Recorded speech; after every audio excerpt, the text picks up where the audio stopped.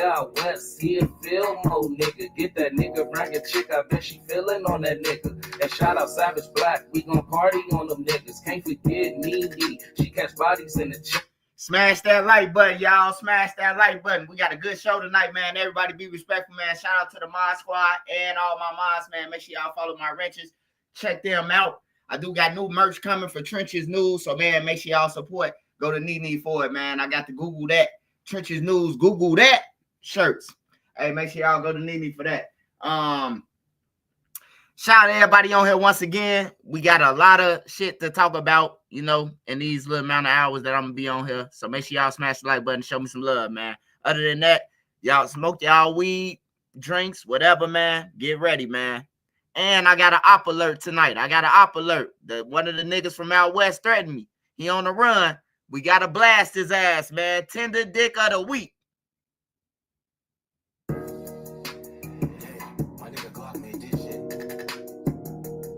Real Mod Squad shit.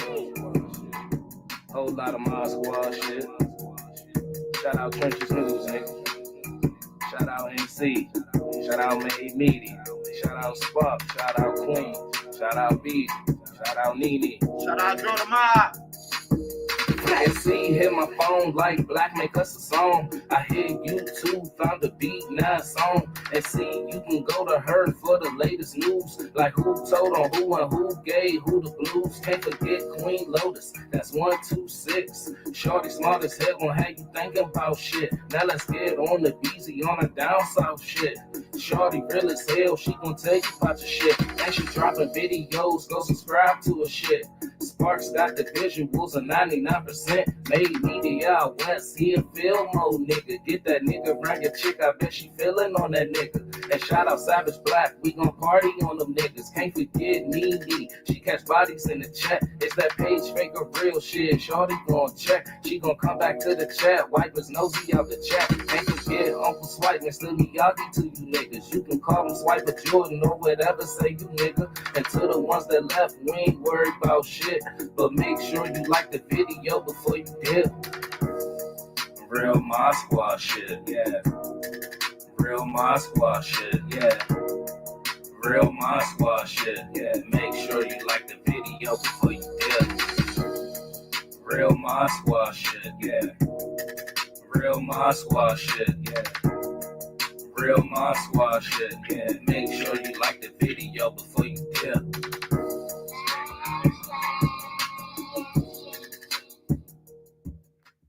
All right, y'all. I'm finna switch over. Smash that like button. We finna get into it.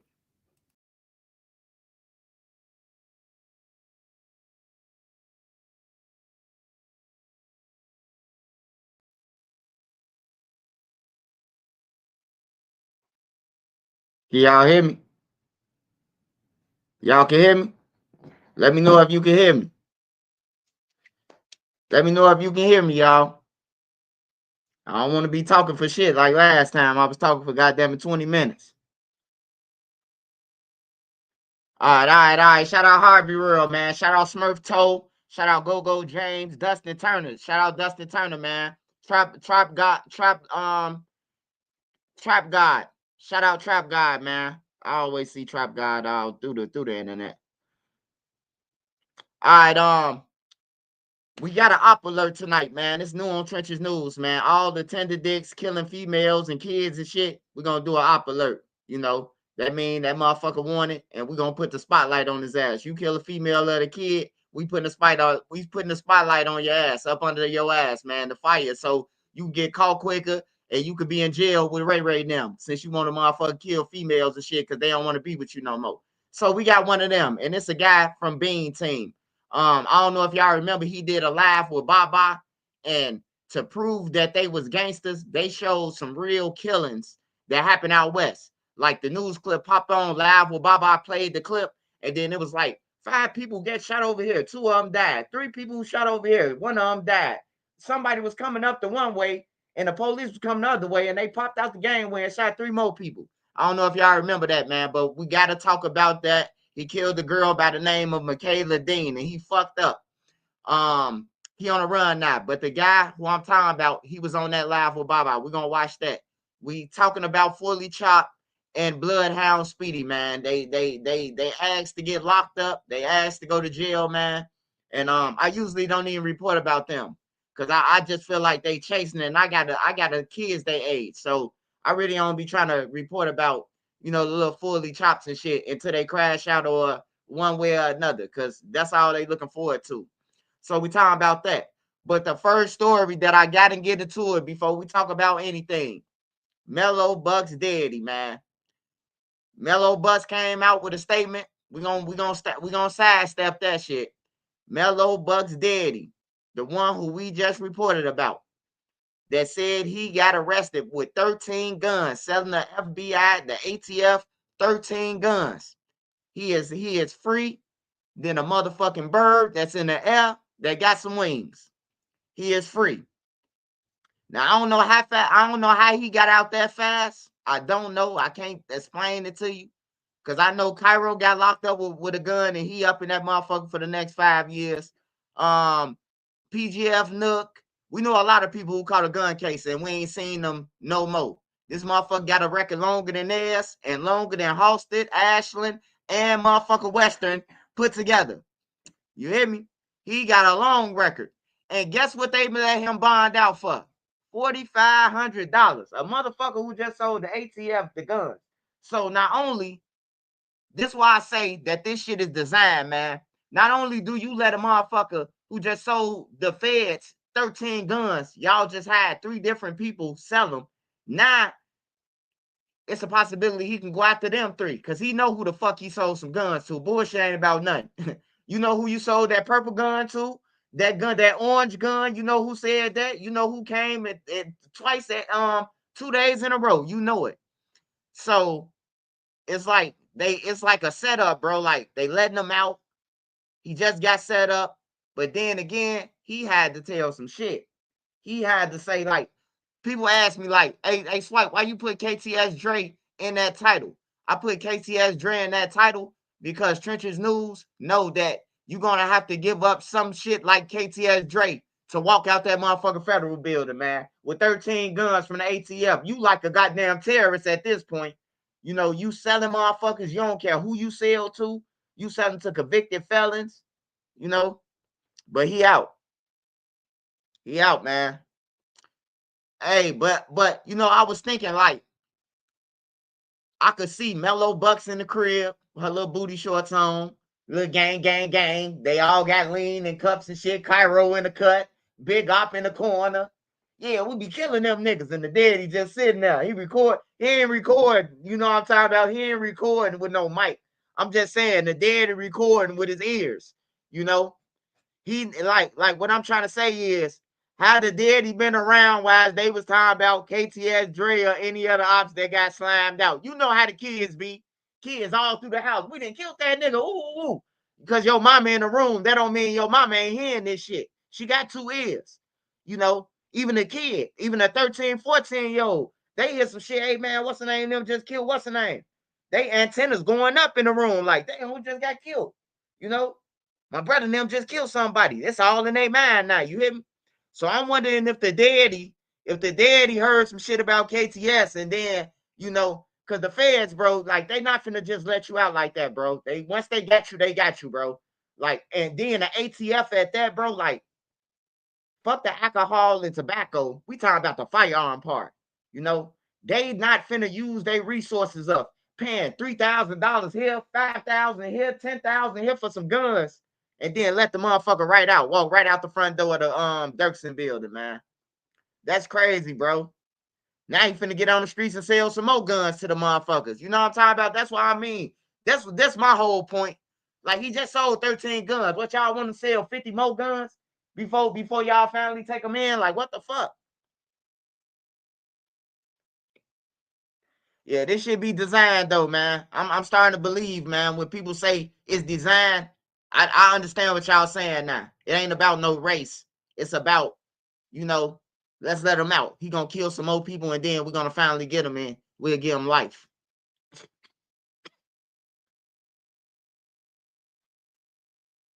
But yeah, he out. Mellow Bus came out with a statement. She came out with a statement, y'all. And and she hurt. She sound like she hurt. It really sound like she getting prepared for them lawsuits. That's what it really sound like. Cause it sound like some of them family members of the victims, it sound like they ain't trying to hear about no motherfucking, I was showing my friends support. They looking at, hey, look, they got shot up because your ass be rapping about this shit. You mellow bucks. Hey, I'm telling you, bro, I know black people, man. Black people looking for a come up, man. Ain't nowhere in the hell. Hey, I seen some shit on Facebook. I can't tell y'all the page, man, because I know the people family. But I seen some shit sound like they finna sue Mellow Bucks now, man. And then everybody in the comments, I sue her ass too. I'm like, these bitches ain't no good, man. Like, goddamn, she damn near got killed too, right? Or did she go out the back door? That's what we need to find out now. Because if they want to sue, that means she wasn't there. That means they going off. She dipped after she got the call and our people got shot. Cause that's what they saying, man. I'm telling you, man. They saying that in the dark world, man, in the gang world. Everybody spreading, they saying the little rumors. They saying, man, bro, she got up out of there and then came back. But yeah, but whoever her label is and her managing them is, y'all finna get more than y'all could bear. Cause they suing the record labels now. Mama Duck just said the status now. Hey, Mama Duck, when you get Clout Boys, you'll give it to me. Let me go ahead and run it since I'm really the one who started it. I'm really the one who got them, you know. I'm really the one who got the label stamped and all that shit. So can I have it, Mama Duck, once you get it from Joe Jackson? The feds ain't gonna give me move up them chains, so fuck it. I try to bargain with me. Hey, you mind if I get that chain? Shit. Everybody who got a chain, let me get it. Like, sorry, sir, we can't do that. The fuck you can.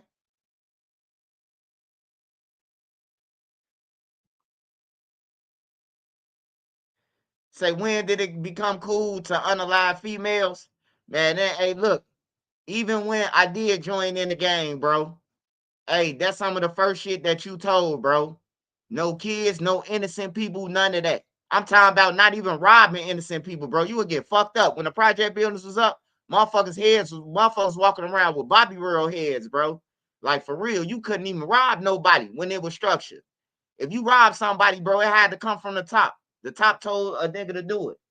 Hey, when you see that nigga rob him, the type came from the top. Other than that, you was getting your ass beat. It ain't the same no more. Niggas gotta go back to that though. Niggas gotta go back to that. Look, it ain't about selling your drugs, bro. Like, I don't give a fuck about no drugs, bro. Niggas selling their drugs, they trying to feed their family. But if you just out here killing people, bro, like killing people, shooting people for no reason, backdooring your homies and laughing and shit, that ain't cool to me. Cause when I hear a nigga say, when I seen Lil Fullychop, we about to watch Lil Fullychop on Adam 22, and then watch how Adam take a picture of Fullychop when Fullychop say some shit. It's like Adam recording it. You know what I'm saying? Adam recorded, stuck his camera in the air. You know what I'm saying, to record him and study. Like, first of all, he should go down for neglect. Because if Shorty 16 years old, he's smoking a weed marijuana on your channel, that should be neglect, bro. They should start hitting their ass with this shit on everything. Sounds like neglect to me. He getting high, you getting them drugged up, you know, and then you sending them away. Even though, hey, look, they out here running around Chicago, where we from, not where Adam from. They killing people. They back doing their friends. They deserve to be in jail. You know what I'm talking about? But they going on Adam clout chasing, bro. I told everybody who go on Adam 22 before they even go on there. Hey, look, they hit me up. Hey, Swipe, you think I should go on Adam? Don't go on there. Adam ain't your friend. Soon you get off that motherfucker, Adam gonna be talking about you, bro. He'll talk about your mama, your grandma, and everything, just so you can engage with him. He try to get me to engage with him, but I'm more smarter than that. I've been around white people all my life. You know what I'm saying? So I know the tricks and fucking tactics. I know the tricks and tactics, bro, of the white people, how they coming. You know, how the troll white people coming. I'm talking about the ones who be engaging and trolling and shit. I knew how he was coming. So I was already prepared for him. to keep on trying to troll me, and every time somebody come on there, trenches news, trenches news, trenches news, you know. But yeah, Adam was recording Fullychop on the back end. We finna watch it. Smash that like button, y'all.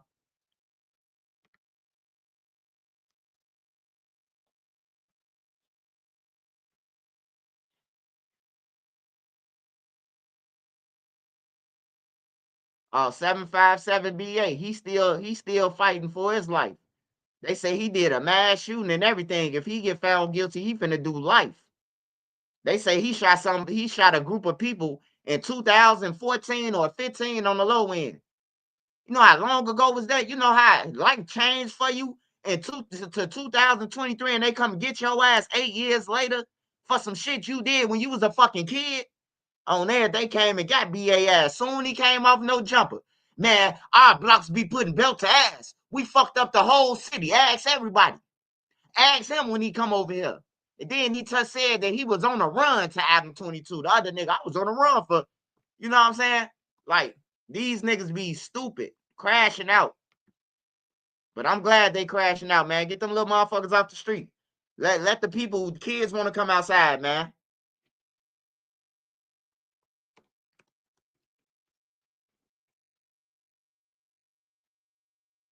The mother have confirmed too. The mother confirmed this shit. The mother say everything that Fullychop admitted to having a low. The mother said that he trusted Fullychop and low. He forgot to when he got into it with Fullychop, he forgot to dismantle his location. So basically, they was on some brotherly shit or something and keeping each other location, making sure each other was good. But then he used that shit against Shorty.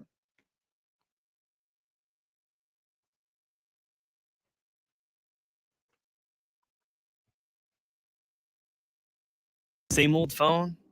Nah. Upgrade to the new Galaxy Z Fold 7.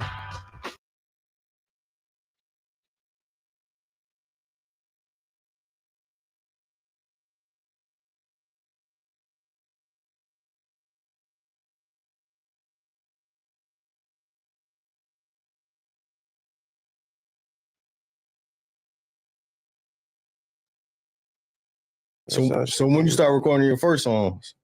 I ain't gonna lie, for I was sick as hell, for I ain't gonna lie. I went to K studio. Nah, what's studio? The one I forgot his name. Dirty IG Vaughn. I mean, what's his name? Dirty Vaughn. I don't know. What's his name? Dirty Vaughn, right? Shit, you tell me. The rapper Dirty Vaughn, for the studio he be going to. Oh, I think so. I did with folks. For I ain't really know. For I ain't know him at all. For Yeah. I just went my cousin to the studio. For he went to that studio. I went to with him. And he was like, do a song, for. I ain't gonna lie, I just did that me and 50 for my homie 50 on that 50 on song. Me and my homie 50 for we did that beat, that Lil Jeff new beat. That bitch was raw as hell, I ain't gonna lie. We did that bitch for my voice. It sounded like I was sick I was sick as hell for my voice raspy. I'm hollering and shit. You could tell in the song like how my voice sound like I was sick or something for. I ain't gonna lie, I did that shit. I made that bitch. That bitch was sounding weak as hell for. This bitch. Hey, 7220. Hey, is this the only thing you live on now, man? I finna live off Lil Durk in 1 more minute. Lil Durk already bought me a bulletproof cop with just me blogging about Lil Durk. I got a bulletproof on everything. My shit bulletproof. I got a bulletproof cock off Lil Durk 7220. I thank you, motherfuckers. On everything. And I hope Lil Durk motherfucker be harmonizing in motherfucking prayer service with the Muslims in jail for the rest of his life. 7220.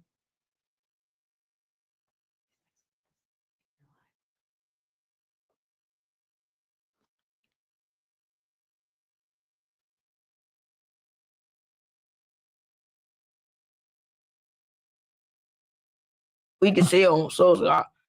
I'm this shit. We can fuck for. Then we got it out for. We post that bitch or something. Hey, my fault, 7220. Hey, 20, my fault, man. Nene made me aware of what you were saying, man. My fault. See, that's why I got other eyes and ears, man. My wife had made me aware. Hey, my fault. I thought you was with the Lil Durk people. I love Lil Durk. I love Lil Durk, man. I love talking about him. I love that money. I love that money from Lil Durk, off Lil Durk.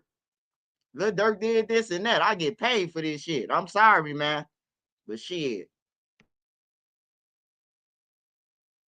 That bitch started going up, fool. No. It's when I'm tweaking. That's when Queso kid, fool. That kid, you know, that shot with Queso. Then after that, I shot.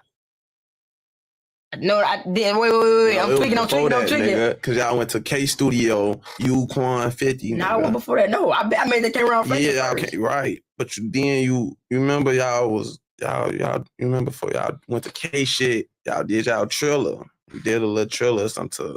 I think what that was. 333. Yeah, 333. No, I made camera. I came around flexing first. One came around flexing first. Right, that's what I'm saying. I don't know where you made that motherfucker. That's when we shot that. Know. That's when we after that Queso kid, that when like 2 days after that, that's when we took these goofy straights. They was our homie at first. They got some goofies though. They was our homies. We knew where they parked their straight at. We took that bitch. We went to their shit like. You took what? A straight? Straight. It's a car. Yeah, they car. One of they car from them cars. They had 2 straights. So we knew one was that. Cause Queso, he was sharing his load with me, folks. He didn't know he was sharing his load with me. On phone them. That shit, I don't want to talk about that shit. That shit good. But just we took some goofy straights, though. Yeah, so what's up with you? Cause you like, they be saying you one of the backdoor kings, nigga. They be like, man, this nigga be cool with a nigga and be plotting on a nigga the whole time. So like, what's up? Cause like you, Queso, all y'all niggas was kicking. I seen the bounce out video. All y'all niggas was friends kicking and shit. And I don't know what the. When you record the bounce out video, when was that? Hey man, I'm pretty sure them cameras that Adam got in the background way colder than that phone. Why he needs some private shit? He ready to upload that shit so fast, man. He probably upload that clip before Q50. I mean, Lil Fullychop them got out the building, man.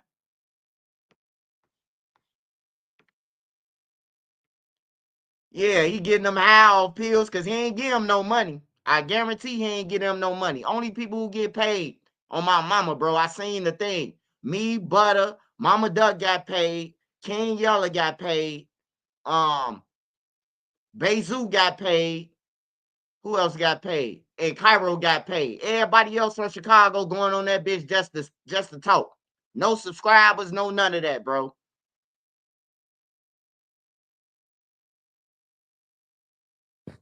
And where was that at? The bounce out. Oh, that was a photo block. Oh yeah, where y'all shot that video at? Then we shot it on True. Yeah, that was on photo block. Phono. It's so when we talk about like your initial crew that you came in the game with, though, Queso, he was like one of your guys at first. He was like part of your initial friend group. I don't want to answer that. I don't want to answer that. Okay. Y'all definitely was in video at one point though, right? For sure, right? He was around. That was brother. Yeah. I just did some goofy shit. I don't want to hit that motherfucker no more. I don't want to hit that motherfucker no more. Hell no. What you was saying? Just trying to figure out the crew that you were moving around with like early on, because I know you rest in peace to Q Lil 50. No. And like, so him, Queso, you, was there anybody else like that really was part of like your sort of generation? If you or a loved one were sexually abused at these Illinois youth facilities or treatment centers. Hey, this is another thing, man. This nigga who just popped up on my thing. I'm glad you just popped up, bro. Hey, look, y'all niggas need to go and get some jobs, man. Ain't no motherfucker touched you niggas, man. You can't rape the willing, man. You niggas was willing to do that shit with the guards, bro, for an extra snack, extra timeout, an extra shower, an extra phone call. Ain't nobody just touching no niggas from the trenches, bro. And the niggas from the projects and niggas just letting them, bro. I done seen like 15 people that I know that's from the low end that's on the commercial talking about that they been touched, man. Other shit, bro. Like, y'all need to stop going get a motherfucking job, dog. On everything. You niggas on some broke shit. Ain't no nigga touch, and you ain't let no nigga touch your nuts. And you ain't been said nothing. I've been talking to half you niggas for the last 20 years, and y'all ain't never said, hey, bro, man, they touched me in the thing, bro. We done talked about all type of shit. You done told me a bitch and gave you chlamydia and everything, but you ain't never tell me Mr. Granberry touched your nuts. Like, man, come on, man. Move around with that shit, man. You can't rape the willing, man. Y'all gonna make me print out some t-shirts of this shit. You can't rate the women.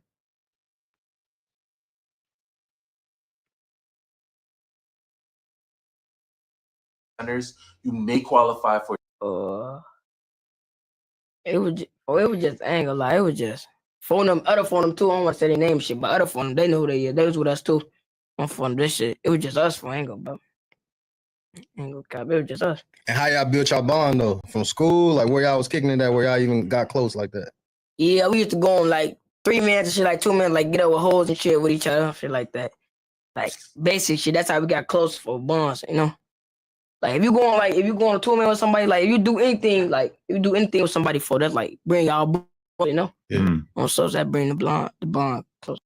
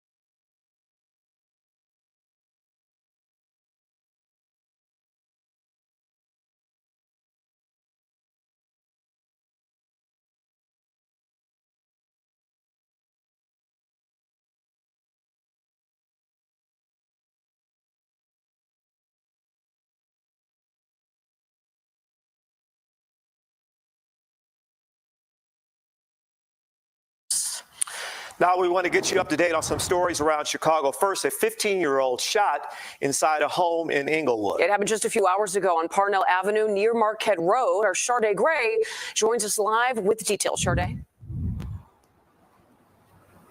Yeah, Jim and Marie, we briefly spoke to family members with tears in his eyes. The family member could only say this: "That was my stepson." Take a listen. Scanner Traffic explains who discovered the boy. Caller stated she came home, believes her 15-year-old son passed away with a lot of blood inside the unit. A heartbreaking discovery no parent ever wants to find. We noticed nearly a dozen shell casings scattered in the parking lot of this apartment building in Inglewood. Police say around 11:30 this morning near 67th and Parnell, a 15-year-old boy was found unresponsive inside a building with a gunshot wound to the head. The victim was pronounced dead on scene. Police say this is a homicide investigation. 6th Ward Alderman William Hall says he lives nearby and says in a statement, "Today our hearts are shattered. The senselessness killing of a 15-year-old." No, this is the Fullychop. This what Fullychop them got arrested for. Fullychop, Speedy. This the 15-year-old.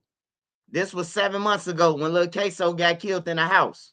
This what this news report is. This ain't new. This ain't new. This is Fullychop them homie. They taking guns from each other. They backdooring each other. Y'all seen the little nigga on there laughing. You the backdoor king. Ha ha ha ha ha ha ha. Lock his ass up. We don't need him out here. He backdooring family members and shit and everything. If a nigga trusts you with his location or put his location in his phone, like, bro, you supposed to be A1 with him. You got to worry about a nigga who you trust with your location. That's why I say you can't even tell a nigga on the phone, like, where you at, bro? Man, I'm over this little bitch crib for the. You can't even tell that nigga that, bro. Nigga be out high, niggas outside, your ops outside ready to spit your shit, man. Yeah. This the Fullychop. This what Fullychop and the rest of them little motherfuckers did. They slammed out they homie, man. Child in Inglewood is a pain that words cannot fully capture. This was someone's son, someone's brother, someone's whole world, and now their family is left to endure an unimaginable loss. This is the second teen found shot and killed inside of a home in the Chicago area in a roughly 12-hour span. The victim has not been identified yet. Reporting live at the 7th Police District, Sade Gray, CBS News.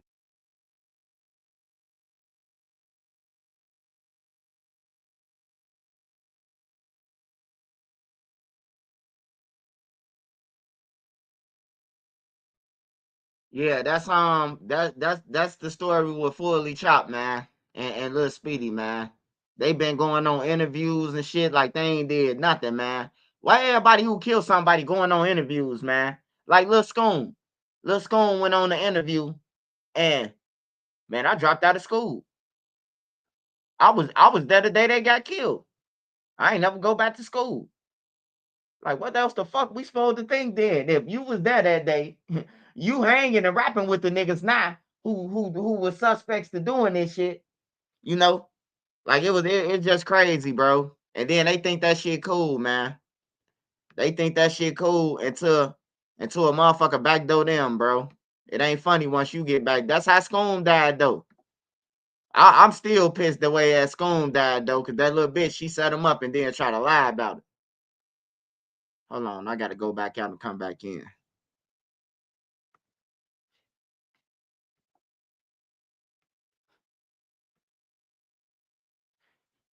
Was he that boy that was playing the game that got shot in the head? Yeah. That was him. That's Lil Queso. He was at his mama was at work. I know a lot of people be saying what the parents was is his mama got 2 jobs. But a 15-year-old ain't no adult either though. You know, so we could just get that clear too. A 15-year-old just cause they 15, bro, that don't mean they act grown. But like I say, when the bills start coming through, when they do get grown, they'll see why a motherfucker was telling them stop trying to be grown. Cause them bills come. And you can't tell the landlord the shit that you be telling your parents. You can't tell the gas company the shit that you be telling your parents because they ain't trying to hear that shit. Either you got it or you getting the fuck out. All right, let me see what we was going to next. All right, okay. We gotta go. I'm going to Mellow Bucks. I'm going to Chicago News. Mellow Bucks, one of the girls was laid to rest.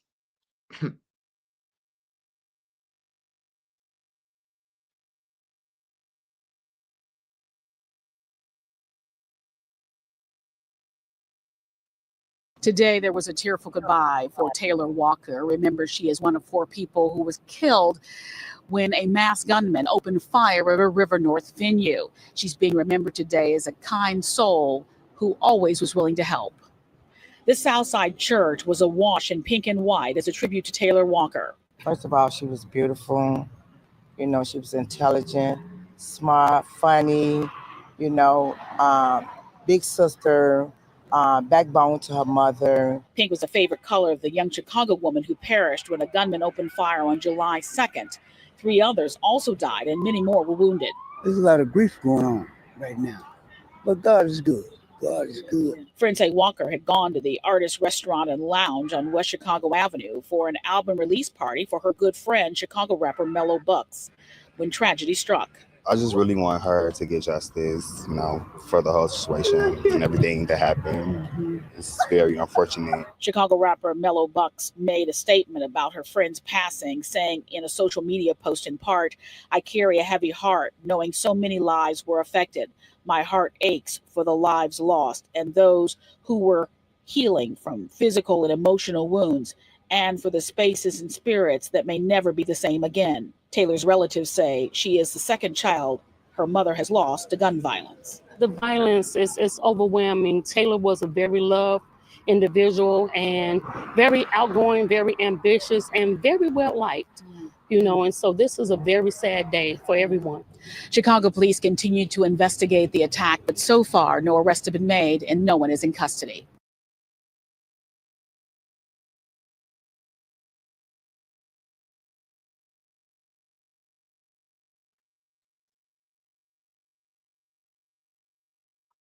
Yeah. I think the family gonna get down. That's how black people get down, man. I'm just telling y'all, man. Ain't no black person. Motherfuckers be talking about some loyalty and all that shit. If a black motherfucker got a chance to get some money and they say you liable, bro. On some real shit, your ass liable. Hey, they ain't trying to hear that shit, especially if they broke. My daughter, what if the daughter was the bag? Cause it sounded like she was the bag. If you do hair in Chicago, you charging. Them females be charging $500-600 for hair dudes, bro. You damn near want to go to the Africans before you go to a hood, motherfucker. They taxing. Yeah, they suing though. The families can't sue though.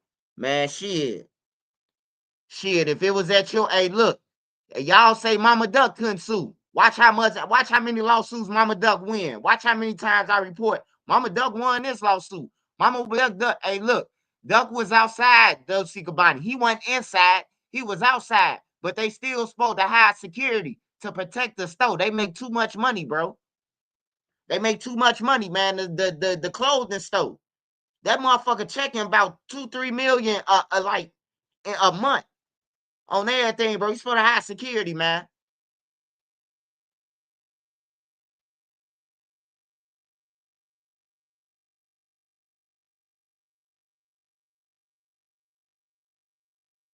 Hell yeah, the right lawyers will get you that paper. All right, y'all. So the family, shout out to E Baby. The family got I showed something shit to the family yesterday. I'm like, family TV, you gotta break this shit down for me on everything. I sent him everything that he needed. I'm like, bro, you gotta break it down for us. So we finna watch the family, man. And he finna break down Mellow Buck's daddy situation.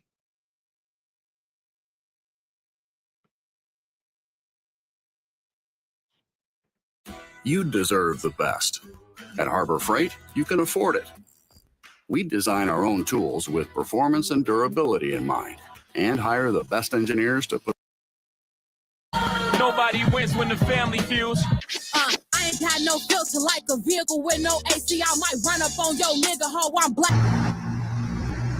Try and talk to him. Come on. I really do. That's like my big love.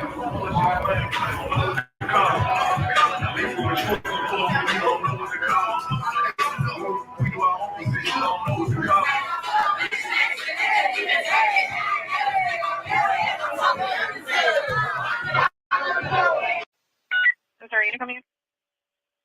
1813. 1813. Okay, county, we got one male that's pronounced. We got 3 females in critical and 1 more male that's critical. I'm going to call you guys with information on the victims.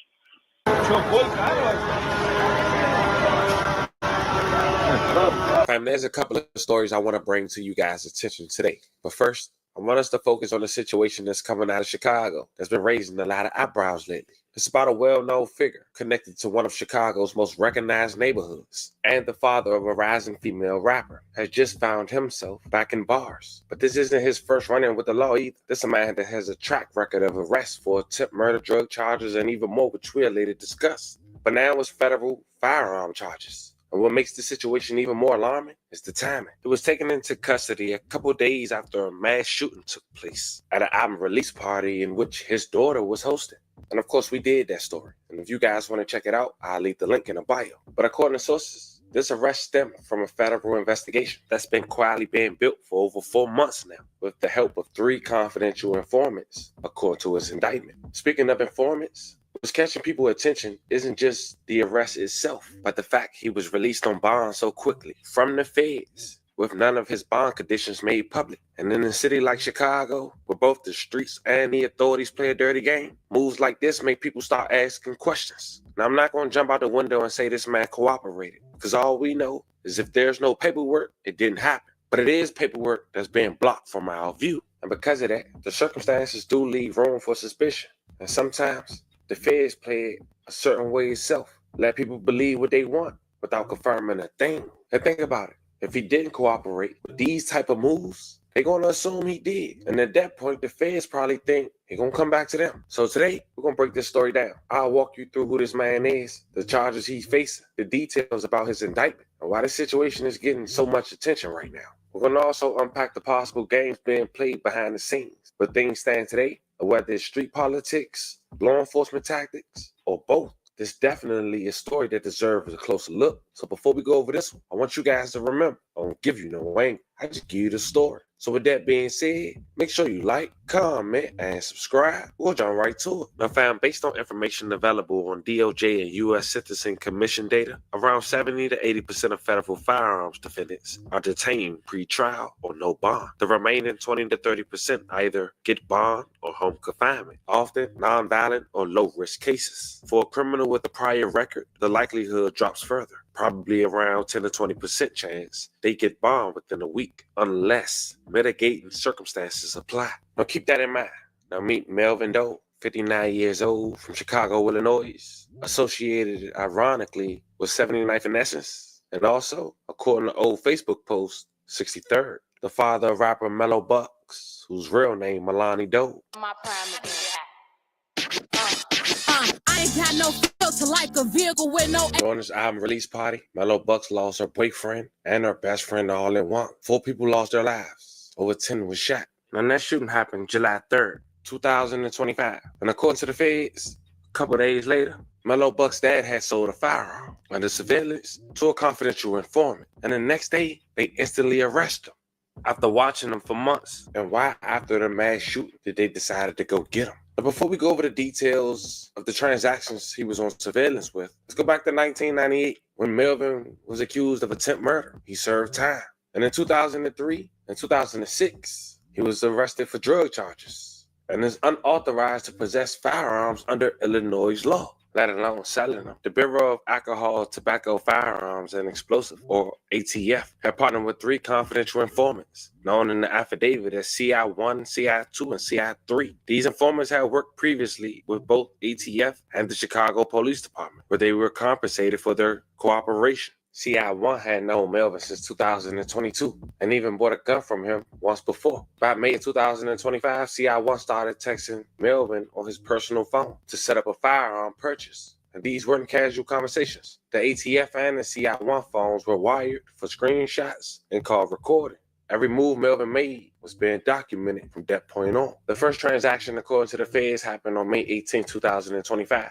But they claim Melvin texted CI1 a picture of a purple Glock 23 pistol. 2 days later, he told CI1 that his partner had it and wanted $800 for it. CI1 let Doe know, aka Melvin, he'd be bringing someone else to pick it up. 2 days later, May 20th, law enforcement set up a controlled buy. The informants were searched, given marked money, and wired up with audio and video recording devices. They rolled up to Melvin's residence. Yes, fam, his house on the 5800 block of South Martin Luther King Drive. Just after 4:20 p.m., Melvin answered the door, let them inside, and personally handed CI2 the Glock. You can hear on the recording one of the CIs say, "That sexy." And Melvin responded, "That's my personal too." Melvin then counted the cash and casually told them he was headed to Alabama soon. Hinting he had 5 more guns, including the AR pistol, ready to move. But one important fact, hinting that it's more involved, allegedly, that he mentioned right after that quote, was all he wanted was transportation fee. The second buy, May 29th, just 9 days later, Melvin had arranged to meet with the confidential informant number 1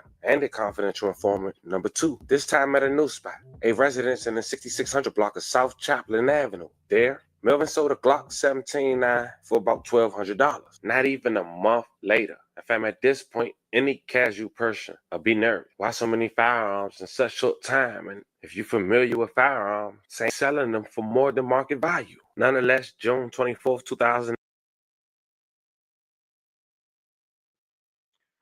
Hey, hold on. Whoever said that in the comments. Hey, brother.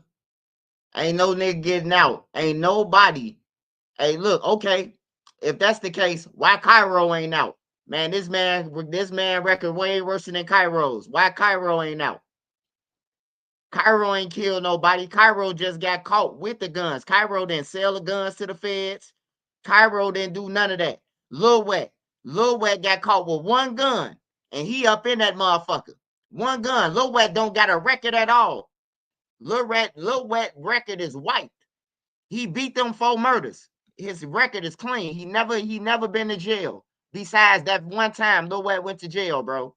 He ain't been to jail. He got 1 gun. He went to jail. He got 5 years. He been gone for about almost 2 years now, Lil Wet. So for you to say that this man just went up in there and just, he finito. He finito, goddammit. I hope he do solve KTS, Dre shit and everything. These niggas killing for nothing. They killing for nothing, man. These motherfuckers, they just killing people, bro. And no motive, broke, starving, gang banging, and then they bragging about this shit, bro. The community don't need this shit, bro. Kids want to go outside. It was a kid that just died on Rose. Had nothing to do with Taekwon Rural or fucking O Block or none of that. He got killed just for pulling up, going in the house. He got stood over. And you ain't see nobody from Taekwon Rural say, hey man, condolences to the guy got killed on our shit, because he probably got killed because of us. You know, motherfuckers just coming through, wiping out people. I'm telling y'all, bro, your kids could be going outside in Chicago and the ops could pull up. They don't know nobody around there. When the ops pull up, you know, you look no different to them than a motherfucker who they looking for. And then they kill you. When I was in the streets, motherfuckers will ride up, they're like, that ain't him, and ride off. That ain't him. Pull up on niggas. That ain't him. Like, I ain't never been in no car with no niggas who just blast everybody. Like, nah, bro, that ain't him. Niggas know who they looking for, bro.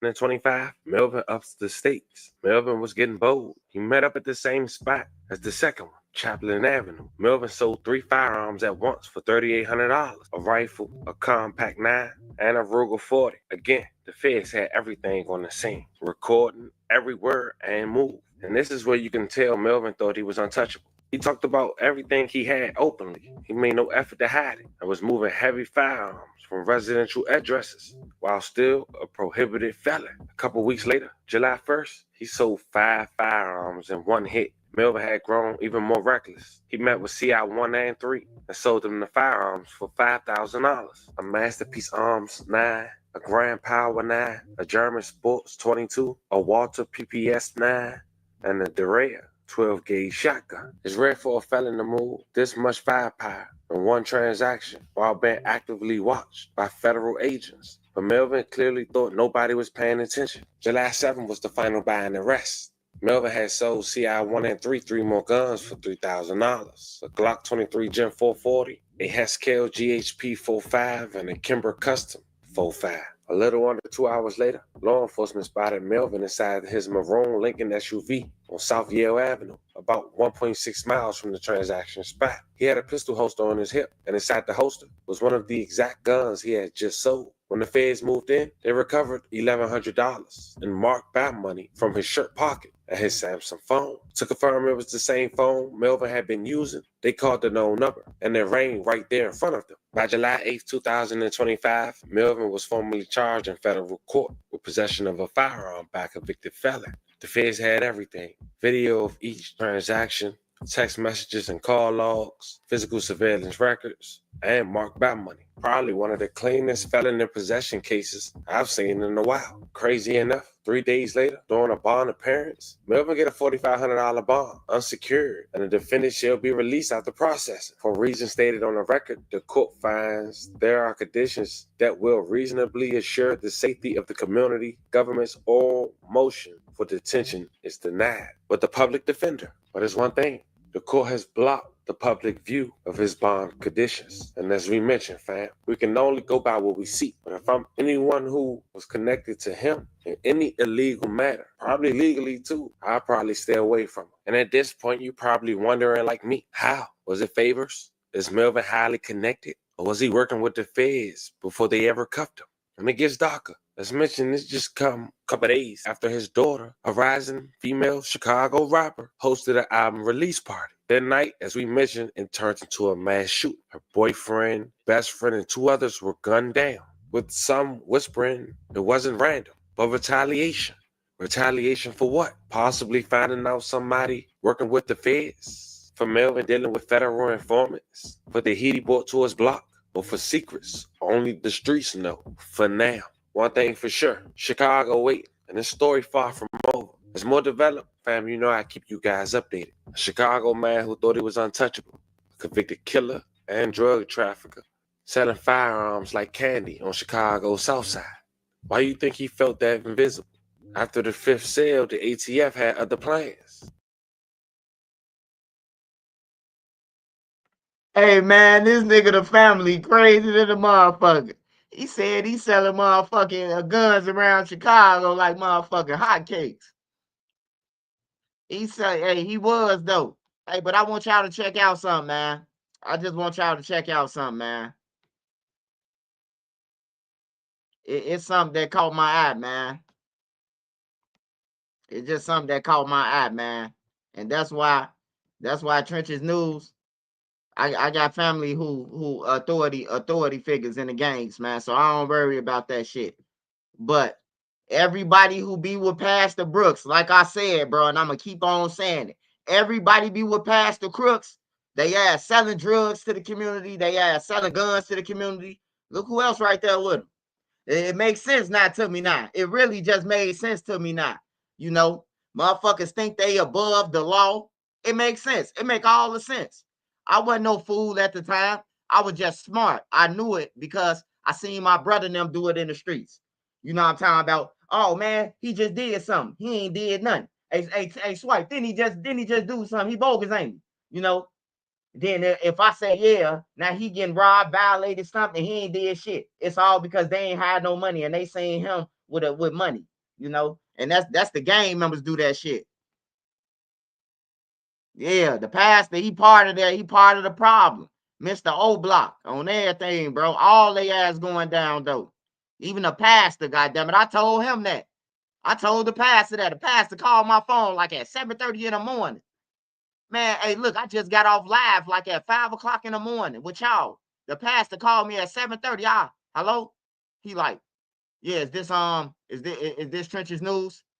I say, yeah, this Trenches News. What's up? He say, oh man, somebody called me and told me that you said that the some happened. Ooh, I'm just calling to clear it up. I'm like, calling to clear it up. Oh, don't worry about it. I'll just have my lawyers call you to take it down. I say, man, I ain't taking shit down. And if you call any lawyer, I'm gonna make a story about how you had it, how you slept with the whole motherfucking New Beginning. Hey, he said, got off the phone, bro. I wasn't playing with his ass, bro. I know secrets, bro. Like I've been knee down in the streets. I know what the pastor doing. I know who the motherfucking the priest in touch. All that shit, bro. Like when I tell you I was outside, bro. I know about everything. I done ran into some of everything, bro. I done ran into real gang members getting sucked up by the Geechees, all that shit, bro. Niggas know. That's why they don't be playing with me. The gang members, you don't see them trolling me. Oh, Trenches News are red. They know. I know secrets. That's part of it. They know that I got ammo on my mama, bro. Like, for real, I was in the streets, bro. Then most of them was goofies when I was in the streets. Like, so I don't even bother to argue with these niggas, no way. I did what I did, so what? What the fuck you gonna do? If you ain't gonna do nothing, just shut the fuck up, like Kevin Gates say. You ain't gonna do nothing to me. Just shut the fuck up. Don't worry about it. Don't ask me how and why it happened. It happened, nigga.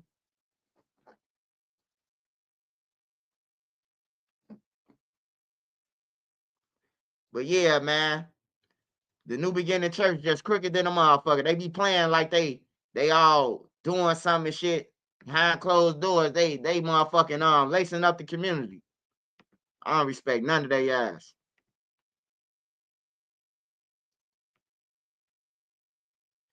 Shout out to the family TV. All right, y'all. I gotta go with live. I gotta go to live with Baba now. Live with Baba. Shout out live with Baba. Hey, live with Baba. Next time you interview, I know you're gonna get this because they gonna send it to you. Say Trenches News said this. So next time you interview Kiddo, just ask Kiddo, the three niggas that's in the interview with him, since he say he snitched K and all that, ask him why is them three niggas with him. That's all I want to know, because I got paperwork on all three of them. About 5 of them from Young Money.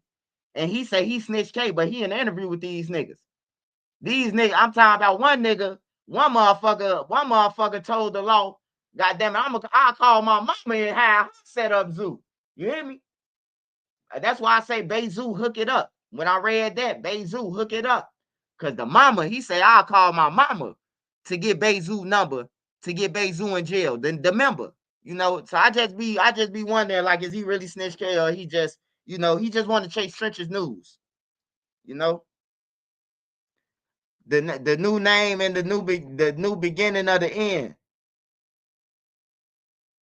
Yeah. The pastor tried to call me and extort me though, y'all.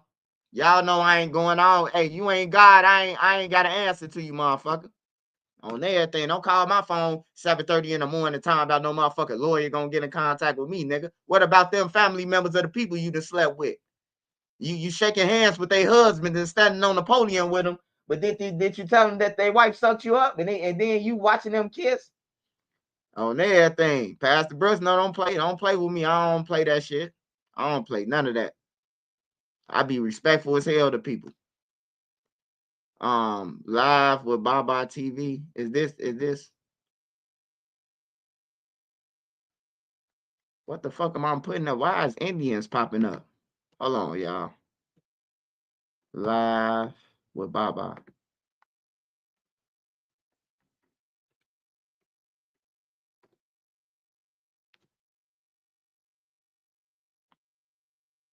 Ooh, he just popped right up. This nigga just popped right up, y'all. He just popped right up. Take a good look at this guy right here. This is Tender Dick of the Week. This the segment that I'm doing every week.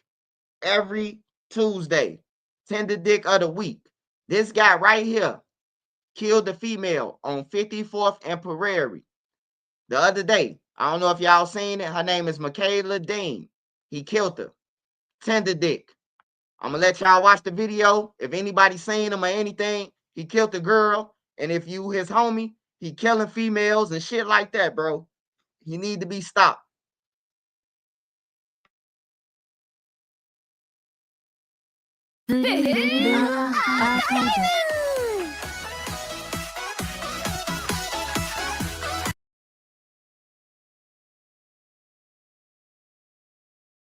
And right here.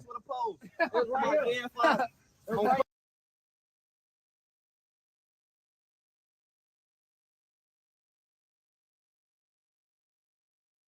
Zombies are no older generation. We get anything out the mud on our own. Niggas really got niggas that's doing shit for them. We getting this shit out straight out the mud. We really honor that shit. Like, we ain't got no big companies. Can't no nigga tell us what to do. We own our own strike. Yeah. No For doubt. sure, Ain't no for sure. faces back. Hey, and I love my weed over there. Ain't no face. This the guy right here. He killed the female, Michaela Dean, shot her down in front of everybody, man. On everything. He's a tender dick. If y'all seen him, no way yet. Just know he's shooting females down. He's a coward, like he is on here. On this segment, he wanted to go to the F Feds. This the segment when they had showed the mass shootings and shit, you know. But this guy right here, if y'all see him, his name is Xavier, whatever the fuck his name is. The mother sent me, what's his name? Hold on, let me see. See what the mother said his name was. The mother of Michaela. His name is Xavier. Xavier, I hope your ass get caught. I hope you watching this, nigga.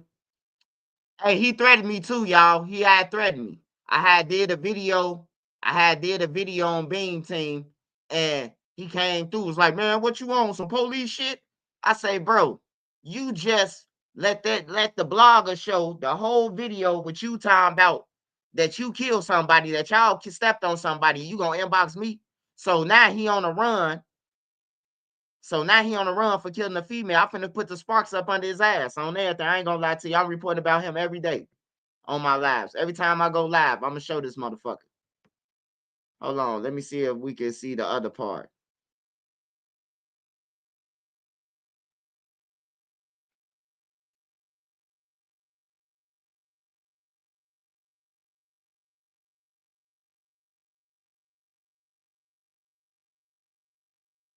Bro, he talented. But he dead. He dead though. He dead. What? How he died, for? She. Comes in. Where he shoot?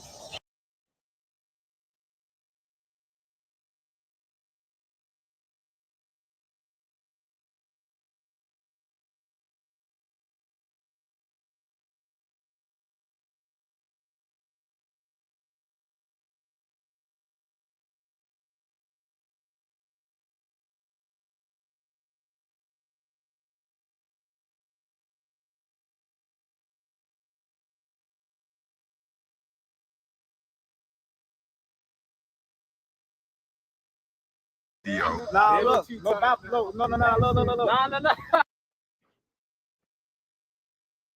Nigga killing females, man. His name Xavier. This nigga right here, who in my face right here, who in our face on the screen. He killing females, man.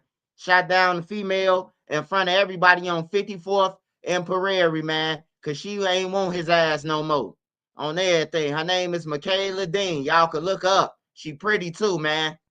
Pretty than a motherfucker, man. And this nigga that took her up out of here cause she ain't want his ass no more. Hey, make sure y'all, if y'all know who the fuck he is, he from Bean Team, and he came out south on my property and killed somebody. 54th and Prairie, that's my property.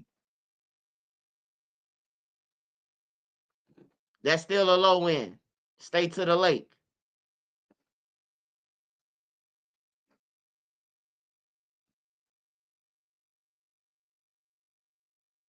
Yeah, man, like just taking out the females for shit. The other dude, he killed the female because his friend was dating her. He seen the screenshot of his friend on Twitter with his girl. They was out for some drinks or some shit. And instead of not doing nothing. But if you gonna do something, you would think that he'll approach his friend like, hey, bro, you know that's my ex or something, whatever. Man, he threw a monotail, whatever you call that shit. He threw that shit to the third floor window. Her window was cracked open, and it set the whole house on fire, man. And killed the girl, killed her sister, killed the news reporter, and killed a baby. And some old people got injured. He threw it in an apartment complex where it's like 18, 20 people that got apartments. It's like 20 apartments. Ain't no telling how many people live in the apartments, but it's like 20 apartments. But yeah, he get tender dick of the week, man. Y'all see him or anything, he killing females, man.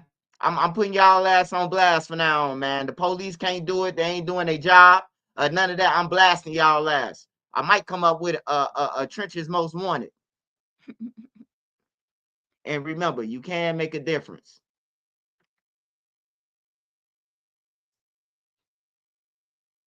Yeah, that's evil shit, man.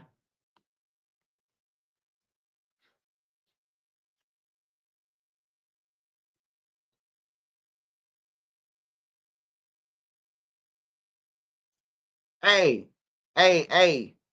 Hold on. Let me let some comments go down. I need y'all to smash that like button for me, y'all. Smash that like button. It's for free. Smash that like button. Shout out Christy. Shout out Christian Case. Kristen Case. Shout out Kristen Case. I'm rolling up, y'all. Smash that like button. Talk to me. I'll talk back until I roll up.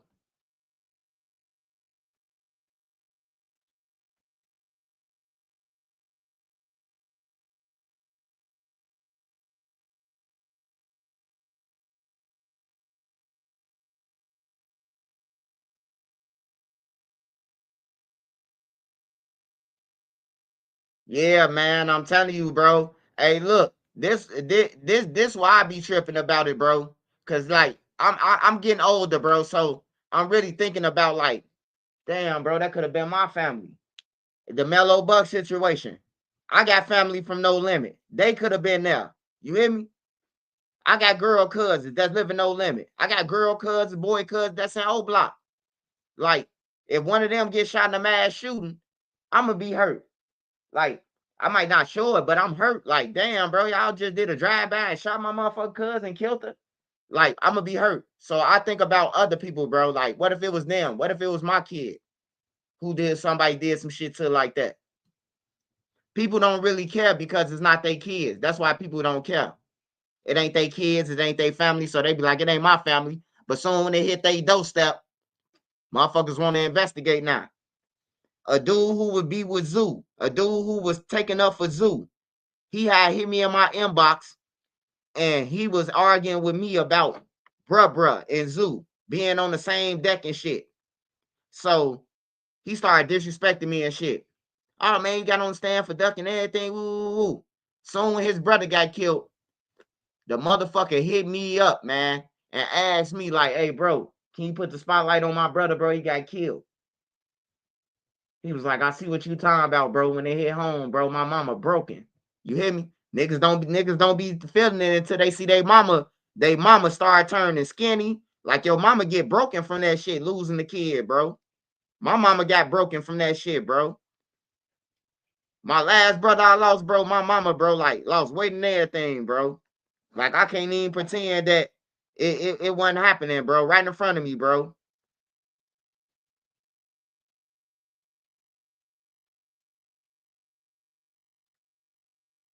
Especially when a homicide knock on your mama door, like, is this your son? We found his ID in his pants. He's gone, no longer here with us. You know, that shit hurt.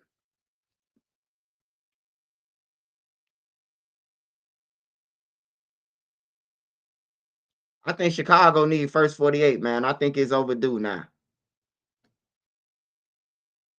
I think it's overdue. Because I noticed the towns that got first 48, they got crime. But it be so much in the spotlight that a motherfucker be like, you know, I finna be on TV. Now either you gotta say you finna talk or you finna go to jail. You know, see how many show the kids, how many of their favorite rappers got them be like, hey, I know who did Lil Ray Ray.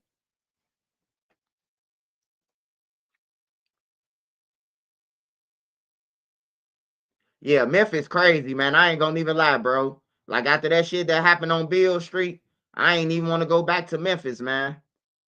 I ain't even want to go back to Memphis. I found a new place though, Nashville, man. Nashville, nice, man. I don't know about they hoods and shit, but they downtown is pretty than a motherfucker.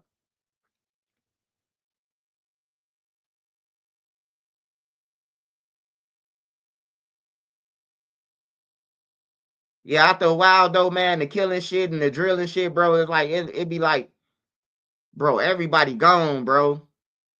Like everybody gone, bro. And now we got to finish listening to the rest of this bullshit that y'all kicking.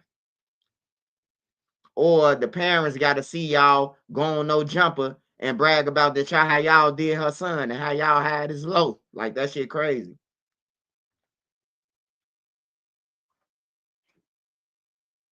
Ain't no skyline like the city.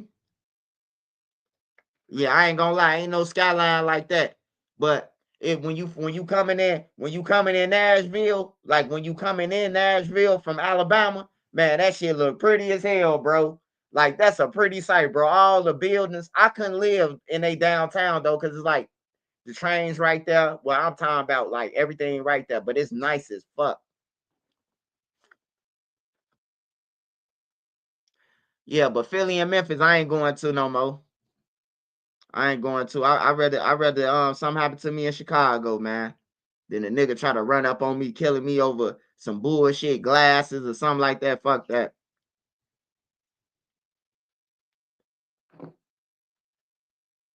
Hey, shout out to Milwaukee, y'all. Shout out Milwaukee, man. I gotta go to OG Tweezy, man. I gotta go to OG Tweezy, man. He got killed by his own. They saying that he got killed by his own neighborhood. So what they saying is that OG Tweezy own neighborhood did a hit and killed him. That's why everybody's saying it wasn't for him. But you can't even take the shit back. Why is you saying it wasn't for him? You know? That's why I hate when the niggas say that, bro. Like, you can't say sorry once you take a motherfucker out this shit. Get ready for Streeter Fest, July 31st through August 3rd, North Point Plaza in Streeter, Illinois. Thursday night. It was a good friend. He was not supposed to go. They did not supposed to do that to him. Not him. Families grieving after two men died in a shooting this weekend outside a downtown Milwaukee nightclub. And one of those victims was Antoine Hogan's, a beloved rapper and event promoter known by many as OG Tweezy. Hogan's was 52 years old, and this afternoon there is a growing memorial outside his business on the city's northwest side. AJ Bayatpour has an update on the investigation and stories from the people who knew Hogan's best. Affectionately referred to as the unofficial mayor of Milwaukee, the signatures, flowers, and balloons continue to come for 52-year-old Antoine Hogan's. Perhaps those who can best describe what he meant to the city are his children. All he did was help this town. He loved this town with all his heart. Like, he just cherished it so much. It is clear a lot of people in Milwaukee loved Antoine Hogan's. On Monday, two of Hogan's three children come to see the memorial for OG Tweezy. His dream was for me to be more than what he was, and that's, it's a lot of pressure because he was real big in the city, real big. So I ain't got no choice to do it, just for the legacy to live on and just go on and make it happen. Both Juan and Sasha Hoggins say while their dad was always promoting events and shaking hands across the city, his family came first, whether it was having them around his hookah store or taking them to Disney World. He just really wanted to make me happy, and he just did anything to make me happy. Like, it was so fun down there. That was like definitely one of the best memories.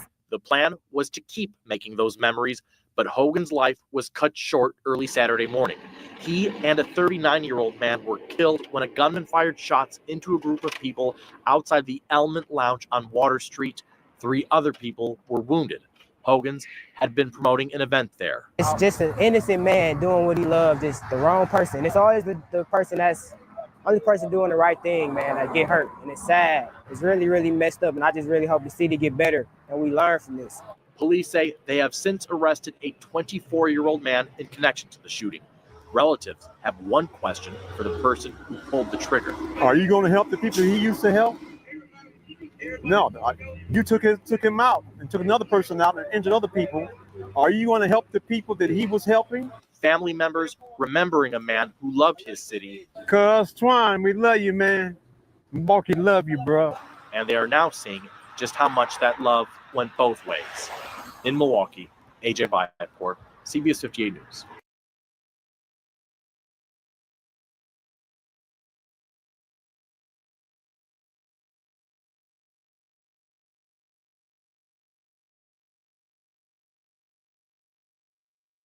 Yeah, they saying that his old neighborhood, wherever he from in Milwaukee, they saying that the killers is from. And they seen the op or something, and they shot and still shot, man. It's crazy, man. Never get too comfortable, even in you on your own city. Never know who watching. Yeah, bro. Hey, look. And when I'm in the city, I'm surrounding myself. Hey, look, no bullshit. I got 50 cousins plus. They gonna circle me, around me like sharks. You gonna have to get through these, and they ain't no little motherfuckers either. Them motherfucker cornbread fed like they motherfucker come from Mississippi somewhere. On there, all of them big. On everything, all these motherfuckers big. They make me look like an ant.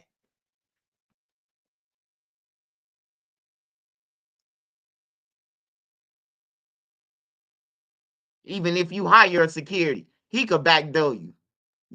I still think them security guards that was protecting Peso P or Say So P. I think them security guards set them up, man. It's still in my mind, bro. I still think about that shit. Like them security guards. What security guard that's protecting somebody that's dropping a load? We out here right now. I ain't never seen no security guard get on no phone and out there on live like he on live, bro. Like a security guard. Both of them was on live.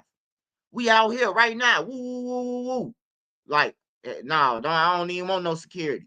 I don't even want no security. You don't know who he know. You don't know if he want the bag. You don't know if he backdoor people. He got a security just to backdoor motherfuckers. Hell yeah, security's taking selfies and all that shit. Like, hell no.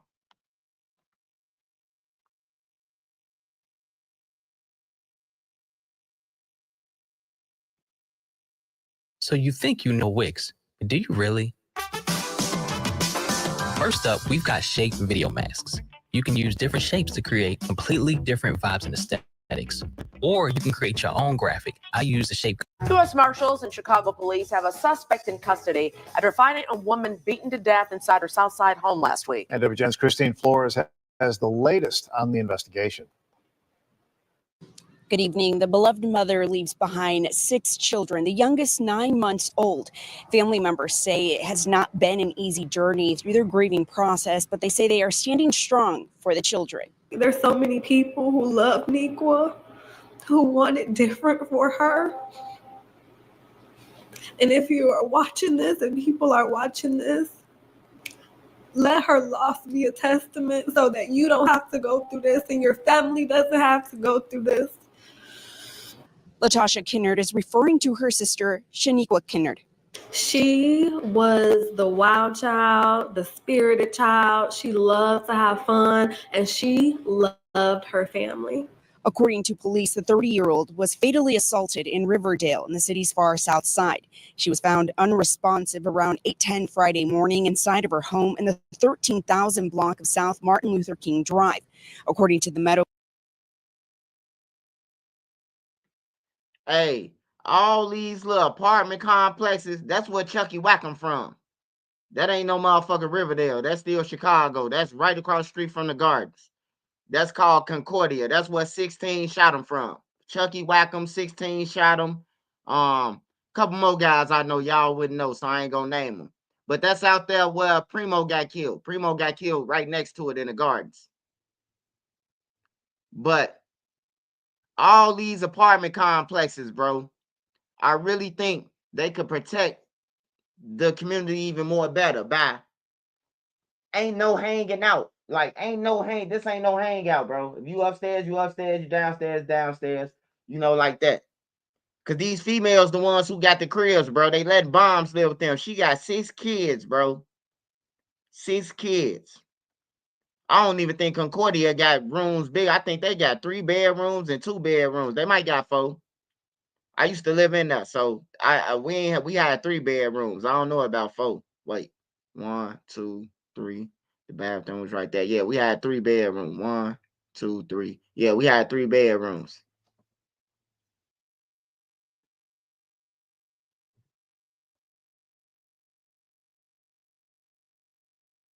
Local examiner's office, she died from multiple injuries from an assault, and her death was ruled a homicide. Let this be a testament to domestic violence and abuse. If a man is putting his hands on you, that's not a caring and loving man. That's not a protective man. That's not an overseeing man. That's not a man who actually wants the better for you and your future and your kids at that. Shaniqua leaves behind 6 children, the youngest 9 months old, the oldest 13-year-old Amari Smith. I want people to know that my mom was very kind and that she loved all the people who supported her, and she was very grateful. Chicago police announced 30-year-old Jarv Toms Dixon was charged with first-degree murder in this case. This is a very hard time, and the only way that I'm getting through it is with the love of friends and family and time. And at the same How is Beetlejuice and them getting with the bad bitches, man? I don't understand that, man. That nigga look like Beetlejuice. How the fuck is the Beetlejuices? Man, you would think she was a basketball player or some shit. Man, this nigga look like Beetlejuice, man. Hold on. Look like Ashy Larry, man.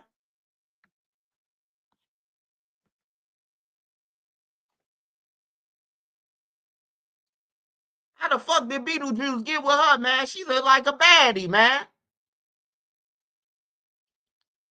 I don't understand this shit, man. Like some shit you can avoid, man. Bad than a motherfucker, you stooping down to a motherfucker Beetlejuice because he could fill your gas tank or something. Man, y'all women could prevent this shit, man. Motherfucker look like a broke down Ty Dolla $ign, man. You could have prevented that. First of all, if he ain't your kid's daddy and you got 6 kids and he whooping your ass and you got 6 kids by 6 different niggas, like, hey, he got to give you leave anyway. On everything. He ain't on the lease. He eating your kids' food. He ain't bringing shit to the table. Yeah, he do look like Takeoff. He look like Takeoff. On my mama, he look like Takeoff. A broke down Takeoff. Whip it up, whip it up, whip it up, whip it up, whip it up, whip it up, whip it. Oh, whippity, whippity, whip it. Oh, whippity, whippity, whip it. Your ass finna be in jail in the county. Whipping it, whipping it, whipping them burritos up and shit, nigga. Your ass ain't never getting out. Whippity, whippity, whippity, whippity, whippity, whippity, whip it. Never getting out, motherfucker.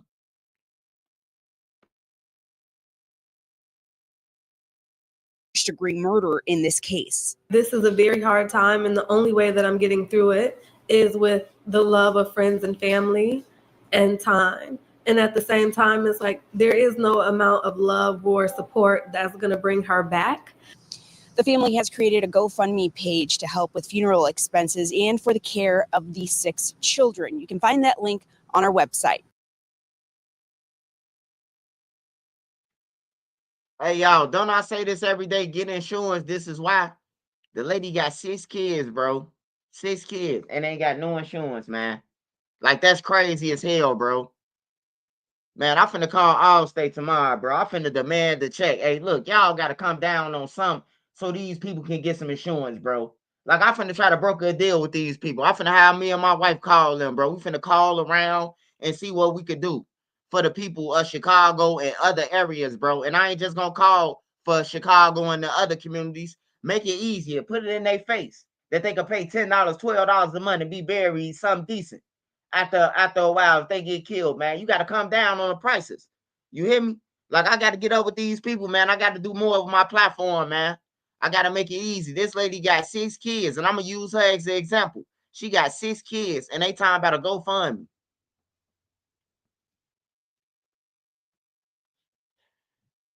Smash that like button, y'all. Come on now. Smash that like button or send me a cash app, goddammit. Come on now. It's 829 people up in here. You telling me you can't smash? Well, hey, do the little dance and make your ear get funky. Do the little dance. Everywhere around the world, I know the phones got cash app. Hit the button and need 3837 just for me. Well, if you can't hit the like button, just send that cash app there. Cause look, everywhere around the world, got cash app around the world. Woo! It's in the USA. Smash that like button for me, y'all.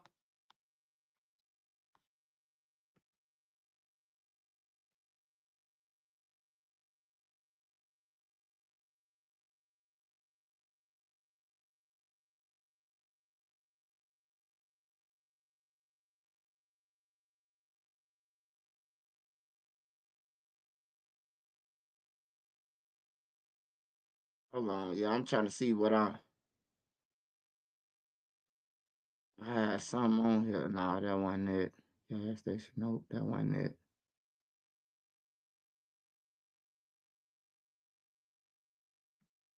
I gotta find it. Honey, nigga, this week. Motherfucker, weed got me tweaking. I'm up here singing Sister Act and shit. I'm watching Sister Act in the morning. So when I wake up, I'm watching that shit. I ain't seen Sister Act in a minute. Was gonna watch the 5 Heartbeats. I'm tired of that shit. Every time I'm on the phone with my brother, he playing that shit. Like, damn, nigga, what you trying to shoot a part 2 of the 5 Heartbeats or something, nigga?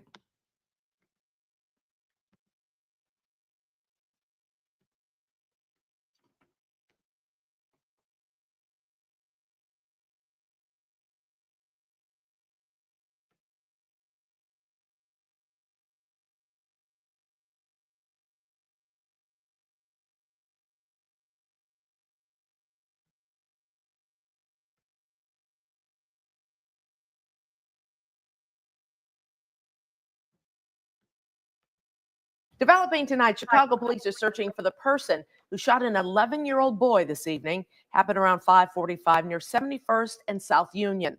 Police say the boy standing on the sidewalk when someone opened fire, hitting him in the arm. Paramedics took him to Comer Children's Hospital.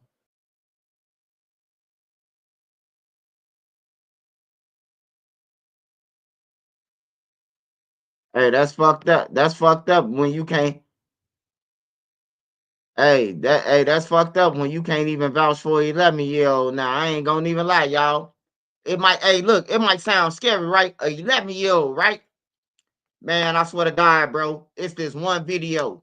I know these shorties ain't older than 11 and 10 and 12 years old. The oldest motherfucker. Shorty them had switches and they unloaded on the motherfucker. They hit the corner and they all unloaded and ran. All of them was either 10 and 12, 11. When I seen that, I say, you know, you got to reevaluate shit when you start seeing shit like that. 12-year-olds, 13-year-olds killing motherfuckers. Oh man, little Jim Bob got all the hats. That's little Bobby Ray's son, you know. And you got the grown niggas who bragging about this shit.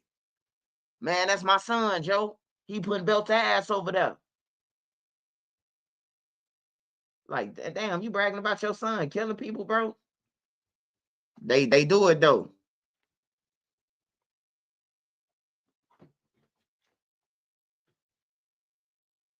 He said, you see they who said that? Who said you see they was letting balloons go for Lil Jeff? Yeah, I seen them letting go balloons for Lil Jeff. They was letting go the balloons for Lil Jeff and shit. I seen it.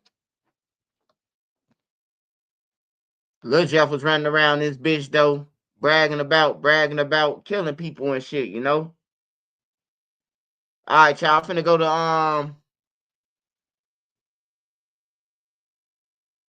I'm finna go to. Well, tomorrow marks 2 months, if you can believe it. That is since the historic jailbreak from the Orleans Justice Center, and one inmate is still on the run. Yeah, now a former jail maintenance worker is facing 11 charges for allegedly helping with that escape. Alyssa Curtis joining us now. So, Alyssa, several people have been arrested for allegedly helping them. Yeah, more than a dozen actually. And Sterling Williams is one of them. He was a maintenance worker at the jail, and now he's being held on a $1.1 million bond. As the search is on for the last inmate still on the run, charges are being filed against those accused of helping. Tuesday, Attorney General Liz Murrell filed a bill of information against Sterling Williams, the former jail maintenance worker. Williams is accused of shutting off the water to the cell before the 10 inmates sawed through the wall and escaped. Murrell officially charged Williams Tuesday with. Hey, y'all. Hey, that's crazy work. You helping a nigga break out only for you to go in there until they find him, and now you finna do 10, 20 years. Like, that's crazy, bro. These some dumb motherfuckers, bro. I'm gonna jag my fucking freedom for you can get out. And I'm gonna be in here. Hey, that nigga look like he's slow.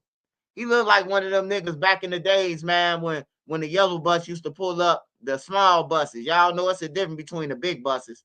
Cause I have rode the big bus a couple of times, the big yellow bus. But when you on that small bus where it's only like 6 seats and everybody got helmets on and shit. Yeah, the short bus. You know that he was on the short bus for a fact. Cause ain't no smart nigga, hey, look, I know niggas ain't past 8th grade that ain't finna let no niggas out of jail and they gonna be up in there. He wears a mount guard and a helmet type shit. Yeah, he gotta be dumb, man. Traded your freedom to help some other niggas escape.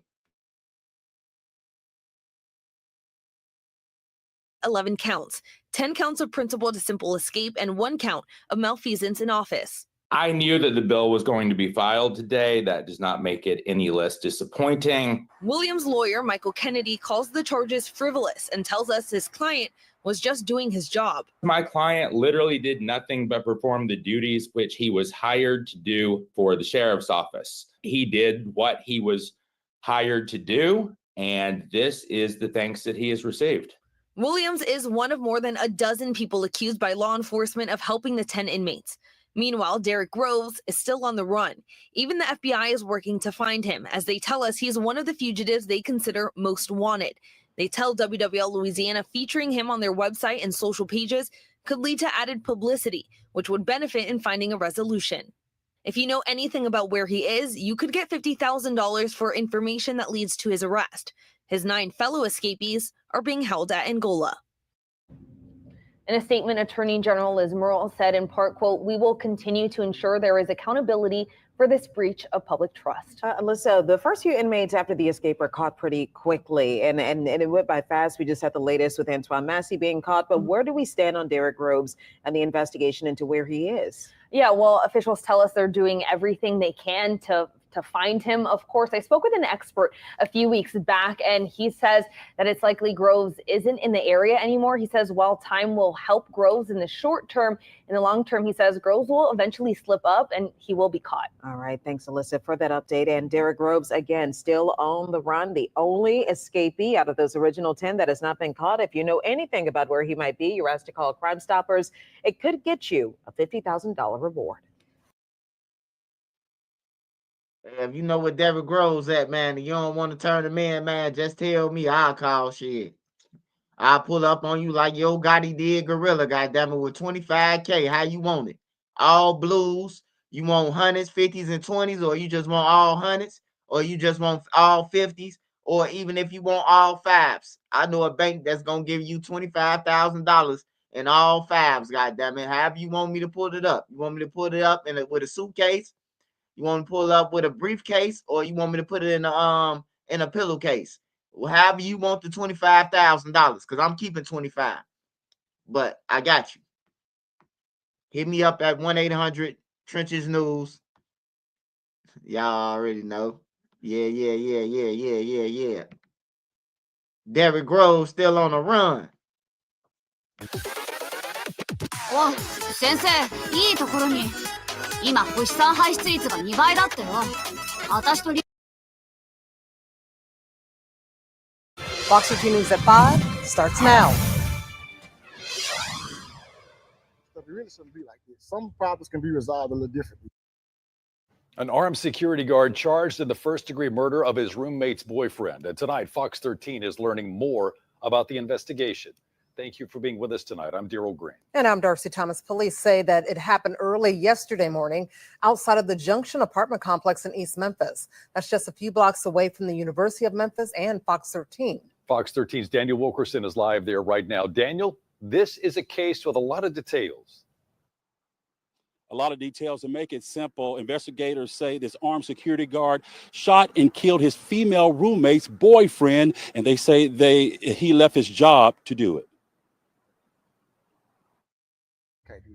Police say 27-year-old Taji Turnage shot and killed his roommate's boyfriend, Timothy Eccles. Turnage told investigators his roommate called him on FaceTime sometime after midnight Sunday. Investigators say the licensed armed security guard told them he witnessed the boyfriend hitting his roommate several times. Turnage told police during a second call with his roommate he heard gunshots. He said he then left his security job at the New Horizon Apartments near Mill Branch Road and Winchester, headed toward his apartment complex on Southern Avenue near Highland. Turnage is charged with first-degree murder, indicating investigators believe it was both intentional and premeditated. Fox 13 News timed the drive from the New Horizon Apartments to where the shooting happened, which takes about 15 minutes. Police say Turnage told them he walked through the front yard of two homes next to his apartment complex. He said when he reached the yard directly next to it, he saw Eccles in a vehicle pointing a gun directly at him. Police say Turnage said he shot Eccles. Like Turnage, Dwayne Wilkerson is an armed security guard. They should make better decisions when it comes to it, because we got a lot we can lose when it comes to stuff like that. A whole lot. A neighbor's security camera captured at least part of the encounter. I'm working to get that video. Meanwhile, the suspect is due in court tomorrow at 9 a.m. DG. Fox 13's Daniel Wilkerson live tonight. Daniel, thank you.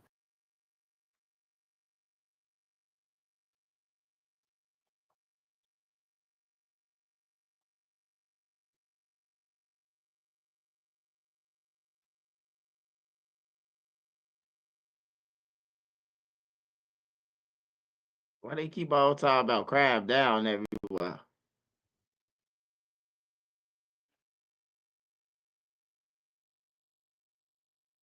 Crime down, crime down. Then we see motherfuckers getting killed. Oh, I know what I was trying to say to y'all.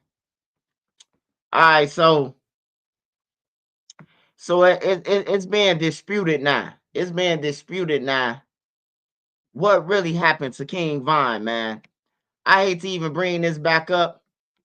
I hate to bring it back up, but some motherfuckers hit me up, his homies now.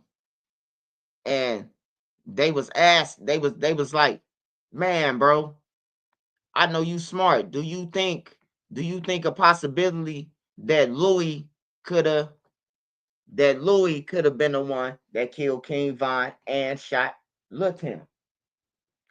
The reason why I say that, we know Lil Tim only shot 3 to 4 times, right? Louis unloaded a clip.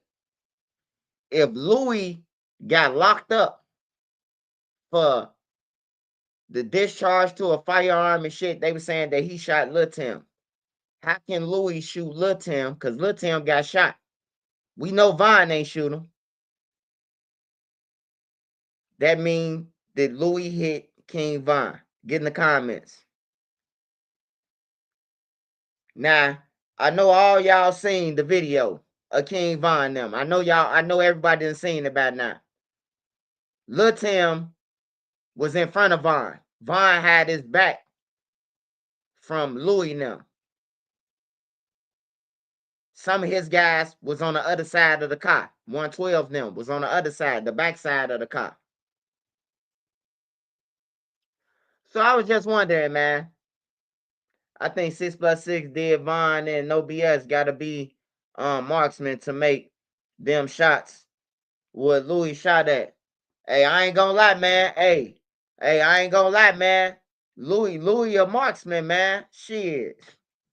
Louis ain't no motherfucker who just with Von. Louis a marksman, man.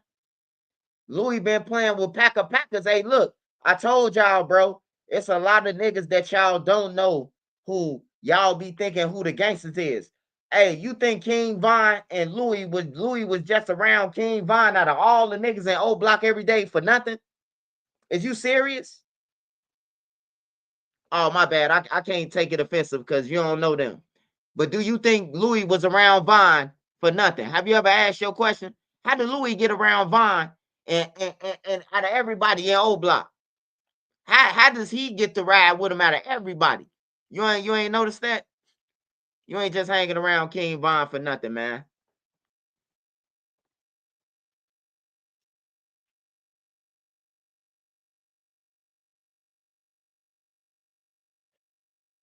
Oh, y'all thought Louis was some fat goofy, huh? He just a motherfucker who always eating around Von.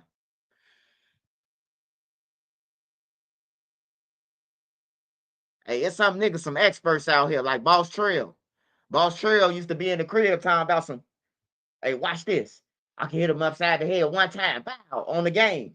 Then he say, I'm finna go outside and try this shit. Like, for real, bro. Like a nigga like Trail, argue with Boss Trail, bro, all the way down the stairs, 6347. Argue with the little nigga all the way down the stairs. The little nigga was arguing with us about he finna go and try what he just did on the game. You hear me? Hey, look, this all I'ma say.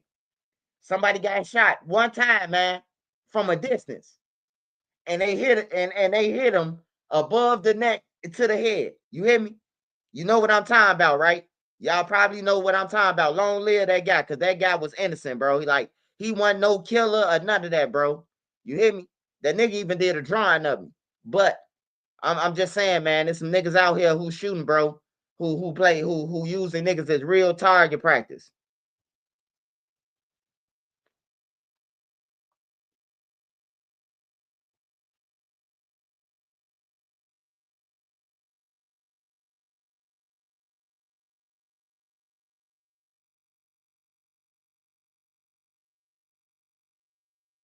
He say, remember that the King Von Live responding to YB asking Louis how he get that O Block chain. Yeah. Louis ain't no motherfucking he ain't no motherfucking just no lame, bro. You know, just in case people ain't know that. But long live Louis. Louis was cool as hell. He was respectful though. He wasn't like the rest of them, bro. If you see how he carried himself way different than anybody from O Block, anybody from over there. He been in O Block, around O Block since he was a kid. When he got on the interview, he say, "Hey, you from O Block?" He say, I ain't from O Block." He say that just I got family over there. He wasn't finna say that. He was way more advanced than them, I must say. You know, and that's how he was with Von though. But he was cool. Louis was cool. I could see Louis on 63rd. What up, bitch? What you on? You know, man, be careful, man. He always smiling, bro. Always smiling. That's all Louis always do. Every time I seen a nigga, he always just smiling, bro. Something funny, or he eating. Did anybody hear anything from BJ? Hey man, the money gone, man. BJ back to sitting in the house now. The money over. Them niggas ain't working no jobs, man. It's back to living off females again. It's over with. Them niggas living off females over there. Them niggas staying with girls who till they get their Section 8 and move out of town and all that shit. You hear me?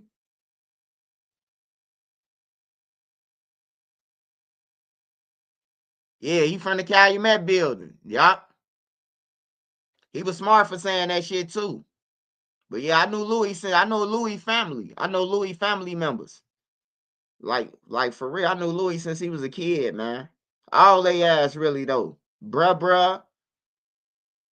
J-Main them, like when they was younger, bro. Like I knew them when they was younger. They probably don't know me, but I know them. I know J-Main them daddy, you know.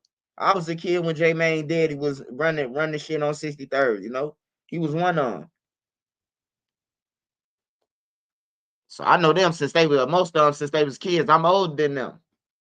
You know. That's why I refuse to argue with them, man, because I can't argue with you niggas because, you know, I remember when you wasn't on shit, when you was a nerd, you know, motherfucker was smacking you and all type of shit, you know. That's the last memories I have for you. Vaughn said he had no GD policy, but Top who he hung around was NLC. Now, yeah, Top is from No Love. Top is from Famous Dex and them block. He from 57 and Low, 57 and shit, Emerald. That's what Top from. That's how Famous Dex end up getting the chain because Top sold Chief Keef chain to a motherfucker for half a pound of marijuana and like 2,000 Xanax or some shit like that. He sold Keef Glow Gang chain to the nigga from Dex block, and then the dude gave it to Dex to wear, and Dex was like, I took it from him, but Dex didn't take it from Boss Top. Boss Top had sold it to one of their homies. So that's how they got the chain, Chief Keef chain. After he took it from Chief Keef house. That's how Dex ended up getting the chain. I love Dex, man. I hate when people get on the interviews and start dissing Dex and shit, bro. Like, Dex don't owe you niggas, man. Go and get a job, bro. Dex don't owe none of these niggas, man. Like, I don't know how they think Dex owe them. Because a nigga come from the block you come from, he's supposed to owe you. I grew up with you. Just because I grew up with you, I owe you.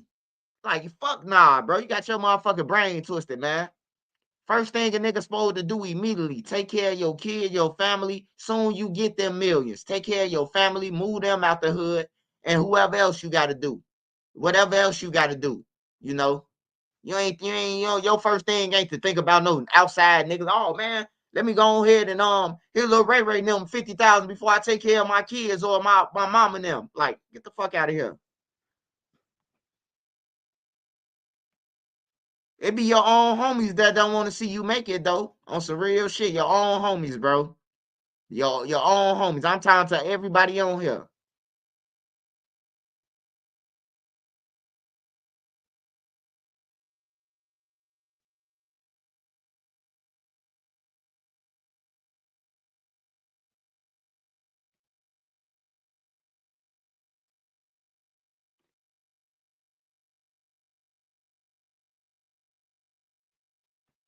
Hey. Hey, whoever got that Beyonce music, man. Whoever got that Beyonce music, brothers.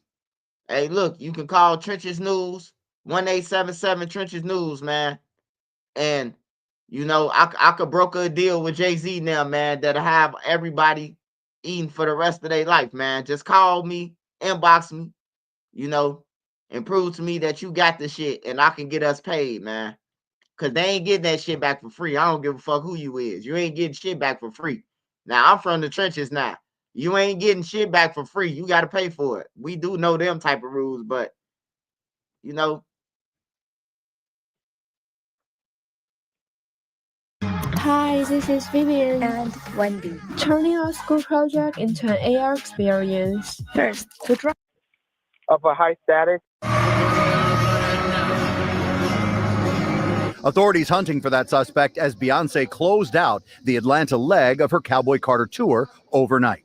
Christopher Grant and DeAndre Blue, who told police they're Beyonce's choreographer and dancer, said just after 8 p.m. July 8th, someone broke into their Jeep Wagoneer, parked at this parking garage in Northeast Atlanta, and took 2 suitcases. According to the incident report, the thieves broke the trunk window, making off with 5 jump drives. That's the same as a flash drive, containing watermarked music and some unreleased music, footage plans for the show, and past and future set lists. Grant and Blue told police laptops, designer gloves. Hey, call me, nigga. We can get paid, man. I'm telling you to call me. Call me. Whoever got that shit, call me, man. We gonna be rich. I'm telling you, we gonna be rich. Call me. Call Jay-Z. Yeah, what up, chill? Hey, look, nigga, you want that shit back, nigga. We need 5 million in my account, 5 million in theirs. Hold on, I don't think I can get that to you, son. Hey, look, son, you ain't getting shit back then. We finna play this shit. We finna play it on link it on the internet then. Them motherfuckers rich. Give up that bag for that shit. You stingy motherfuckers. Give up that bag. Y'all been eating all this motherfucking time. You been eating since Destiny Child, goddammit. Give up that bag for that shit. Y'all know how this shit go. Jay-Z, he from the trenches. Marcy Projects, right? Give them boys some money, man. Because they could go to jail. You still ain't gonna get it. That's a theft. The fuck? That's a motherfucking theft. Hell yeah, 5 million. You from Columbia, from where I'm from. Marcy, son. Ain't nothing nice. Ain't nothing nice. Didn't Jay-Z say that? I'm from Marcy, son. Ain't nothing nice. Man, Beyonce been eating since Destiny's Child, goddammit. They said it's $1 billion on the elevator, goddammit, years ago. 2013, 14, it was $1 billion on the elevator. That was 11 years ago when she said that shit.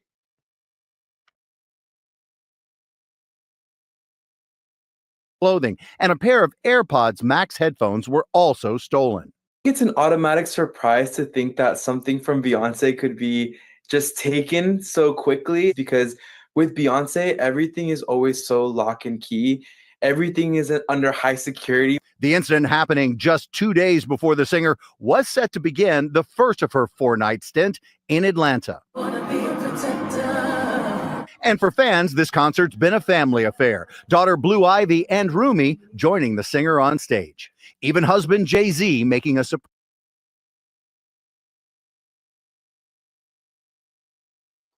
Hey, man, I ain't gonna lie, bro. Man, I thought, hey, look, this picture right here, man, is it me or I might be high, y'all? But Jay-Z look like Vibes Cartel. I must be tripping, man. I just seen some shit. Look, I just seen Vibes Cartel on concert or something, and that's how he was standing.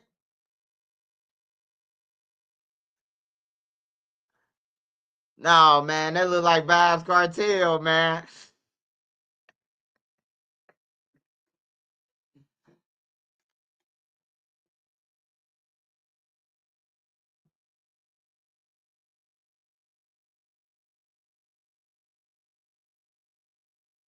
Surprise appearance. This morning, everyone in the music industry is going, where are my unreleased tracks? Investigators telling ABC News they have issued an arrest warrant for a suspect, but they have not made the arrest yet. Hopefully they can find it. Yeah. All right. Thank you, Sam. They stole like my computers and everything, but it has a tracker on it.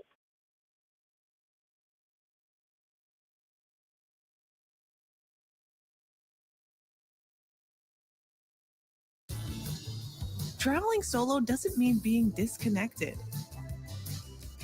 That's why I use Solafly. Jurors getting their first look at police body cam. More than 2 years after the death of Officer Andres Vasquez Lasso, the man accused of killing the officer is standing trial. Jury selection is getting underway for the trial of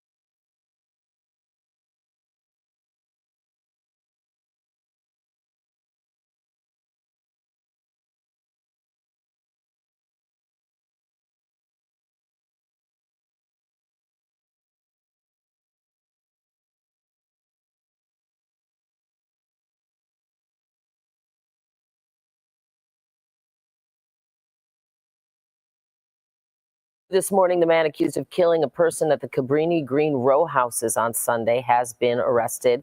Maurice Timms is due in court today, facing several felony charges, including murder and repeated possession of a firearm as a felon. He was arrested about 4 hours after the shooting that left a 41-year-old man dead. It all happened Sunday morning in the only part of the Cabrini Green public housing development that still remains occupied.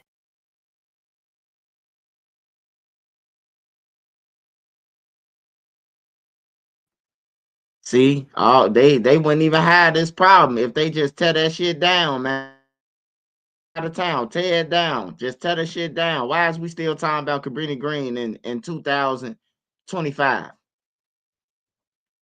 All by design. Well, this morning we are following two separate shootings in Chicago, and 2 teens are in the hospital. Yeah, Darius Johnson live at Stroger Hospital right now with the details on that. Good morning, Darius. Good morning, ladies. I hope you both are well. One teen is here while the other one is at Comer Children's Hospital. Both are recovering after being shot in 2 separate shootings last night. And one of those shootings was on the south side while the other one was nearby on the west side. Take a look. Let's start with that one in East Garfield Park at Jackson in Sacramento. It was just after 10 last night when Chicago police say a 16-year-old was outside when he heard a loud noise and felt pain. He'd been shot several times in the legs. Medics rushed him to Stroger Hospital, where he is currently listed in critical condition. Now take a look at this video. This was the next shooting around midnight, this one at 64th and King Drive. In this incident, a 14-year-old told police he was walking outside. Hey, I ain't gonna lie, man. I ain't gonna lie, y'all. Hey, look, this to the people who on 63rd, who the shooters and all that shit, bro. It's a lot of innocent motherfuckers in O Block, in Parkway, wherever you want to call that shit. It's a lot of innocent people. You might see the 30 motherfuckers who woofing every day, but it's you won't seeing the 2,500 more people, the 1,000 kids that's in that motherfucker. Nah, y'all hit an innocent boy thinking that he was O Block. Everybody ain't O Block, bro. You're gonna go to jail, throw your life away, man, for killing somebody that's innocent, bro. On some real shit. Ain't been no shootings over there. Money do get killed, railroad get killed, and now motherfuckers want to try to turn up, man. Hey, look, stand the fuck down, bro. Stand down. Ain't been no shootings on 63rd in a minute, man.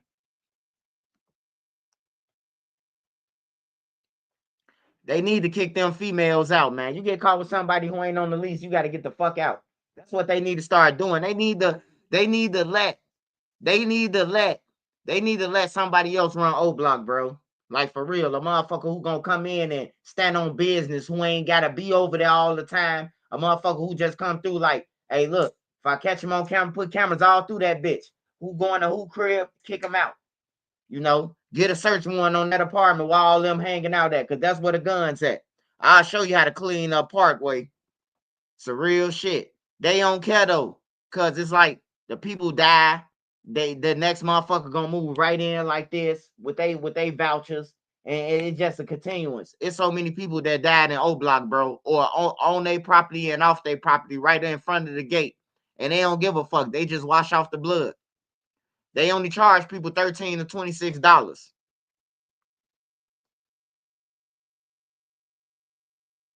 So, you know, ain't no motherfucker gonna move out if you only charging them $13, man. It's impossible, bro. Only a motherfucker who wants something, who say, I'm gonna live here until I get this certain amount of money and then I'm gonna move with my kids, because I don't want my kids to live through this shit. No. Not them motherfuckers in Parkway. They got generations over there. They got motherfuckers who was over there when Michelle Obama was running around that motherfucker. And then that's the grandma, and then the kids, and then they kids, and they kids, and then they passing they kids the shit. They got kids that got vouchers over there. They got cribs that when I was over there, they was kids, babies. Now they got their own apartments in Parkway.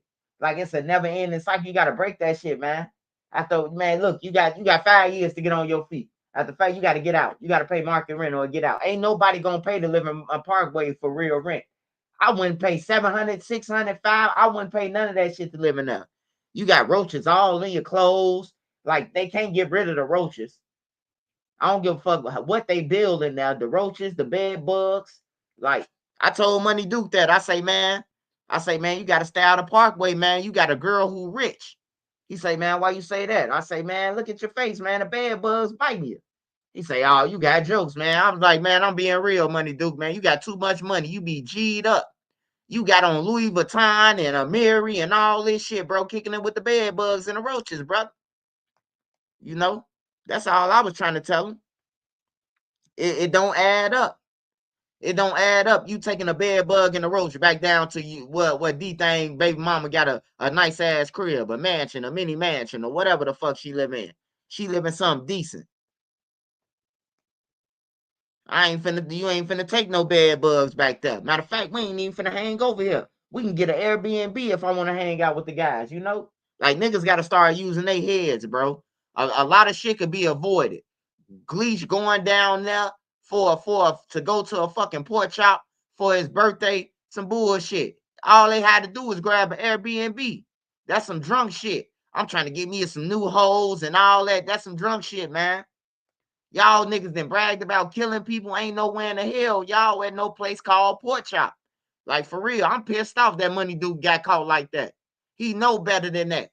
Y'all niggas is framed for killing people. You know, when you framed for killing somebody, you want to stay under the radar. You under tent. You don't really want nobody seeing you. You know, because you want it. But these niggas want to be seen, bro. They want to be seen. That's how all of them die, man. Duke up in there, lacking like a motherfucker. No gun. First of all, no gun. And then the girl say a fucking rookie. Like, I don't give a fuck how many Drakes she say she bounced out with. Hey, look, baby, I'm a veteran of this shit. I got war scars and war wounds. I should have had a Purple Heart if you want to give a street nigga a motherfucking award. I should have had a Purple Heart. I've been on the front line, goddammit, the general, all that shit. You know, I should be on a motherfucking a Purple Heart if you want to say that. But for a rookie to get on DJU and say, I asked them, did they have their pipes on them? They said, no. I told them, no, I ain't coming. So you done told a motherfucker your location. Like, this why I say Money Duke them, man, something was wrong with them, man. Y'all done dropped y'all location to a motherfucker who's selling y'all, now she ain't coming. I'm about this motherfucker. Hey, look, that's why I love Trey 5, though. Trey 5 is not them, man. I don't give a fuck what they talking about with Trey 5. That's why I love him. He wouldn't have never went for that. Hey, Duke, youngin, you just told this bitch what we was? Oh, we up out of this. We back to the old block. You hear me? Or they would have called 1,000 gunners up there. Hey, look, sit outside here while we have a good time. You know? Man, I don't know what Duke man was thinking, bro. They dropped their low to a motherfucker only for the motherfucker who they dropped their location to tell them, oh, I ain't coming. I can't get out. I can't get my pipe in. She sound like Duck to me or mine. I ain't going nowhere unless I get my pipe in. You know? This a rookie, a girl from the suburbs. You know? For her to tell them that shit got me heated when she said that. Lil Ashton Cashin, she say, I said, y'all ain't got no guns on y'all? They said, no, you can't get no guns in here. Oh, I ain't coming then.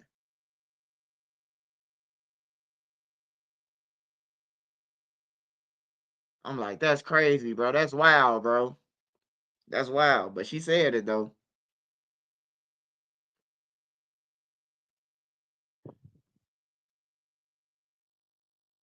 They should have been hanging around them younger generation females. Yeah, everybody. That's how Memo gonna get got. That's how they gonna get Memo. Memo gonna stretch for one of them little young cats, and the nigga gonna come out the game wearing bow, bow, bow, bow. I'm telling y'all, man. I know these niggas personally, bro. I know the killers, the people who do it. Like, I know these people, bro. So when they come around and they go to jail for murders, I know them already. I just didn't know some of them was killers, you know, because I done came home and they said Money Duke was killing people. They said Moowop was killing people. I'm like, hell no. FBG Young was saying that he hopping out of trunk with a pump and do. I'm like, shit. This shit didn't change. Hey, 4 years changed a lot. When I heard Wooski say Mello out the trunk with the pump, I'm like, when did this happen? I couldn't believe it, man. It was so many killers. Shit. I couldn't believe Wooski said that shit. Say Mello hopping out the trunk with a pump. I'm like, when? After everybody died, who witnessed this? Is this on camera? Because we got Wooski. Hey, shout out to that's Plenum, right? No, his name's Sanders. Hey, shout out Los, man. Shout out Los. I appreciate the cash app, Los.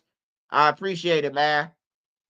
Whoever Los is, man. Whoever you are, Los, man. I appreciate it, brother. I ain't got no cash apps in a while. I heard that thing. I said, shit, it must be God. It must be God. Yeah, young shit. That's why everybody dead over there, because niggas just and the ops really coming over there, man. When I seen C-Thing, I seen after they killed Duck, I seen C-Thing, Moo-Wop, fucking Money Mound.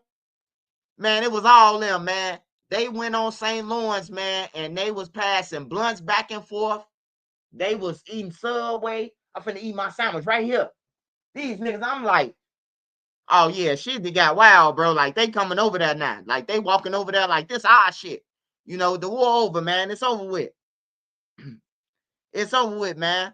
You know, everybody dead anyway. If you ask Church's News, man, to be a referee, who won? Nobody won, man. They got 20 dead niggas over there and 20 dead niggas over there. They don't want to count, though. They got more than 20 niggas. Hey, shout out to dude 50 from Gyro. He the first person that kept it real. And he ain't even add people on there. You know, he ain't add them on there because that's what made me know that they did something to Brick. Because he ain't put Brick on there. I ain't see Duck on there. I ain't see the niggas who was in the fields in there. You know, I seen everybody else. But it was about 50 niggas on that paper. He put 50 motherfuckers on that paper. Everybody who died from Gyro City and Taekwon World and all that was on that paper. It was like 50 niggas, man. And y'all still want to be out here talking about we up. You niggas dumb, man.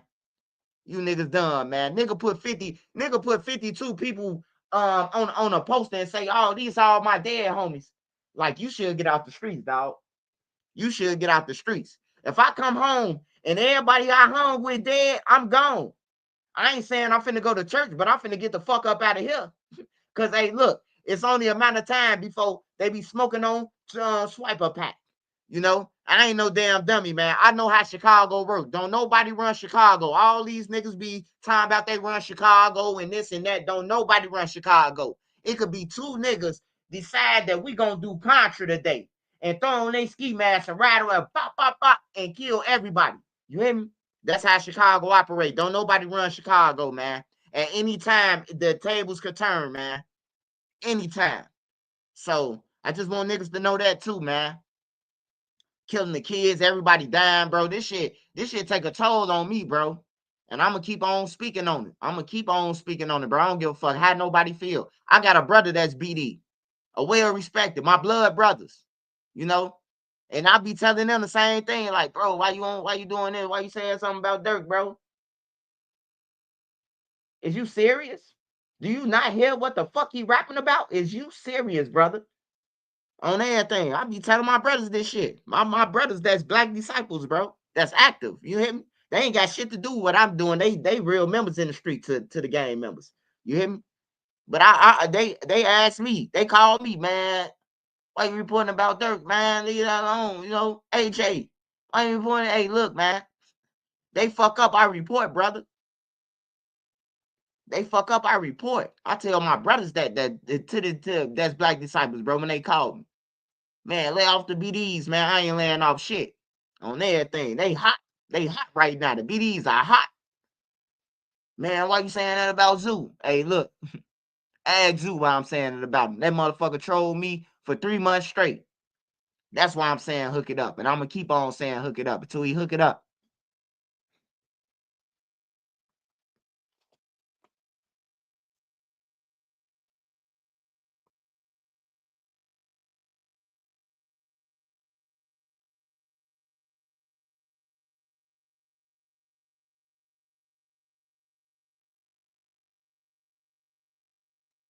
I ain't gonna lie. Whoever killed Duke now, Zoo really lost weight. Yeah. It look like it. Shit. Look at his picture. It look like it. Look like them drugs, man. Look like them drugs, man. Zoo off some drugs or something, man. I don't know. I ain't being funny either, man. Cause my mama was a motherfucking at one point in my life. She was clean though. She got cleaned in a motherfucker. You hear me? But yeah, I don't really do that about drugs unless you the bloodhounds. I call you crackheads and shit. But yeah, I know Zoo going through it, man. Massa gone.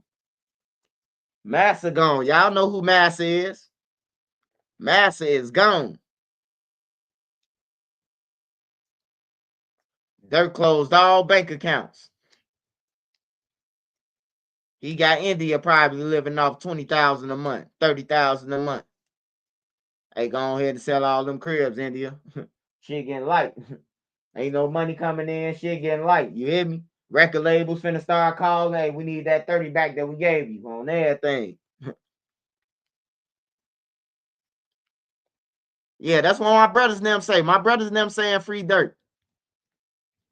My brothers and them saying free dirt. But like I said, Pop, hey, why would I say free a nigga when all this nigga kept on rapping about for the last 10 years is federal nightmares? When the law come, I drop to my knees. When the law came, Zoo the chief, Boona Motor threat, OTF Diddy, Jam used to kill before the prices was in. Blast his ass. Now I'm supposed to say free the motherfucker. Come on, man. Fuck out of here, man. Send me a cash out, man. I'm saying free that nigga. Whoever say free that nigga, send me a cash out. If you really a Dirk fan, send Trenches Dudes a cash out. Ray Nisha say, bro, quit playing with him. I'm just saying, Ray Nisha, I don't mean no harm, baby. But just listen to me, Ray Nisha. Just, hey, look, just hear where I'm coming from, Ray Nisha. Please, just hear me out. Don't be biased. The nigga been rapping about, I did it. You gonna end up by that seat. You gonna end up by that tree. He been saying this shit. If the feds come, red man. You hear me? I'm a red man, dead man. Whatever the fuck he said on that. Now it's Trench's News fault. I'm supposed to say free him, and he already told us that he was finna go to the feds. He been rapping about this shit. If the feds come, tell him it was all props. Fuck the feds. It was all props. Like, come on, man. Hey, I'm sorry, baby.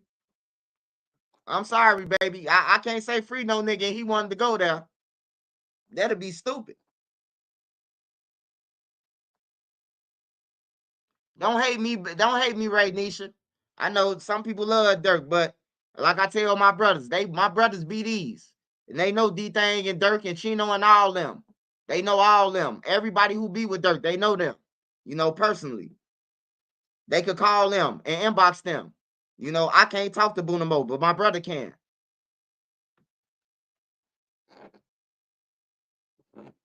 So he tell me the same thing. Leave Dirk alone. Hey, look, fuck that. Cause you been hit by a smooth criminal. Da-na-na, da-na-na-na, da-na-na-na, da-na-na-na. Dirk, is you okay? Say, Dirk, is you okay? Are you okay? You've been hit back. You've been hit back. A smooth Rico. Da-na-na-na-na-na-na, da-na-na-na, da-na-na-na. Tell that shit to Michael Jackson, baby. Yeah, Dirk the richest motherfucker dummy I know, man. Hey, yeah, but what I was saying about this, man, it's innocent kids in O Block, man. Stop shooting anybody, man. I know y'all mad because y'all homie got killed and all that shit, but the 14-year-old right here, innocent, man. He truly innocent, bro. He was going to the store to get him a motherfucking a Philly steak and got shot, man. When he heard a loud noise and felt pain, he realized he'd been shot in the groin. He was then taken to Comer Children's Hospital, where he is expected to be okay. Back out here live at this time, Chicago police say no one is in custody. We're live at Schroeder Hospital this morning. I'm Darius Johnson, CBS News Chicago.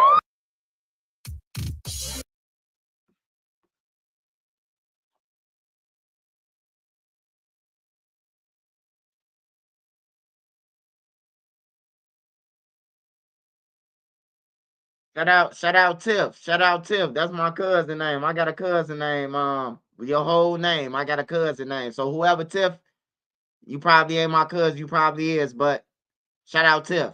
I got a cousin with the same whole name that she got. They paid the niggas that was gonna continue the division. Yeah, they is. Yeah, they is. That's why they got all the gang members, the old gang members. They got them in the church now. They got them working hand in hand with the killers. I'm wondering why Edall got on there now. It all makes sense. Why Edall got on there with Big Fella. But he ain't say nothing though, so I can't say nothing to Edall. He ain't say nothing because I know where his mama live at. I could pull up over there. Hey, where Eric at? The motherfucker said something about me on YouTube. On there, I need to talk to him.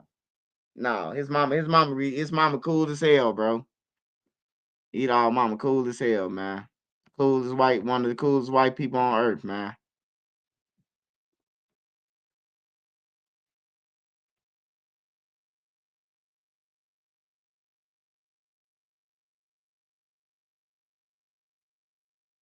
Hey, these niggas gonna stop killing people and then they gonna say they ain't deemed a fit trial. What the fuck you mean? Was he deemed a fit trial when he killed the motherfucker? We begin, though, with breaking news in Chicago's West Ridge.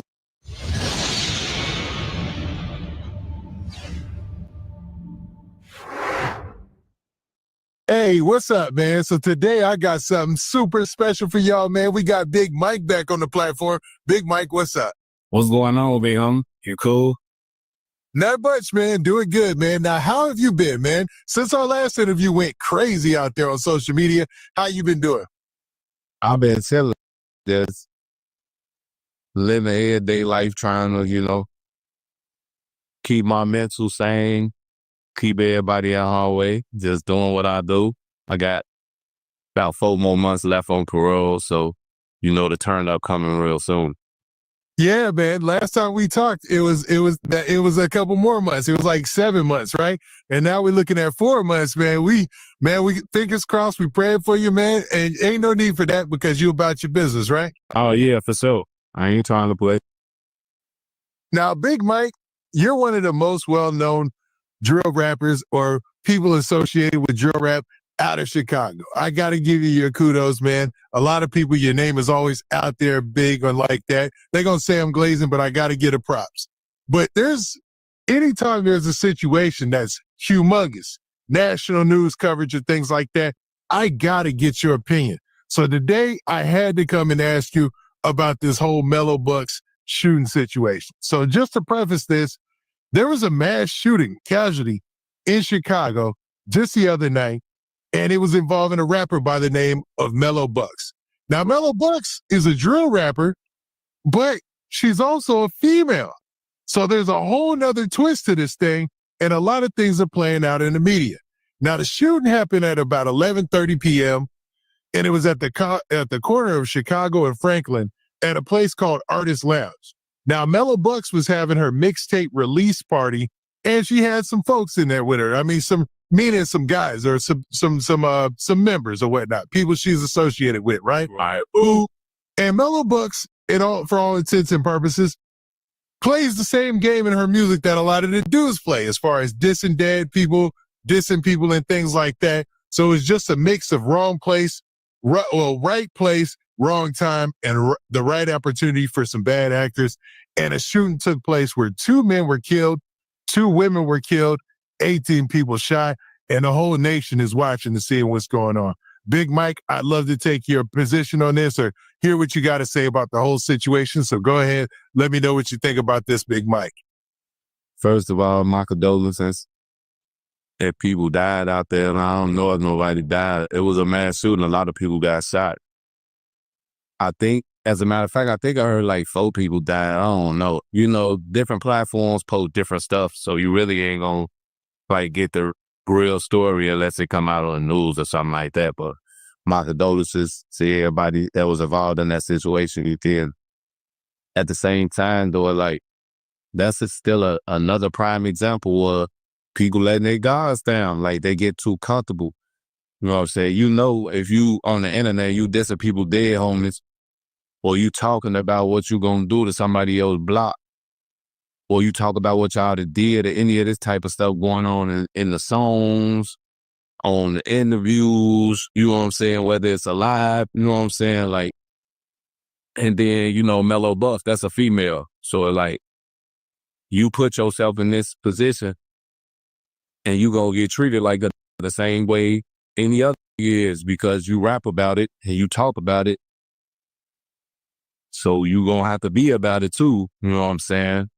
Like, and then when you get that type of celebrity status, like when you either semi-celebrity or even full-fledged celebrity, you still gotta move accordingly. You know what I'm saying? You think because you had about 20 minutes in there that it was gonna be fine and dandy. That's why people don't be understanding. People feel like when they got security around them, that it make them look weak. Like they can rap about it in their song, like, yeah, and I don't have security with me. You know what I'm saying? But at the same time, when you got that type of status and you doing a big event where you know people finna see it, people to see it that don't post, you know what I'm saying? It's an album release party, so I know that y'all promoted it and everything. Why was it the security beefed up? You know what I'm saying? Like, y'all allow these people to come through there and shoot 18 people. Like 18 people done got shot. You know what I'm saying? I heard it was a couple of dudes who know every up and down, all type of stuff. And it's like, so the reports and everything that they've confirmed themselves has said that 18 people got shot, and there's still people right now who are in critical condition. So there might be a chance there might be more casualties, which we hope not. You know what I'm saying? But 2 men and 2 women were killed. Allegedly, one of the men killed was her boyfriend, and another guy was the brother of him. Now, the whole thing took place because they were leaving the event. So the Artist Lounge, it actually closed at 11:30. They were letting them out, you know what I'm saying, after they had a private event, you know, that the mixtape release. So as they're vacating the building and hanging out is when the shooters pulled up. But they had been on social media promoting the event. People were going live. It seemed like they were completely dropping their guards, I should say, in this situation. Is that how you take it? They was. That's what they was doing. You know what I'm saying? You posted, you going live. So when you go live, you know what I'm saying? Like, you know what I'm saying? If I'm from Chicago and I see you on live, I'm going to know exactly where you at. I'm going to know exactly where you at because you be in Chicago for so long and you been on plenty of blocks and you done rolled past plenty of blocks. Like, if I see the Artist Lounge, I know where you at. So this would be my perfect opportunity to slide through and do what I need to do. You know what I'm saying? At the same time, it's like y'all was promoting it and stuff like that. Y'all supposed to have security beefed up out there. I don't care how tough people think they is. Ain't nobody exempt from catching a bullet. You feel me? So it's like, I feel like that situation could have been handled you know what I'm saying, better. If the security would have been beefed up. Man, ain't nobody finna not convince me that the feds weren't watching Mellow Buck's daddy when the shit was happening, man. His ass was there.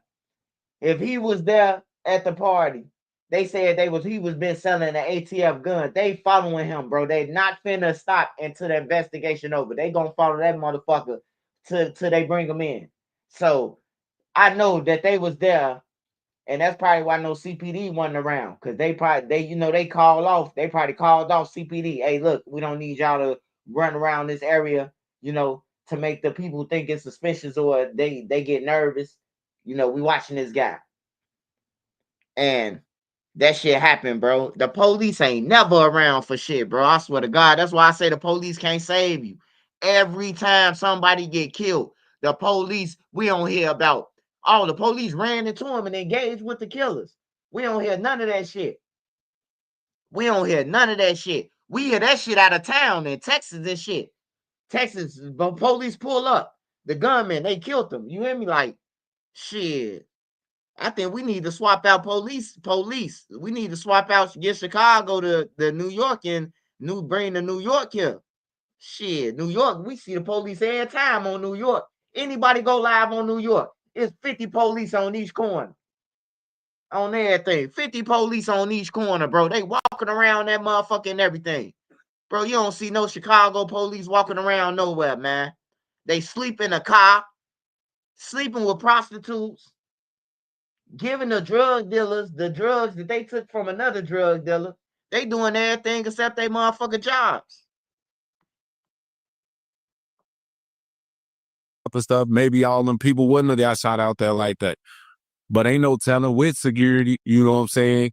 Some shooting probably would have still went down, but it wouldn't have been as much, you know what I'm saying? Like, it wouldn't have been as much, like 18 people, 4 dead. Like, nah, it would have been that. You know what I'm saying? You gotta carry yourself like you a celebrity, not just no, I'm a celebrity in the hood type. You know what I'm saying? Like, you the breadwinner, you the money.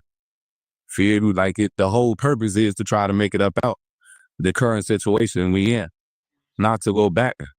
Huh. What?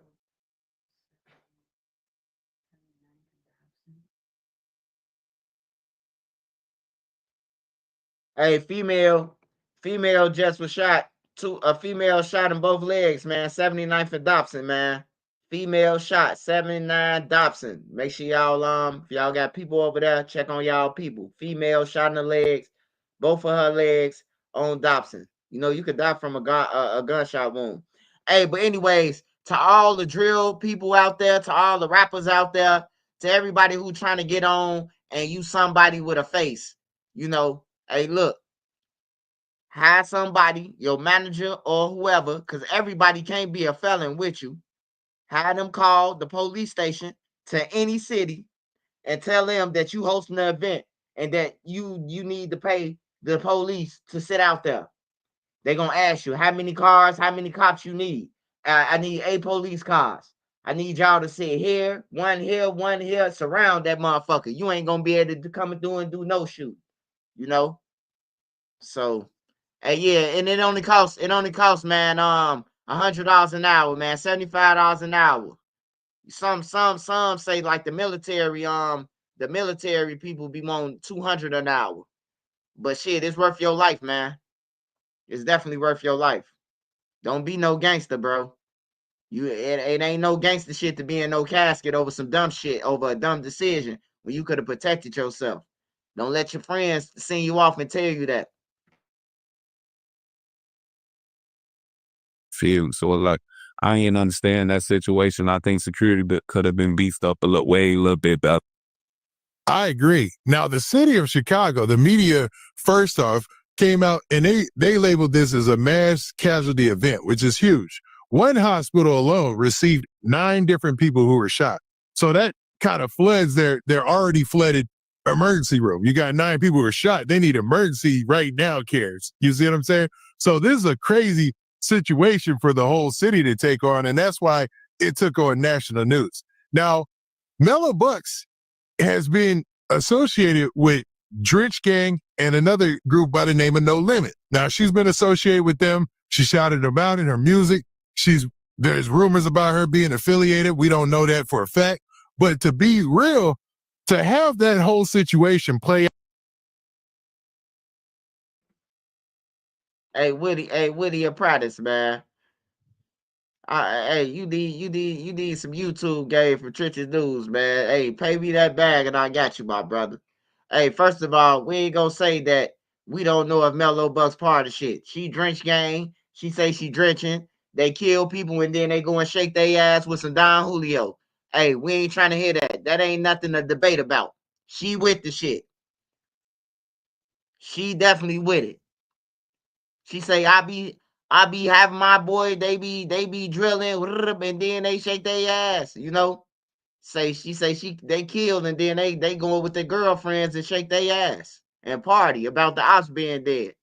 So I mean, she with it. But I hope Mello changed from this to a gospel singer or something like that, because 5 people just died and 18 people shot. And the people still might get pulled off the plug, bro. Like, for real, there's motherfuckers in there fighting for their life, bro, right now. Right now, bro. Motherfuckers fighting for their life, bro. Not no leg shot, none of that, bro. Fighting for their shit. Torso shots. Out to where there's actual people who are related to those groups at the event. Like, What could they possibly be thinking? Is it a possibility that as an artist, they thought like, this is just what artists do. We drop a mixtape, we have a mixtape release party. You know what I mean? No, I just think it's the cockiness that come with Chicago dudes and females. You know what I'm saying? It's a cockiness, like, you know, ain't nobody finna come through here. We gonna tear this up. You know what I'm saying? So it's like, I believe it's just a cockiness. You know what I'm saying? People like, man, I don't need no security. I'm good. You know what I'm saying? We out here. I got the gang with me. You know what I'm saying? Somebody slide through hell.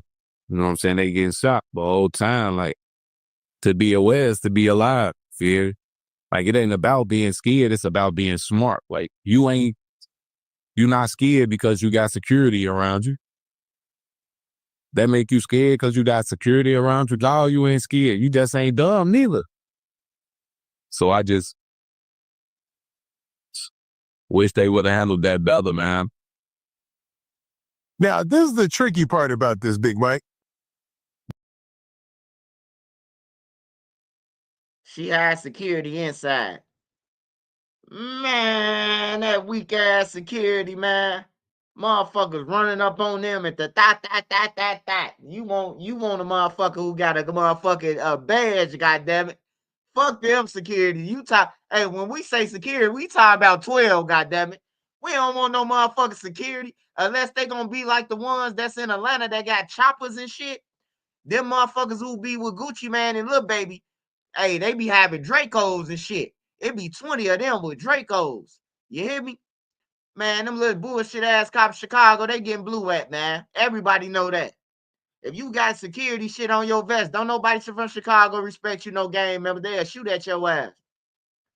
Only way you survive in Chicago as a security guard, you turn your head to the bullshit. Trust me, man. It gotta be a badge. It gotta be a badge, a motherfucker who can shoot back, man. Ain't nobody honoring no security, man.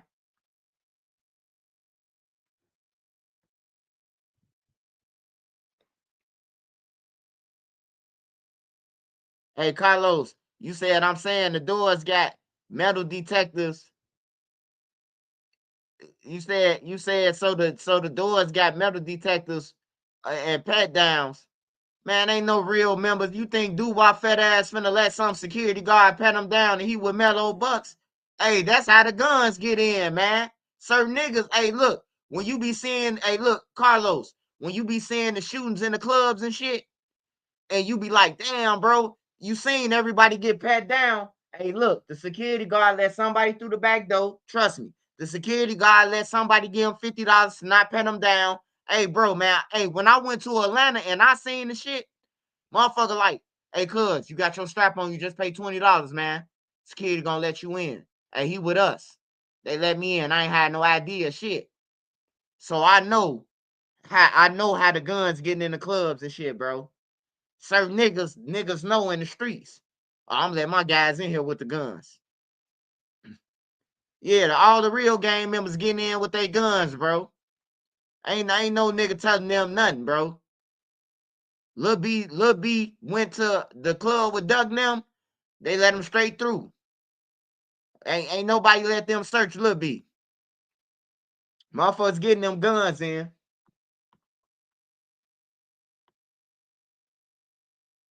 Mellow Bucks is a female. She's a woman.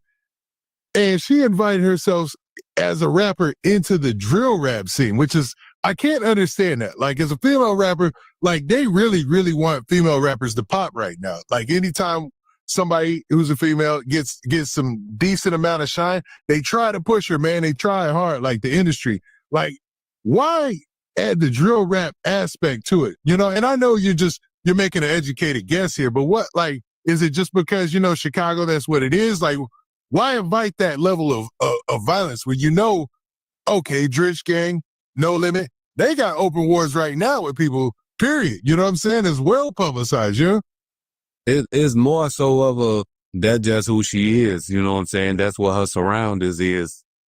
You know what I'm saying? Like that's, you know what I'm saying? She grew up in Iraq. So this, like, when you in Chicago for so long, it's like this all you know.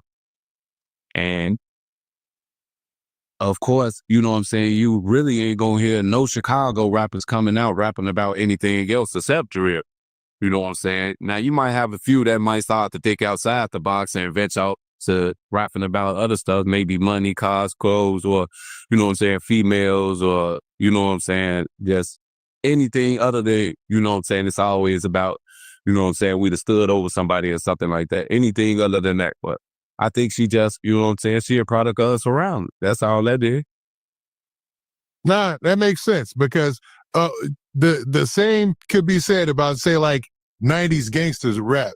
There was a bunch of women who came out who were 90s gangster rappers. You had Lady of Rage. You had, you know, one of the biggest songs, you know, Pyru Love. There was like one of everybody's favorite verses was a rapper on there. And I can't remember her name at this time, but like it seems to go like if that's where the culture is going as far as rap, you're always going to have some female and some, you know, female rappers who join in on that, and some become very successful. Hey, dude, she can rock. She can rock. She good at it. At the same time, you got to remove yourself from those situations so things like that won't happen. You know what I'm saying? Because now that you done just lost loved ones, it's finna sting now. Like, you finna feel it now, and you finna understand it now. Like, you know what I'm saying? Like, this what come with living in Chicago. You know what I'm saying? And being a gangster raffle, a drill raffle, you know? I ordered 200 hand-forged knives to my dorm room and built a Wix website to sell them. So, like, she put herself in this position, you know what I'm saying? She got to deal with everything that come with it. But I'm pretty sure, like, after this incident, she'll get smarter and more wiser and understand, like, you know what I'm saying? When I throw stuff like that to protect the people that's around me, even if it ain't about you, you know what I'm saying? Even if it ain't about protecting yourself, but you gotta protect the people that's around you. You know what I'm saying? Because you might one day hire your OG with you, or, you know what I'm saying, your brother with you or something like that. It's about protecting the ones that's around you. Man, I tried to be nice, man. I tried to be motherfucking nice, man. Smash that like button, y'all. I tried to be nice on the Mellow Buck situation, man. Send me a cash app, somebody. I'm finna go win. Man, that motherfucking dead. He been selling guns like Lollipop, and they ain't nobody had one that's in her crew. Man, what the fuck going on? Now I'm thinking, did her daddy call and say, hey, man, the feds on me. Hey, don't have no guns there. You know, it's just making me think all type of shit. Her daddy was just selling 13 guns from May to the day after the shooting. He sold it 2 days later. You telling me these motherfuckers ain't got no guns? Pops probably told them, hey, man, I got a gun for $3,500. They say, ain't nobody buying that shit, Pops. You tweaking. Pops went to the and went to the feds and sold it to the feds. The feds gonna buy it. ATF gonna buy it because they print the money out. Then what they gonna do is they gonna buy from you and then they gonna shit. Do it again. I'm just saying, man. Why the fuck they ain't got no guns out there? And Pops been selling guns like lollipops, man. Like, this shit crazy, man. Your father is the gunsmith, and ain't nobody got no gun. Everybody just standing outside like they in Calabasas and shit. Like, come on, man.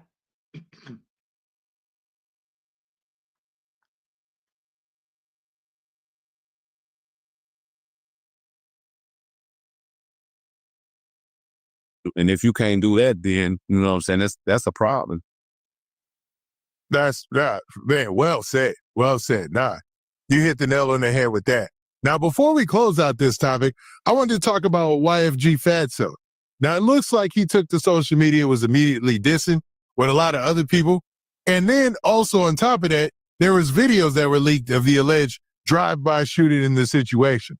Now, as somebody who's closely connected to drill rap, you've seen all the ups and downs, the in and outs, the biggest names to the King Vons, to your brother Wooski, to yourself dropping successful music. How, as a drill rapper, can you operate in music and still be able to stay safe with all these factors? You got the people who are just licking their chops, waiting for you to slip up so they could do something to you or whatever. Then you have the ops who are going to be dissing as soon as something happens to your crew. So you're going to have hard feelings about that. Then you have to deal with it's an industry. You got to try to be successful and do what artists do. Like all these factors combined, how do you proceed as an artist in the drill movement and still be successful? I mean, it is ways, you know what I'm saying? Sosa then did it, you know what I'm saying? Dirk, you know what I'm saying, that did it, despite his circumstances at the moment. But, you know what I'm saying, Dirk did it. I mean, it's not hard to rap about drill and still not, you know what I'm saying, being out there. If I want to be successful as a rapper, I know I got to remove myself from my situation and put myself somewhere else in order for me to be able to take care of my family, friends, or any other loved ones that I may have. You know what I'm saying? So it's like, you can, it's about how you move. You know what I'm saying? You got to move smarter. It's always the ones that's always yapping their mouth on the internet be the ones that be getting caught. Because, you know what I'm saying, you're doing a little bit too much woofing. You feel me? Like you woofing a little bit too hard. You know what I'm saying? Then when somebody catch you, you know what I'm saying? I've seen plenty of videos where people who was talking crazy on the internet, they've been caught in traffic and they turned into whole females. You know what I'm saying? He went from a nigga to a female quick. You know what I'm saying? So it's like, it's ways to do it. You just gotta move smarter, move different. You feel me? Like you doing the rapper for a reason. You know what I'm saying? You doing it because there's money in them all, and it's something that you like do. It's the way you can express yourself and how you live, or maybe how you used to live. You know what I'm saying? So it's ways to move smart as a rapper than steady just constantly being out there. You got dudes that's been in the rap game for a long time and they still here and they successful. You know what I'm saying? From the Jay-Z's to Scarfaces to Nas's, all them dudes. You feel me? So people done did it and they still here. Like That's true, but when you talk about drill rap, you're talking about a whole different atmosphere. You know what I mean? The atmosphere around drill rap is a little bit more aggressive to the streets. You know what I mean? We're a little bit more connected to the streets. So when you talk about drill, it adds another level or another layer that almost seems like a hindrance in ways, because you ought to be able to just go do meet and greets, regular meet and greets, and, you know, do those promotional things that people get paid their 5s and 10s and thousands for. But you can't do that because now you got to worry about the ops. You got to worry about this. You got to, who sees us here? Are we showing too much on the camera? Because Tay Capone did a video live where he was just talking about this. He's a streamer, you know what I mean? And he basically was talking about how he knows guys who will sit online and look at people's Instagram lives from a page they just made up that has no name or anything, and just be looking to see what people are doing, looking to see where they at, stuff like that. He said, so you have that whole different level of people looking at you and not even scrutiny, actually looking for you and creating violent situations for you. Whereas opposed to where you look at the mainstream side of rap, you got your Kendrick Lamar's. He's in a beef with Drake, but you know, the worst thing that can happen to him, he go to Toronto, right? And something happened, and that's not going to happen. Then you have your Travis Scotts, right? Who he doesn't have to worry about nothing. He just roll around freely. He can go to those meet and greets. He can do a pop-up at McDonald's, and then McDonald's pay him a big bag and all this. You see what I'm saying? It seems like it adds a whole nother level of concern that and worry and actual violence that isn't necessary. Do you feel that? They do. And they definitely do. It comes with a lot of violence. You know what I'm saying? It's still, to me, it's like based off how you moving in the streets, though. Like, you know what I'm saying? You one of the people who like to be seen all the time, and that's what you like doing. Like, I mean, go ahead, because, you know what I'm saying? There's something about Chicago drill rappers that always happen there. It's either they die or they gonna go to jail. You feel me? Especially they'll be like, yeah, especially the ones that's out there that's like always on the internet, talk about people dead, people's, all that type of stuff. Like, you know what I'm saying? Like, you asking for it anyway, so you gotta move, you know what I'm saying, better than the next. You gotta move like the president. Yeah. Like, y'all think when Dirk was outside and stuff like that, y'all think he ain't hiring no security and stuff with? Like, he moved like the president. Yeah, we saw the videos. Like when he would go to his own shows, his pop-up shows that he would have at these arenas, his security looked like, it looked crazy. It looked like he'd have a couple white dudes with the vest, with the, looked like Navy SEALs. Then he'd have cops. Then he'd have his homeboys. It was just like 3 different levels of security. The crazy twist about it is when you come up as a drill rapper and you come from that environment, it boosts you all the way to the top of rap authenticity and success, to where once you make it, you like up there, like your Dirks, like your Chief Keefs and stuff, right? But do you think a big part of surviving is moving away? Because those are 2 people you name, but they both moved away. Dirk went to Atlanta. Chief Keef went to LA. Chief Keef I just seen a video of him buying a Ferrari. You know what I mean? Yeah, that's what you gotta do. You gotta remove yourself from your current situation to be able to be better with this. Like, you know what I'm saying? Like, get up out of there. Like, yeah, that's where you from. And I understand some people be like, man, I ain't leaving my sick. But at the same time, you want to be successful, and this is what you're rocking about, and you want to keep the people around you safe and fed and money in their pocket, then you're going to have to get up out of that.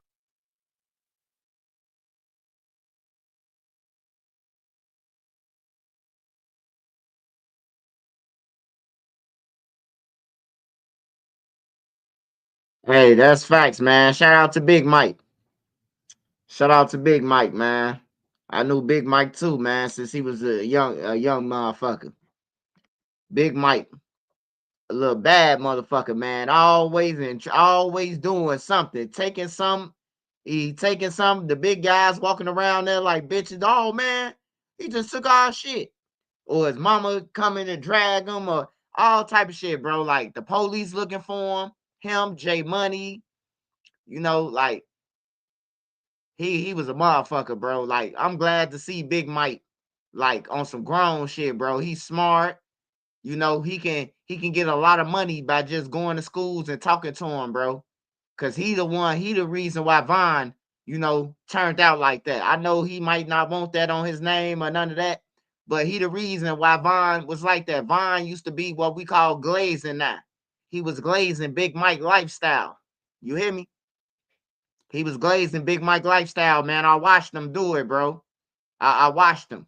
Everything Mike and them did, man. Von was trying. I want to learn how they just decock that gun, bro. You know, he was trying to be like Big Mike and them. Big Mike was advanced over all them, bro, in Parkway. He was advanced. Him and Trey Five and them, they was advanced, bro. They was advanced. They was ready to shoot back then. Like in 08 when there wasn't no war. They was running around that motherfucker with guns and shit.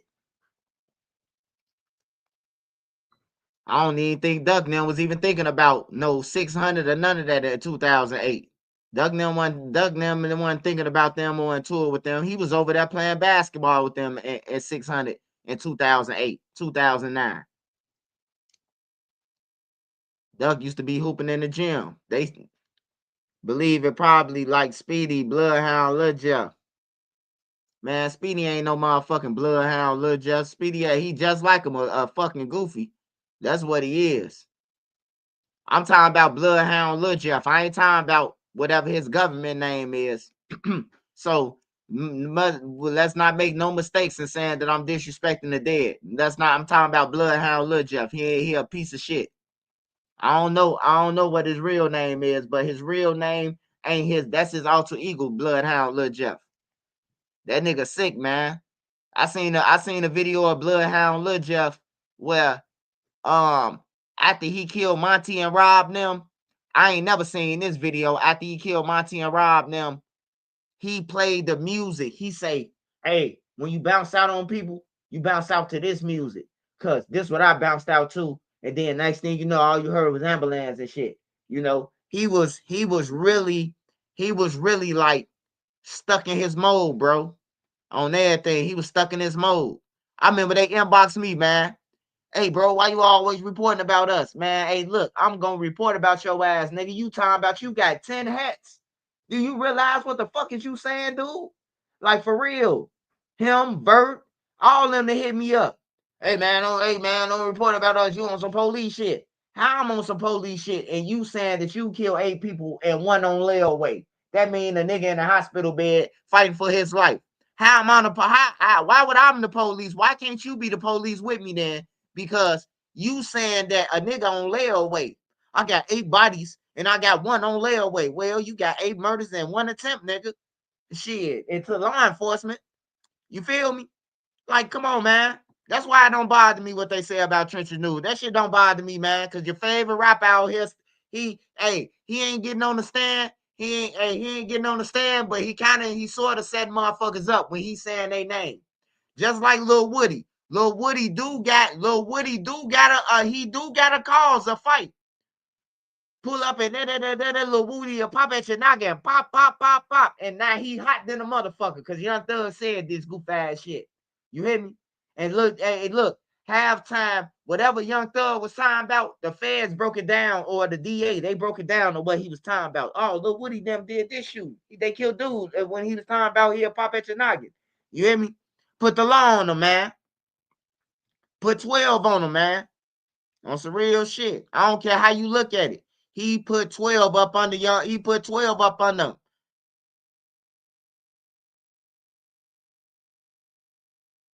Oh, Fullychop and Speedy gonna get beat up. We finna hear about it. They finna get beat up, man. Fullychop and Speedy gonna get beat up, man. I'm telling you. Speedy gonna get beat up because the niggas from out west. Hey, look, this one thing about out south and out west, right? See, look, you can get into it with a nigga out west, and you know who you can get into it with a nigga out south, and I know who your op is. I know who we into it with, or you into it with, or whatever you want to say. And the west side could do, if you from the west side, you could say the same thing. I know who they into. I know who Lord them into it with. I know who breed them into it with. But for a nigga to kill somebody from out west, and now you got to go to jail, you don't know who the fuck from out west is this dude family. So you better be expecting with your head on the swivel to get sucker punched every now and then on everything. Cause somebody, some kin, not only to Monty, but Rob. It's 2 people they killed. Monty and Rob. They got some family members in jail. You hear me? And people ain't going when you run into them in the county, bro. In our county, you getting beat up. You see how they kidnapped T Slick? They kidnapped T Slick in jail. How you get kidnapped in jail, Swipe? Well, kidnapping is when a nigga pick you up, because the guard's right there, or the guard's around somewhere. Nigga pick you up, put your hands over your mouth, and take you to where you can't scream or none of that, and start whooping your ass. That's what they did to Bloodhound T Slick. They picked him up, took him to about where the toilets was. Somebody was flushing the toilet. You know, the toilet loud as hell when you flush that toilet, and it flushed for like 10 minutes. So they just stopping on him. You hear me? Why you little pounding on him? That nigga T Slick ain't nothing but motherfucking 4'9", man. They finna have a field day with them little niggas, man. Them niggas ain't been out here eating they Wheaties. They been out here eating Percocets, Vicodin, Xanax, Adderalls. Yeah, Bloodhounds 0-3 in the county, man. I ain't heard nobody say the Bloodhounds whoop shit yet.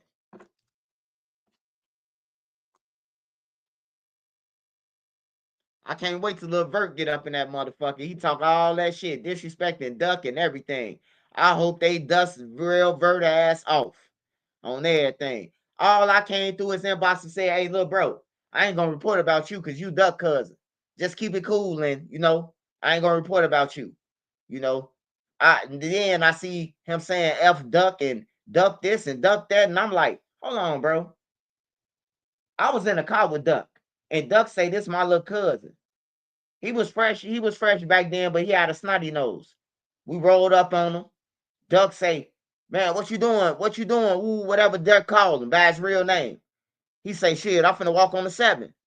And then first of all, we got guns in the car and we busted a U-turn and we could have got pulled over by the law. And you know how people don't want to take guns and shit. You know how people play crazy and, oh, they ain't my gun. They ain't everybody going to jail. Some type shit. But that didn't happen. But we rolled down on Vert, and Vert was like, he respected Duck. So why disrespect Duck? Because you with some goof ass niggas. So I can't wait to real Vert go to jail. Yeah. Trenches News, you praying on this down? Hell fucking yeah. That nigga said he killed 5 people and got 2 of them on layaway. That's 7 people, man. So I don't care what nobody say. Them niggas be bragging about that shit. And then the parents got to hear about this shit. You hear me? The parents got to hear about this shit. The sisters, the brothers, the people who ain't in the streets. They got to listen to this shit. I know this ain't Charleston White, man. Hold on, man. This look like Charleston. I got to see what's to this guy. You're either a cold-blooded killer or a guy who was just taking care of business. Which one are you? Which one do you want the community to see? Because don't let John and I leave here today thinking, holy, I guess he's just a cold-blooded shooter. That's all he is. I don't know who you're talking about. Just 2 days prior, Michael Thigpen killed an innocent man to satisfy his own sick desires. And now, he thinks he can get away with it. However, detectives are already several steps ahead because all of Michael's crimes were caught on camera. We have you right there at the time of the shooting. We have people saying this loud car sped off and then showing us their camera showing that exact vehicle. I'm scared. What scared you about it? I mean, one, a guy's dead. Two,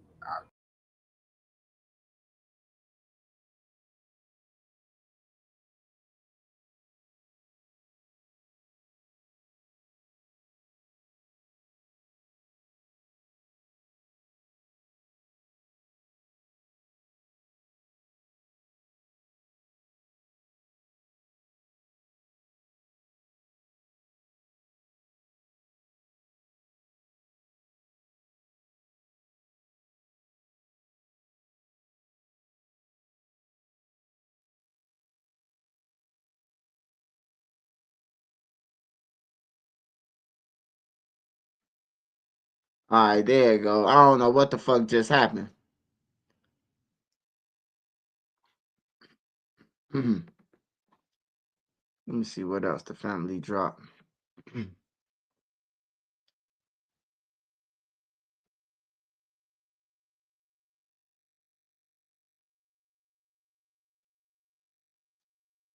"13 guns."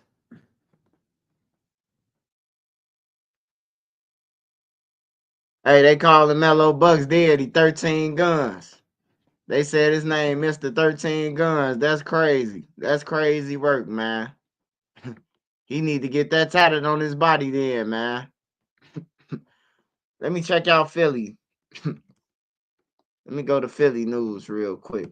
Check and see what the Philly doing. Philly be clowning.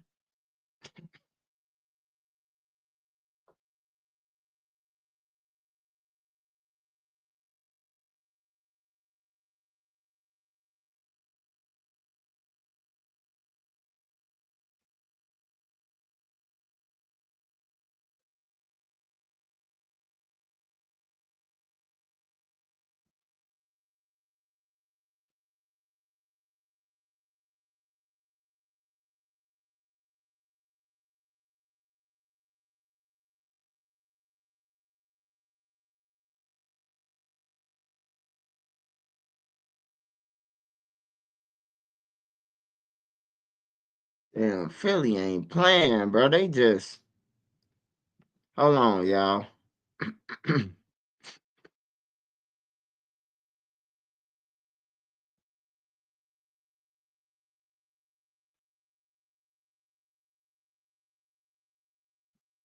Damn.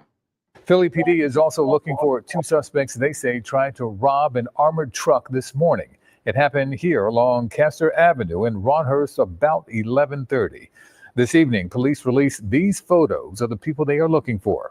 Officers say the men approached the truck and the driver of that truck fired back. 8 shell casings were found. No one was injured. We spoke with a neighbor who heard it all. I was walking into the bathroom. I just heard 4 gunshots. I wasn't sure if there was gunshots or not, but they.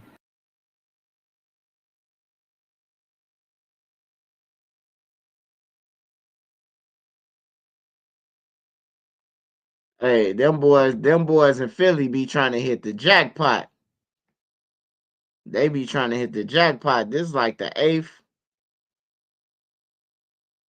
This like the motherfucking 8th the 8th Brinks truck that they try to hit.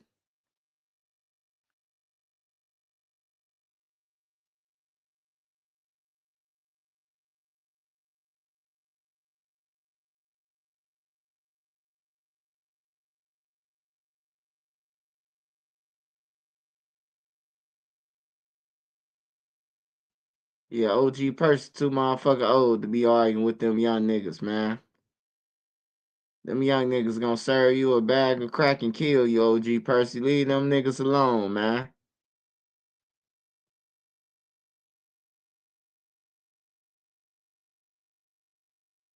Damn, Herb Gotti brother doing no jumpers. Them niggas must be broke. I know they ain't broke. They the feds must have took every motherfucking thing from them. They gotta go on no jumper.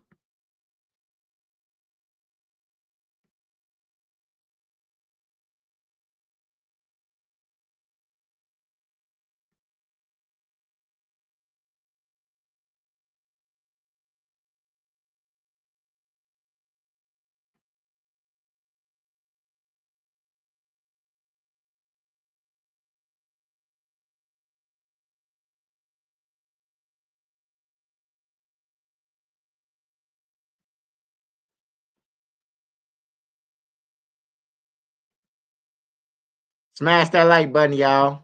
Why is my screen going black, Nene? I don't understand this shit. Hold on. Oh, all right. It makes sense now. Let me go to Florida.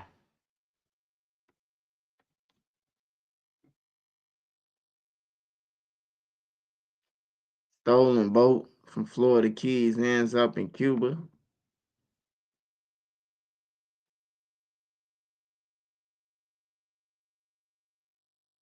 Alligator Alcatraz. Oh, I ain't even see this. I did see it, but let's see what they say. Developing right now, a well-known boxer arrested right here in South Florida. Gervonta Davis is accused of assaulting his ex-girlfriend in Doral. And this is not the first run-in with the law. Local 10's Roy Ramos is live outside of the jail in West Miami-Dade. And I know you have some details on this latest arrest for the boxer, Roy.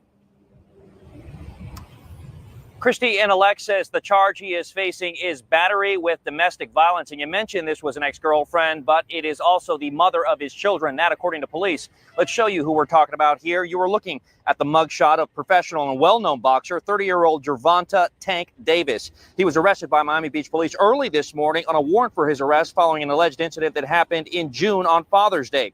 In the arrest report we obtained, Davis is accused of striking and slapping the mother of his children in the face, causing injuries to her lip as he arrived to pick up his kids from her Doral home. Unfortunately, this is not the first time Davis has made headlines for his run-ins with the law involving domestic violence. I tried to speak with him back in 2022 as he bonded out of the Broward County Jail for allegedly hitting his ex-girlfriend outside his Parkland home, causing injuries to her face. In 2020, he was seen on video grabbing his ex-girlfriend by the throat at a celebrity basketball game. While Davis is known for his fight in the ring, it is his fight with the law that he is facing off with once again. And Davis is expected to face a judge at some point today, likely this afternoon. We will be there for that and let you know what the judge decides. For now, in West Miami-Dade, Roy Ramos, Local 10 News.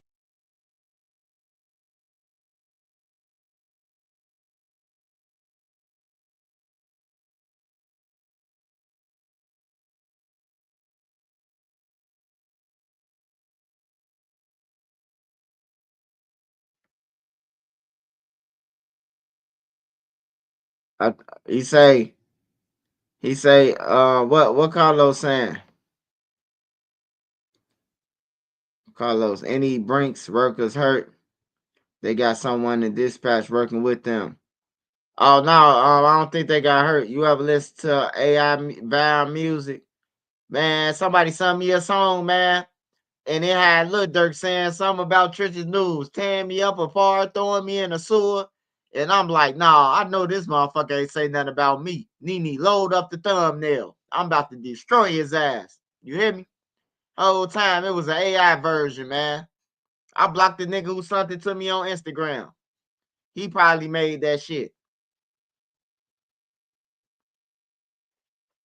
He said something like put Trenches News on the news or something like that. I'm like, I know this nigga ain't this me. Nene, load up that motherfucking thumbnail. I'm finna show him shit. I don't rap, but I know how to talk, nigga.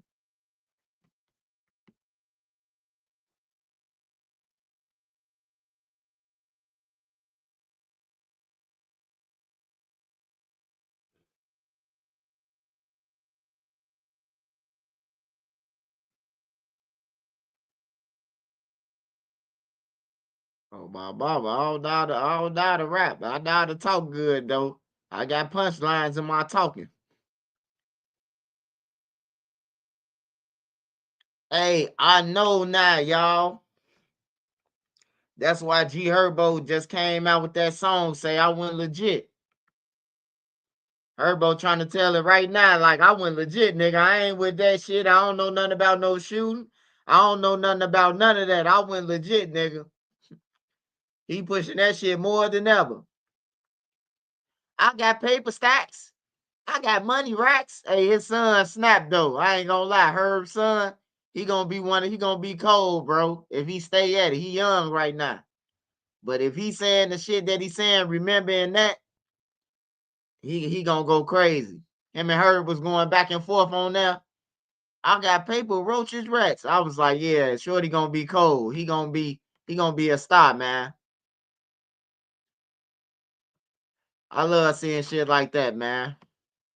You got your kids, you bring your kids on the stage, bro, on some positive shit, not no drill shit, on some positive shit, you know? Let me see The what's up with son this of former dude. Mexican drug lord El Chapo pled guilty in a Chicago courtroom today. Son of notorious Mexican drug kingpin El Chapo pleaded guilty to drug trafficking charges. He's the first of El Chapo's sons to enter a plea deal. WGN's Angelica Sanchez is live outside the federal courthouse with details of today's hearing. Hi, good evening, Angelica. We help individuals and organizations better lead and manage change, and now we're excited to offer the Cotter Change Certification Program. Each course is presented. Like when they've asked for full testimonies of 3 more witnesses, how are you feeling? Happy to still be here. Why do you have to still be here?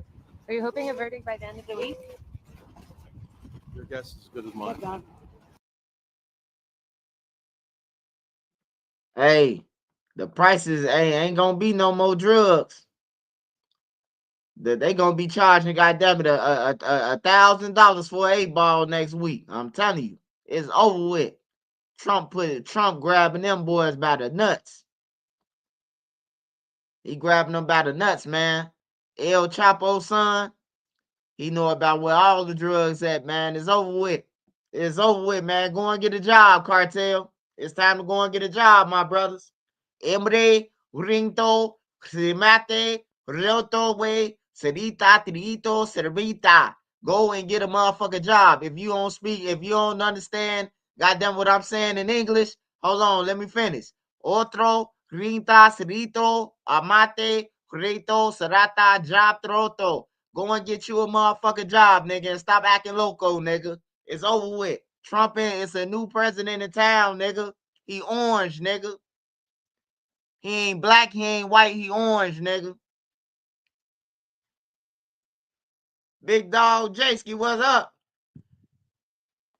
Hey, Big Dog Jaski, you changed your name to Skinny Jaski, Skinny Jean Jaski.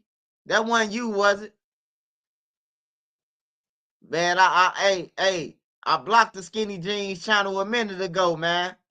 Somebody trolling like they you, man. I don't know if that's you. It's 2 pages, Skinny Jean Jaski. Oh, you got 2 pages, huh? When you was gonna let me know, motherfucker. So you got 2 pages, huh? That other page you got was trolling me, huh? That's how you get down, huh, Jaski? Yeah, that's you, that Skinny Jean Jaski, been trolling me for the last 3 years. Okay. Okay, I'm glad that you admitted today. Is you off liquor right now? Is you off liquor right now, Big Dog Jaski?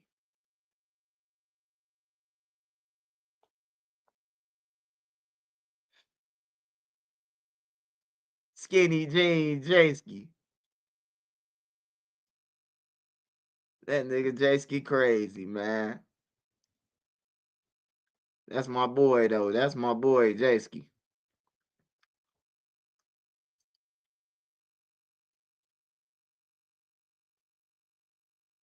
Hey, yeah, matter of fact, what the fuck am I doing, man? What's up with Young Dolph trial, bro? Like, it's about time for some trials to roll around. What's up with this dude? What's his name? Govain Hernandez. Hold on, y'all. What's up with Young Dolph trial?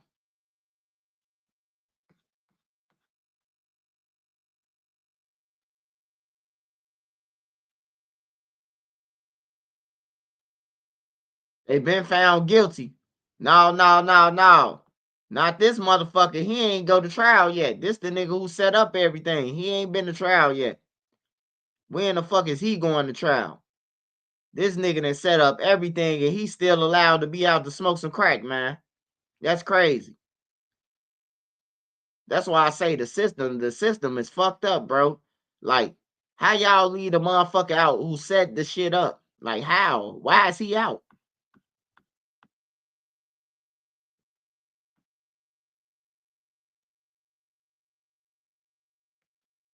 The trial for Hernandez Govan, the man accused of orchestrating the murder of Memphis rapper Young Dolph, has been rescheduled to August 18, 2025. Court records indicate that the original trial date of July 28 will now serve as a report hearing, although a reason for the delay has not been disclosed. Govan has been charged with first-degree murder and conspiracy to commit first-degree murder. Notably, he rejected a plea deal on December 13, the final opportunity to accept a guilty plea in connection with Young Dolph's killing. Young Dolph, whose real name was Adolph Robert Thornton Jr., was fatally shot on November 17, 2021, at Makeda's homemade butter cookies. The case continues to develop as the community and fans await justice.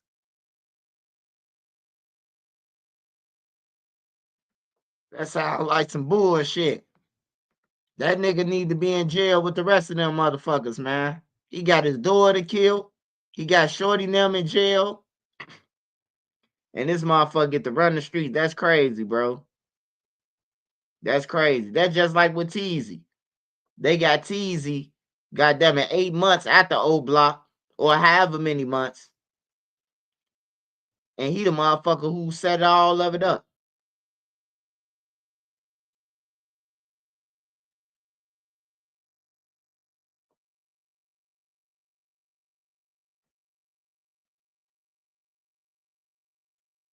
Hey, man, who from Memphis? Hey, is anybody from Memphis on this channel right now? Anybody from Memphis, man, please stand up. If anybody from Memphis, please stand up.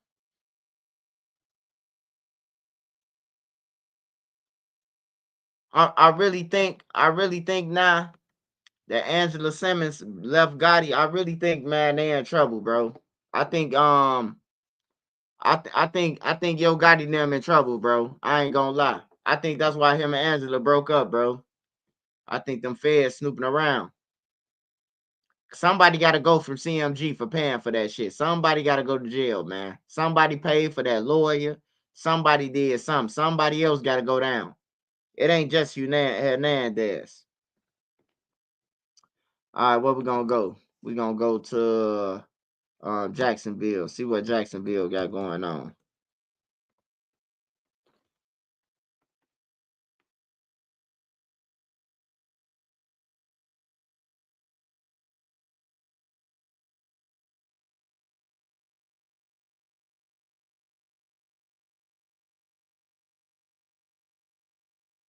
You look like a broke ass, stupid ass, bomb ass dude.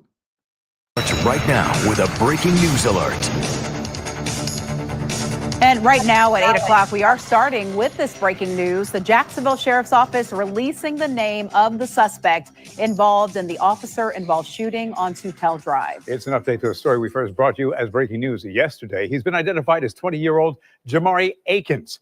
Police officer who was shot is also out of the hospital. In fact, JSO released this video of the officer, Luis Mercado, leaving yesterday afternoon.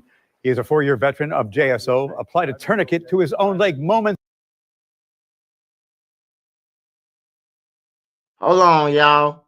I think they said this police officer shot himself, man. I don't know, bro, but I think they said this police officer shot himself. I gotta do some homework, man.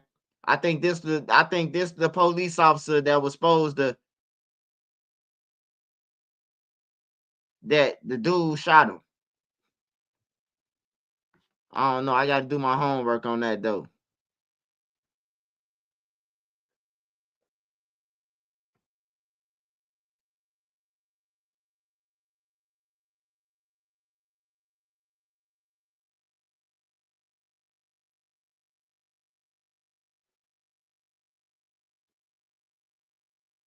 Let me see. Matter of fact, what's up with Fulio? When the fuck they go to trial? All them go to trial. All them go to trial together. Nene, the Dirks, the Mellys, so everybody shit gonna be together, jammed up like that. Fulio rapper killed in Tampa. That was a year ago. I'm trying to see what's up with the old shit, the shit that was killed. 6 months, 7 months, 9 months ago.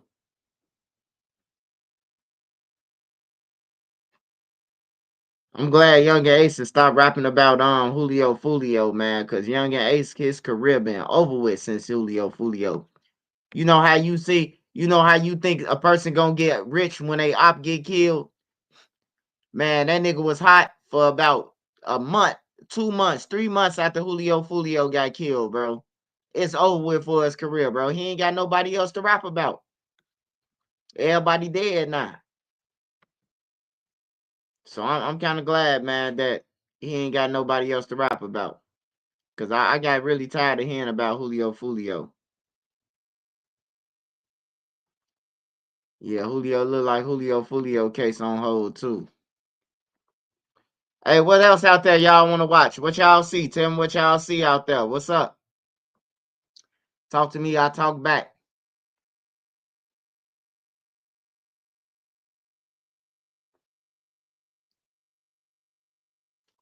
Hell yeah, I would have stopped rapping too. I wouldn't even rap about that shit though.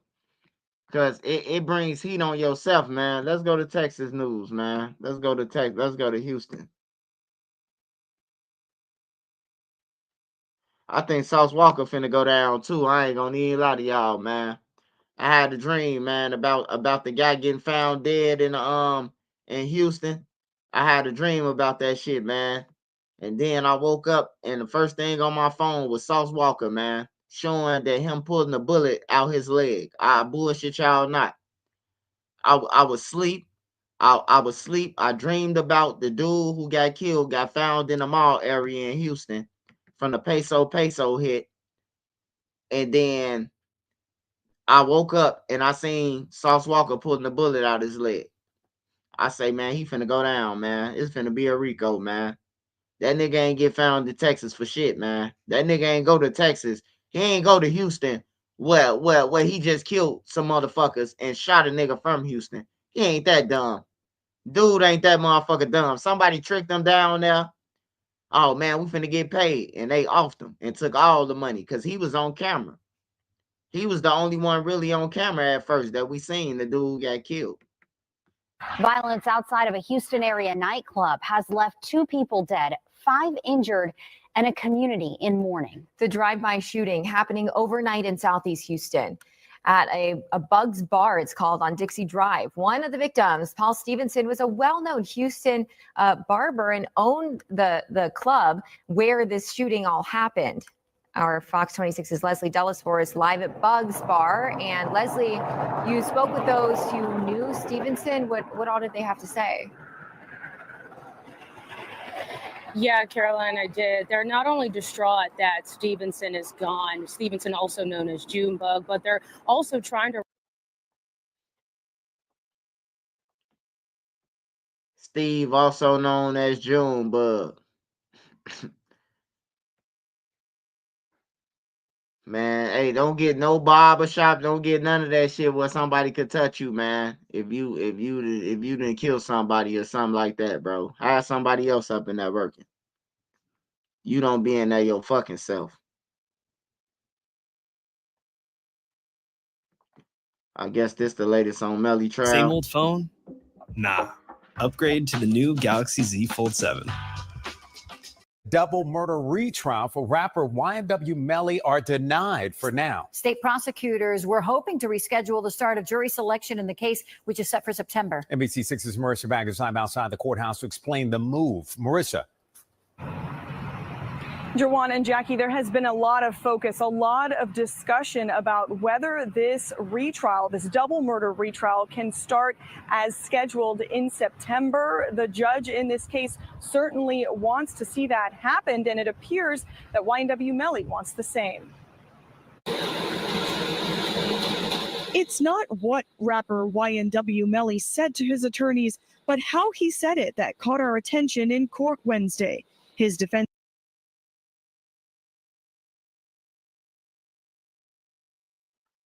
Hey, when you paying your lawyers all that motherfucking money, hey, you better talk to them like that.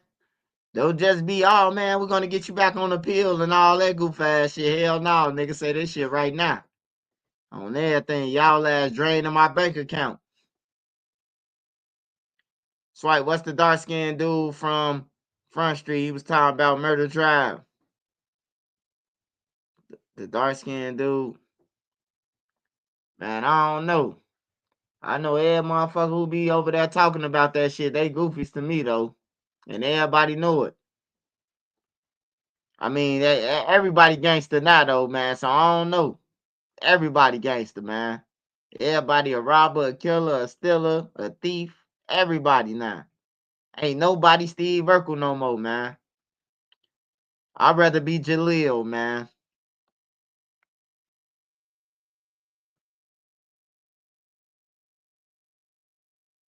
Team surrounded him as the judge considered whether to move forward with his double murder retrial date of September 10th. Melly, whose real name is Jamel Demmons, is charged with killing two friends in Broward County back in 2018, and he's accused of trying to cover up the murders. His first trial ended in a mistrial in 2023. What if we can't come to a decision? Demmons' family and friends filled the courtroom where, despite objections by the state, the judge kept the September date on the books for trial. We are going to go forward on September the 10th. The state's motion to reconsider oral order moving forward with September 10th, 2025 trial date is going to be denied. Meanwhile, the defense again pushed for information from the state about lead defense attorney Raven Liberty. She is the subject of an ongoing BSO investigation, an investigation the defense says it knows little about. I don't know how we can properly defend Mr. Demmons on the evidence of tampering with a witness, solicitation, conspiracy to tamper, when we don't know all the facts. I understand everybody's frustration. It's taking a long time, but the rule, the case law allows for that. Now, there is an ongoing appeal by the state on a motion to suppress evidence that is currently in the 4th District Court of Appeals that could possibly in the coming weeks still delay that September 10th retrial start date. Again, the judge wants to keep it. We'll have to keep you posted on what happens there. As for Jamel Demmons, if he were found guilty in this case, he could face the death penalty. We're live here in Fort Lauderdale. Marissa Begg, NBC6 News. Double murder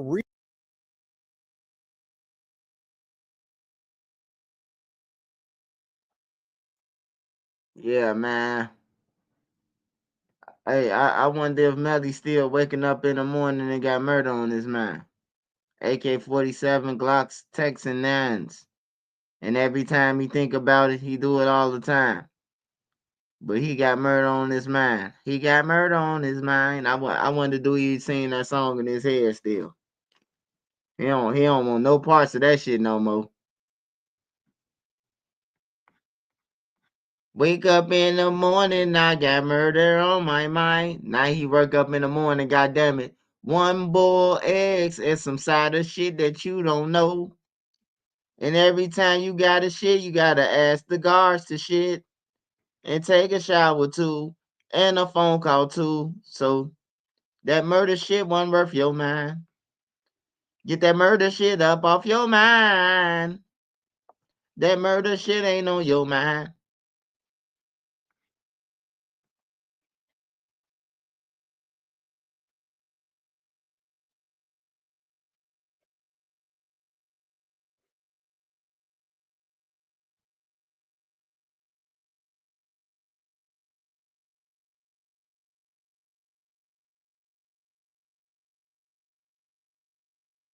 Yeah, that's crazy, man. Niggas get some real paper, man, and then fuck their whole life up, bro. And then he up in there for killing his friends. That's what's fucked up about it, though. Like, that's what make it even look badder for him. These your fucking friends, man.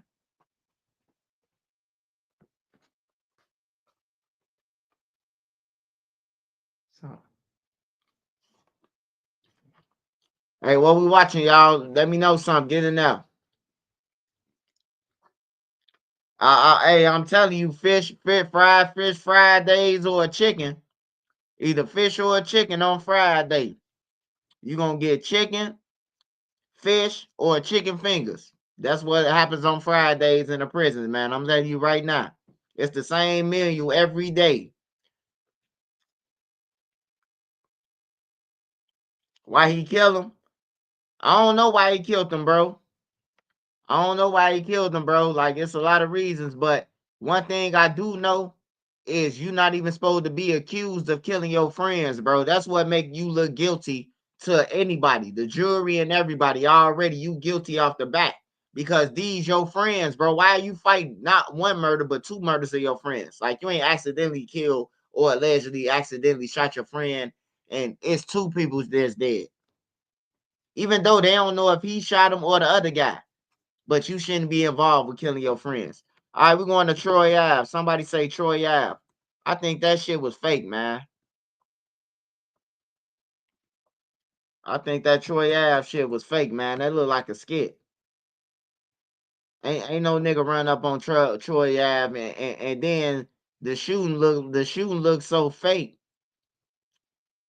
The shooting look fake as hell, man. It looked too fake.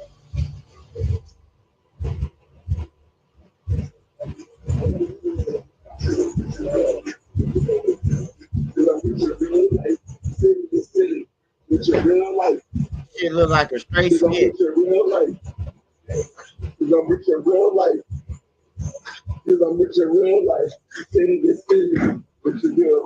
Oh shit! Oh,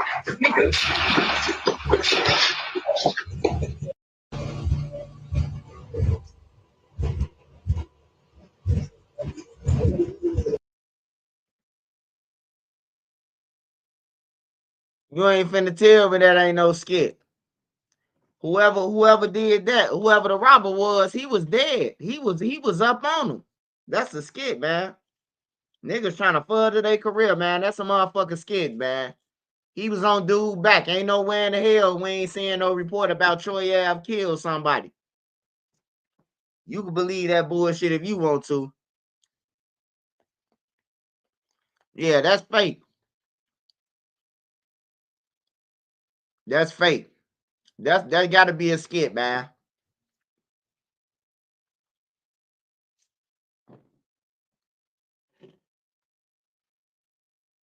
That nigga ran around the corner. When he hit that corner, he was on dude back. So dude's supposed to be dead off the bat. Yeah, that's fake. I ain't even gonna lie to y'all and say try to investigate that shit. That shit fake. All right, y'all said top 5. Somebody steady saying top 5. I don't like this dude, bro. I ain't gonna need a lie. I like Drake, but I don't like this dude. Why is this dude around Drake? Like, for real, man. All he look like he doing is trying to get Drake Rico. He doing dumb shit everywhere. Like, I don't understand why he even around Drake. Like, is this Drake childhood friend or, you know? I don't understand it, man. Cause he look like he only play with people who ain't on shit. To me. That's what he look like to me. He look like he ain't on shit to me. Like he a goofy. He just be chasing motherfuckers, chasing this shit.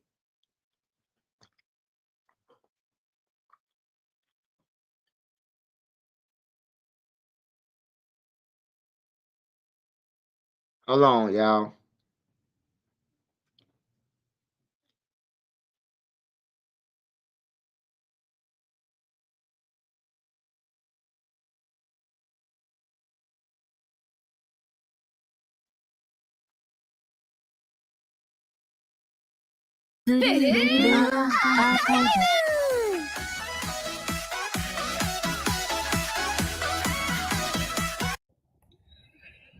All right.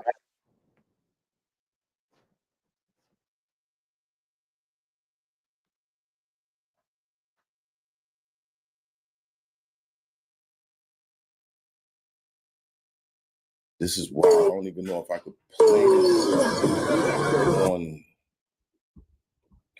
Let's see. Hold on. Bruh. So I think top 5 is in a white Mercedes. This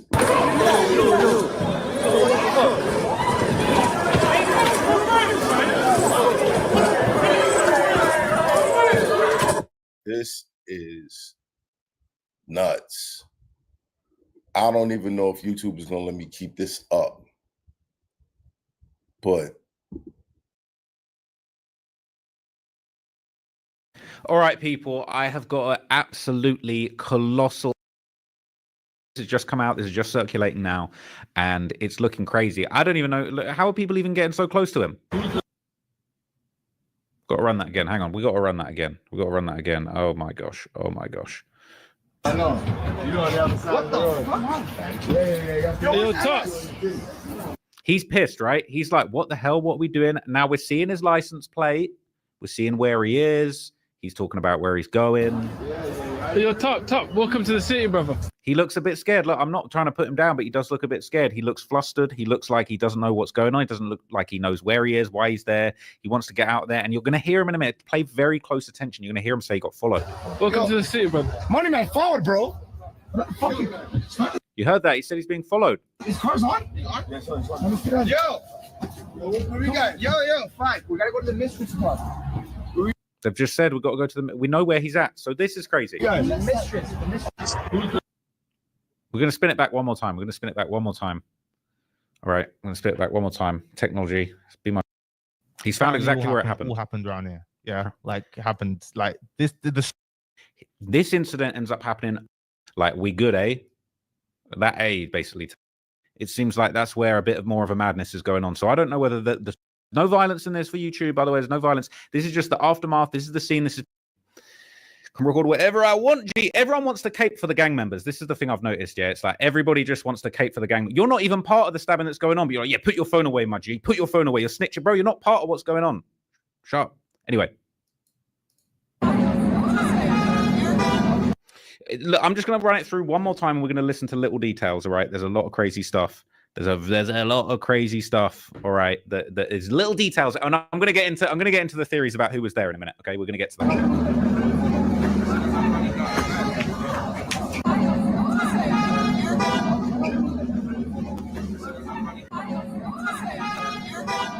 So I swear I heard someone in the background in a Canadian accent then shout, "You're done. You're done." I don't know, maybe not.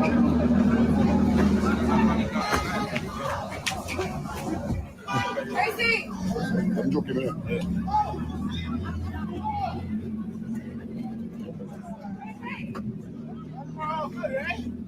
So we're all good, eh?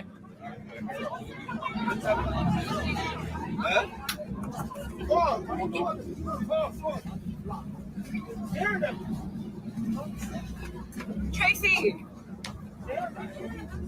Bro, what just happened? I don't know. You just basically, everyone just bailed. Seriously.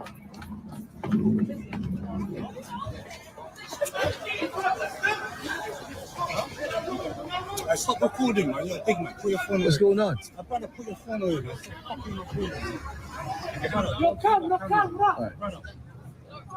Now, I swear I heard faintly just in that last couple of seconds someone say, like, he got stabbed. I thought I heard someone just very faintly in the background be like, he got stabbed.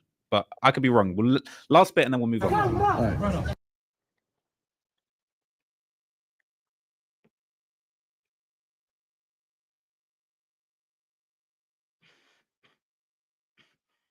Top Lord Ross ain't showing us shit.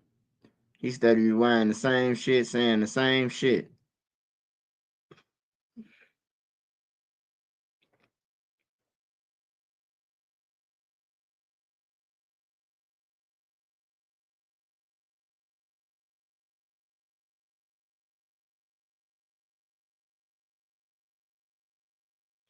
Oakland man killed at his own barbecue joint. That's crazy.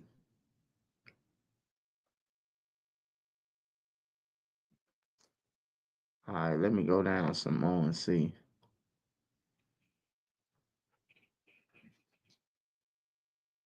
Smash that like button, y'all. Smash that like button, y'all. How many likes we got, Nene?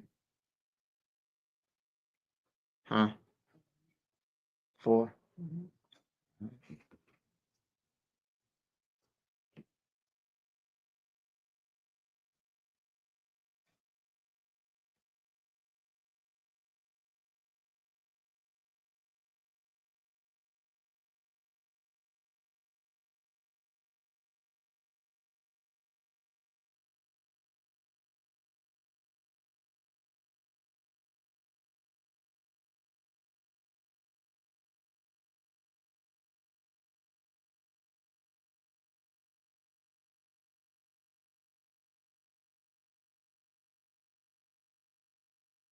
That's what I'm talking about. They talking about some fucking heat wave in Chicago in 1995, and we got motherfuckers getting smoked out here left and right. 18 people shot.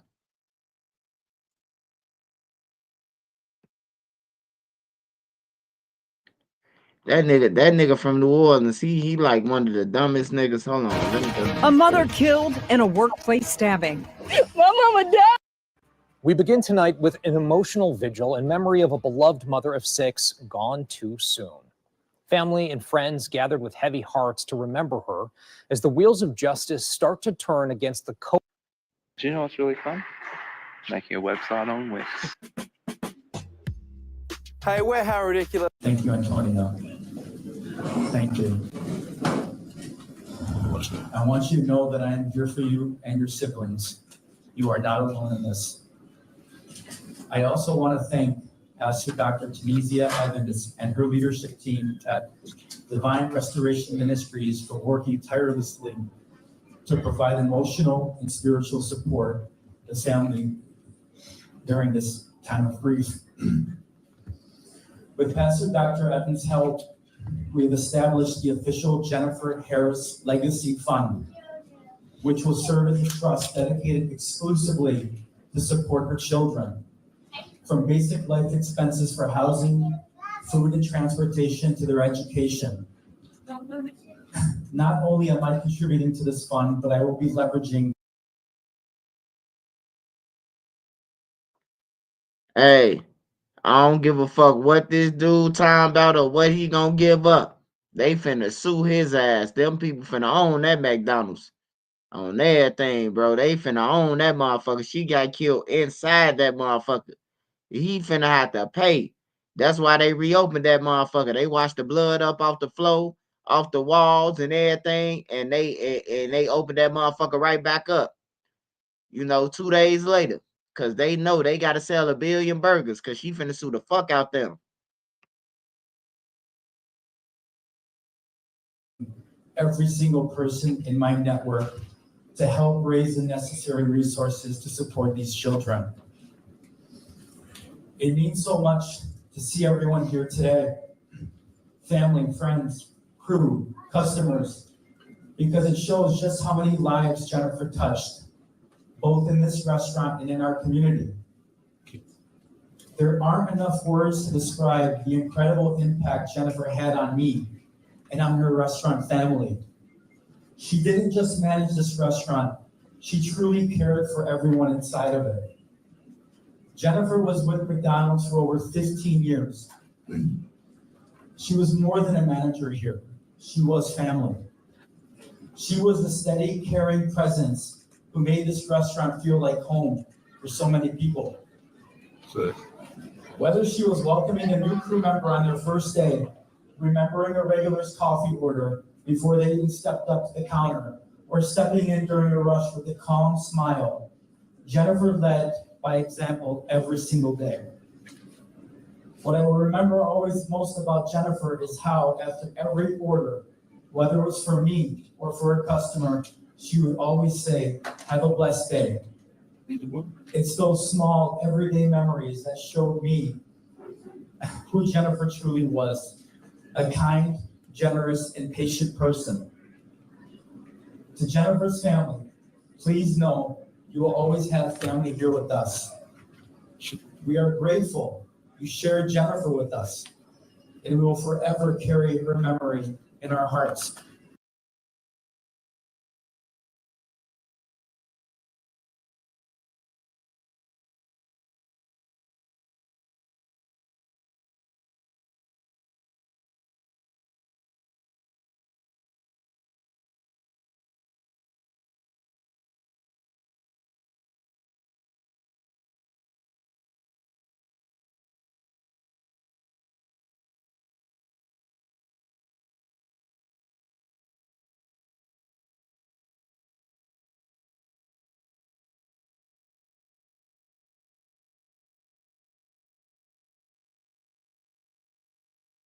Tonight, a stabbing inside of a deli kills a 16-year-old girl.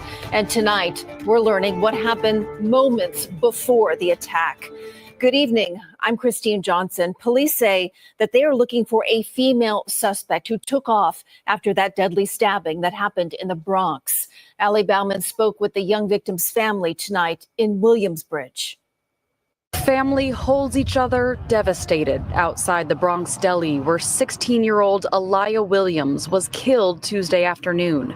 Her grandmother came to the scene after leaving the hospital. She's a nice person. She has manners. She listens to her parents. And she goes to school.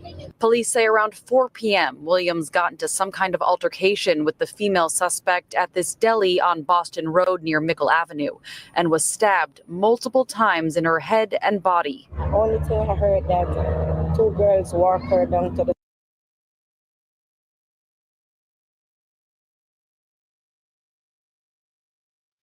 Hey, y'all better stop arguing with people, man. We bust at Atlanta Airport. We bust at Atlanta Airport. Hold on.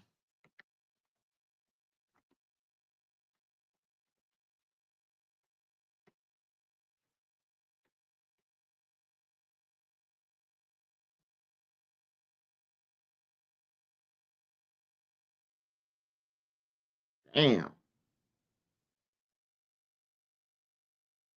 Shit.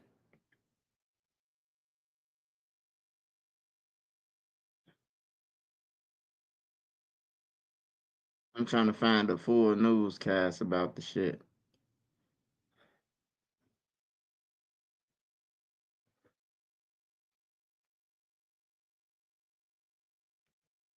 Police arrested Vance Ray Randolph at Atlanta. I hate that bullshit ass. And then he ran.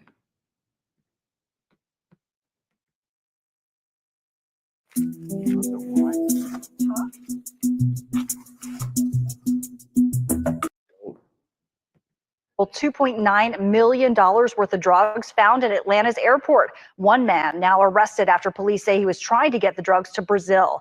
It happened just 2 weeks ago, and police say Border Patrol flagged the bag and pulled all of this out of it. That's 4 pounds of marijuana, 12 pounds of THC wax, 34 pounds of hash. The suspect was taken to the Clayton County Jail.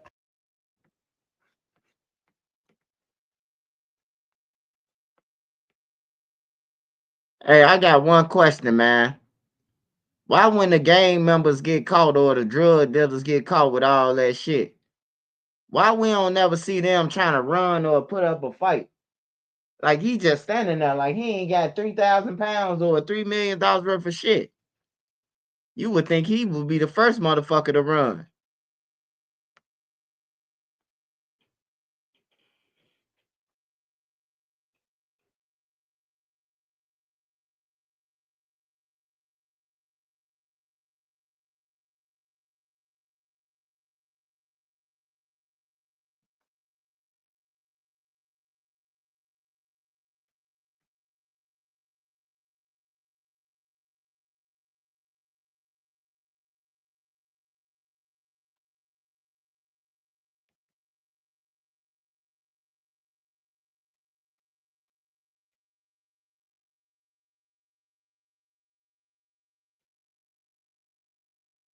What is your name? I'm sorry. Vance. Van. Okay. So, I'm Austin Petrus. Austin G. Yeah. So let's go to the precinct for now. Do you want to take this with you, or I'm not going to here? I mean, somebody will watch it.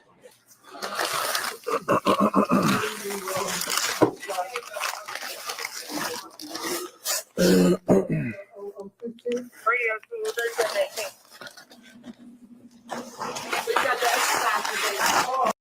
$2.9 million worth of drugs found in Atlanta.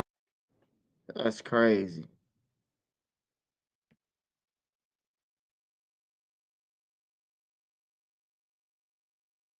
Fuck they talking about Several aldermen have advanced the so-called Granny Flats ordinance. The zoning committee approved a plan to allow homeowners to build coach houses, garden apartments, or attic units on their property without special permission from city officials. Construction of these types of dwellings have been banned since the late 50s. Advocates say the rule change will increase the city's housing supply and address the affordability crisis. But critics say it will damage the character of the city. Mayor Johnson disagrees with that. In order for us to build the safest, most affordable big city in America, we have to have more units.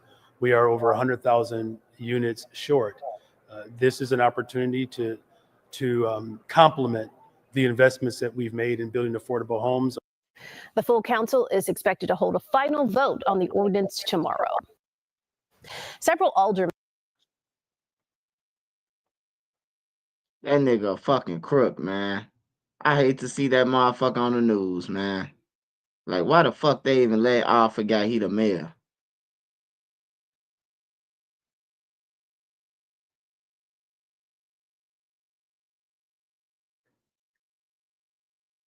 Look at Trump throwing up black power overseas with the Chinese, man. He crazy. They say they got $40 million on Trump's head, man. To whoever get them, they collect it. They lying to motherfuckers. They lying to motherfuckers. Ain't nobody getting that money. Your ass gonna be in jail. Broke.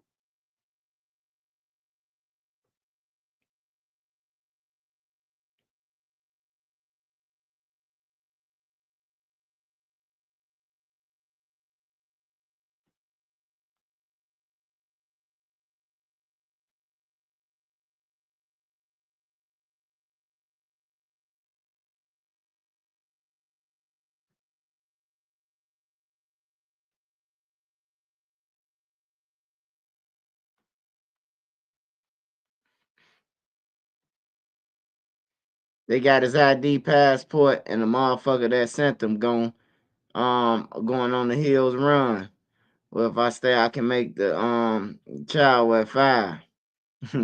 Hell no, he talking about some make the child at 5. Well, $2.9 million worth of drugs found in Atlanta. Hold on, y'all. Let me see. Let me go somewhere else. Let me go to Baltimore. See what Baltimore doing.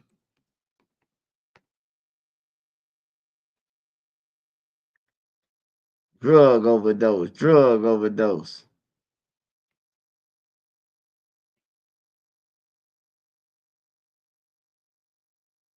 Damn, that's all Baltimore be doing is drugs. Damn. Come on, Baltimore, man. This kid's walking around Baltimore. Overdose event last week. Spotlight on Maryland's Gary Collins went to several open air.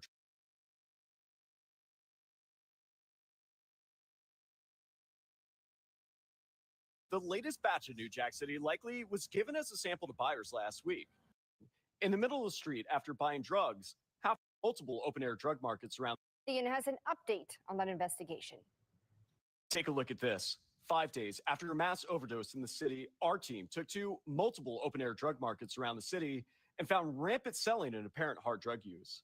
Our team even sent a message to local officers after finding this lady, whose face we were blurring, in the middle of the street after buying drugs half a block away. Baltimore police, with knowledge of the recent mass overdose investigation, and city residents who reside near open-air drug markets, say a new street drug called New Jack City is hitting the community. Sources say the latest batch of New Jack City likely was given as a sample to buyers last week. They add the drug is a synthetic laced with Freon or antifreeze, so it gives users a strong high, but makes them sick instead of killing them. So we're here at Pennsylvania North Avenue, Baltimore's maybe most notorious open-air drug market. We met up with a man who used to be a customer on the street corner. Meet Darren Dugan, a mid-30-year-old man who went to an area private school and fought addiction before becoming sober in 2020. So what does this corner mean to you? For this corner, for me, is definitely a spot where I found a lot of pain in active addiction. I was an IV user. I was homeless a few blocks away from here, sleeping in a warehouse 5 years ago. Now I see it as kind of an opportunity to hopefully give back, maybe help some people who are making the choices I made make different ones. We asked Dugan what gives Penn North, the same intersection that was ground zero 10 years ago during days of civil unrest after the death of Freddie Gray, its prominence. How active of a street corner is this? Obscenely active. It's an open air drug market. There is, it seems like there's always an officer parked at the corner, and I remember coming out here and literally walking right past the police, probably 100 feet in front of them, wondering if it's okay, copping and then walking back. You know, these are just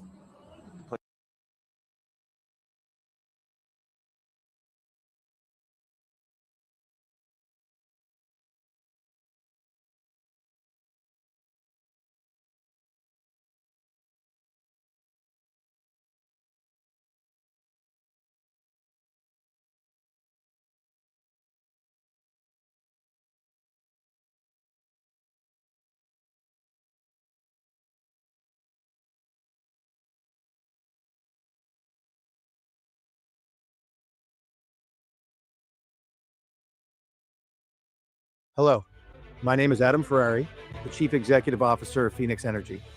I look forward to you joining us at our next investment. It sounds like the script of a movie, but cops say they busted a sophisticated international burglary ring in Los Angeles, accused of stealing more than $1 million in jewels. Now, Newsmax crime correspondent Jason Matera has the details. Good morning, Jason. Good morning, Mark and Allison. So yeah, this wasn't a sloppy break-in. This was a precision job. 7 foreign nationals are in custody. 1 is still on the run. And authorities believe this could be tied to a broader criminal network. Started with a rooftop break-in. Thieves sliced through the ceiling of a Glendale jewelry store, torched open multiple safes, and vanished with more than $1 million in valuables. Authorities called it a calculated and professional job, executed by criminals using elite-grade tactics, signal jammers, fiber optic sabotage, and slashed utility lines to cripple a police response. But just as they were gearing up for a second hit nearly 30 miles away, law enforcement was already closing in. We started doing surveillance. After that, we found that they were what appeared to be getting ready to do another burglary. That night, when it was confirmed that they were in fact doing another burglary in Laverne, we called local agencies, and we're able to get 7 out of the 8 million that we saw on scene. 7 suspects, identified as Chilean nationals, now face charges including grand theft, commercial burglary, and vandalism, among other felonies. They came prepared. They did their homework. They conducted surveillance not only on the store but on the owner as well. It shows a very high level of sophistication. Investigators are now probing whether the crew's advanced burglary methods, like signal jammers and sabotaging utility lines, link back to a broader crime syndicate operating out of South America. We suspect that there was more burglaries committed by this group, but right now we only have confirmed 2 of them. Glendale PD is calling these arrests a major blow to organized crime, but the hunt for the 8th person and any wider ties is still on. If convicted, the suspects face up to 13 years in state prison. This is not something that you just do coming off the street. They've been trained, they've done this before. It appears that they're professionals.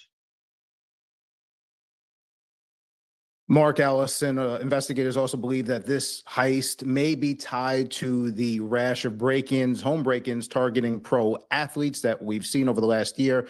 And the country of origin, Chile, in this case, is an important detail. Chilean nationals can come to the U.S. without a visa and stay up to 90 days. So law enforcement believes, they call it crime tourism, in fact. They come here, do multiple jobs, and then try to get out of the country and go back to Chile before the clock runs out on their 90 days. All right. They'll sell anything for tourism, right? All right, Yeah. thanks, Jason. Information. Truth is freedom.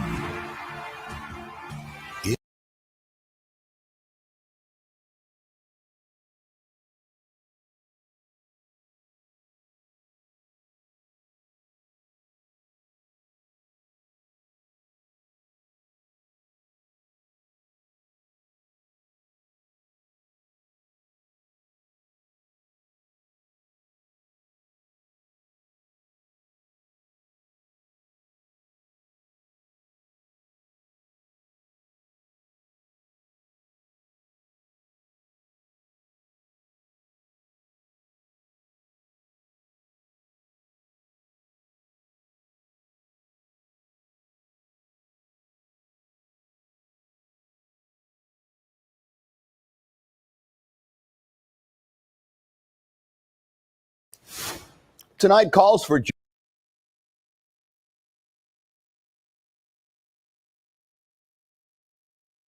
justice and protection after someone shot a cab driver in the Bronx. Alusine Bari was shot after fighting with a passenger over the fare. He is expected to survive, but taxi driver advocates say the next victim may not be so lucky. Tonight, the drivers want action. Now, here's Darla Miles.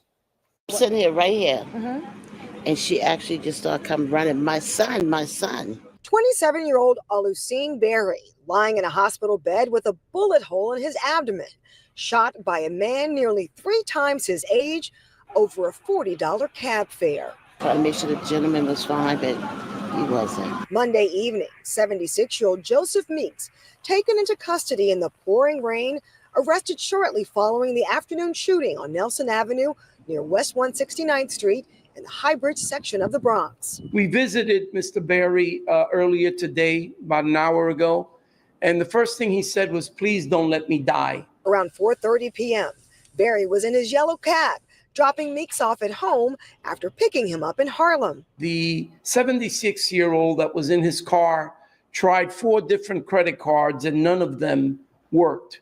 So Mr. Berry asked him to get out of the car and pay him. He got out of the car and instead of paying him, shot him in the stomach. Neighbors who know him say Meeks went upstairs to his apartment very calmly, like nothing ever happened. Como 7 policías a la puerta. It was like 7 cops that went inside. They kept knocking at the door and he wouldn't answer. Then they came back with a sledgehammer to open the door. They went inside and carried him away. We're asking District Attorney of the Bronx to please make sure that this man, who's 76 years old, is not released back in the streets. If he shot a guy for $40 that was defenseless, what's he gonna do if they let him out without posting bail? Man, I'm tired of sparing these old motherfuckers time about they OGs and granddaddies. Fuck that. That old ass motherfucker knew before he got in that motherfucking cab that them 4 credit cards was expired, that they didn't work. You couldn't type in the 3 digits and it was gonna go through. He knew that shit on everything. He shouldn't even got up in the car.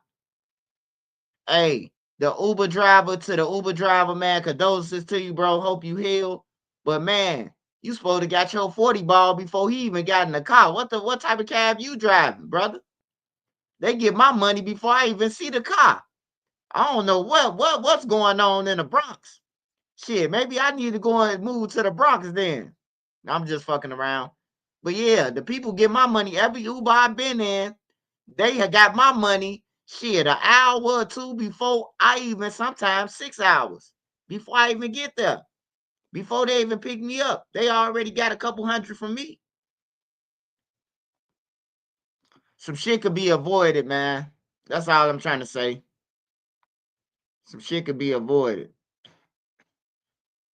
What's going on my screen, Nene?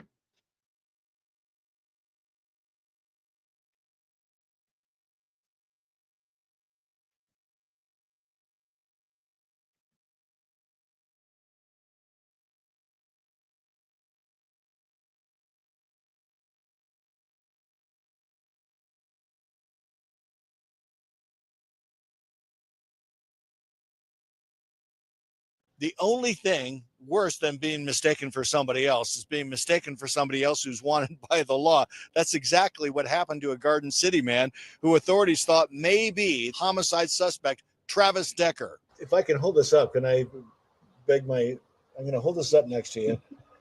Now that right there is Travis Decker, a suspect in the murder of his 3 daughters over in Central Washington. There was 2 sightings of somebody who looked like him up in the Sawtooth National Forest, 2 separate parties, 2 separate days, same description. Turns out that was you. Yep. Using only his first name, Nick says he and a friend went to enjoy the 4th of July weekend in the backcountry. After spending Friday night in the woods, his friend left on Saturday, and Nick decided to hike a bit further near Bear Creek in the Sawtooth National Forest. So I took this fateful trip on my own up the Bear Creek Trail, and here we are. The first person who reported seeing a man who looked like Travis Decker said, "You didn't make eye contact with them." You had sunglasses on, so there's no way in the world she would have known if you made eye contact with her, right? Yeah, I think that's fair to assume. Nick spent Saturday night in a different location, came home on Sunday. Idaho News 6 spent all day on Monday speaking with officials about the search for a man matching Travis Decker's description. Keep in mind, Nick was already at work on Monday morning in Boise. He really wasn't aware of the search until a friend said something. Everything seemed normal until my friend that was up there with me sent me a text that said something like, "Bro, there's a manhunt. There's a killer that was in the campground with us." And he sent me a news article, and it described, and it had that photo, and it described a sighting, and this manhunt sparked off out of our campsite when we were there.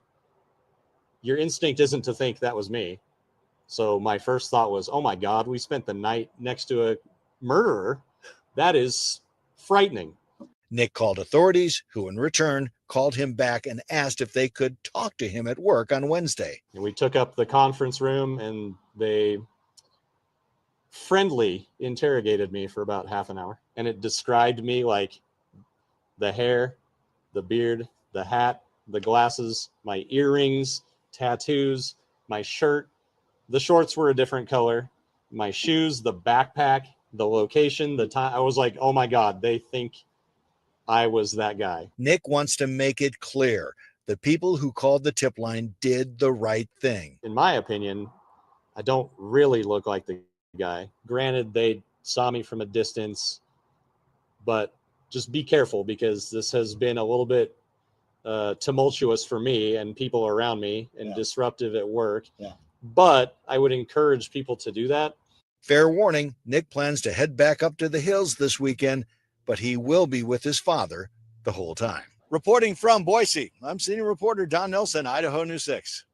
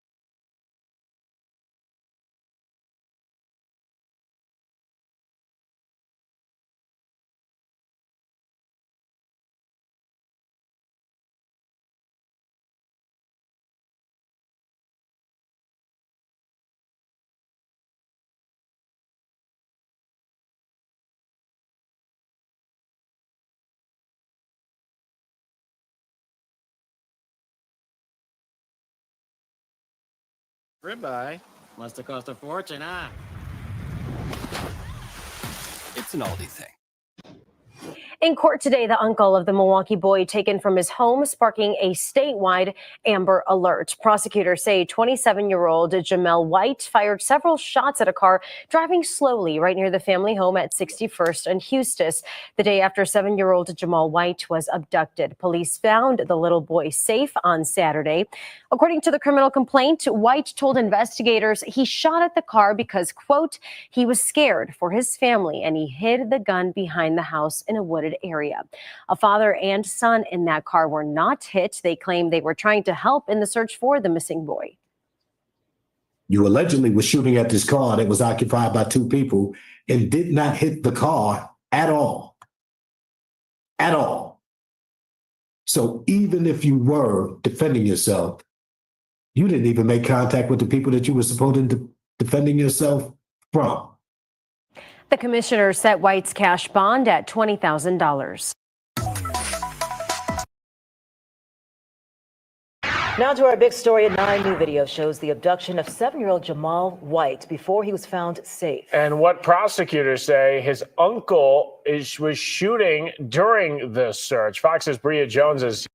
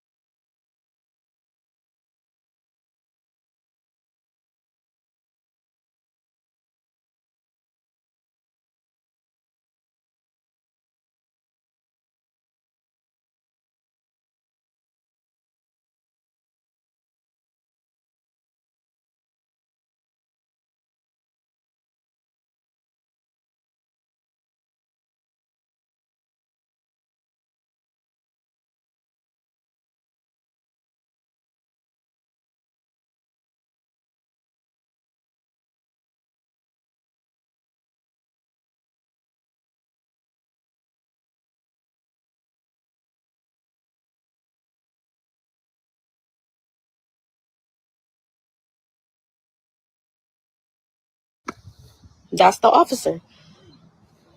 He not with no strangers. And I don't know. I'm happy. Oh my Lord, they got him. That's him. They got him. Family now happy to have Jamal back, but still awaiting more answers. What happened is he's home, he's safe, and whatever happened, we're glad that he's here and he's alive. The entire city so relieved Jamal is safe. TJ Dysart joining us now live from the newsroom. TJ, do we know if any other arrests have been made? Well, Cyria, you'll remember Jamal's aunt says she saw 4 masked men with guns come out of that Jeep Renegade. We've asked Milwaukee police if any other arrests have been made in connection with the abduction, but have not yet heard back. We do know, however, that white Jeep Renegade seen in that doorbell video was located by police. Okay, now you will see that there was a news article that was published on July the 14th at 12:37 p.m. And what it states is that Jamal White kidnapping 3 men arrested in Milwaukee abduction case, what we know so far. So as you heard, there was one man, a 25-year-old man that was previously arrested. Now this publication details that there were 3 men. So Milwaukee police arrested 3 men in connection to the kidnapping of Jamal White. Now, Milwaukee police arrested 3 men at homes connected to the kidnapping of a 7-year-old. A 25-year-old male, which we heard about, was taken into custody at the residence where Jamal White, was located. 2 other males were arrested at the residence where Jamal was kidnapped from. Now, it does state here that the arrest happened on the same block as to where he was found at. The 25-year-old is being held for a probation violation. So it states the other two arrested males are the same age, 27. So there's the 25-year-old, and what they're saying is he's been held for probation violation. And then there are two additional arrests. They're 27. One is being held for resisting and obstruction. The other was arrested for a tentative charge of second-degree recklessly endangering safety. So police haven't said yet if those charges are directly tied to Jamal's kidnapping.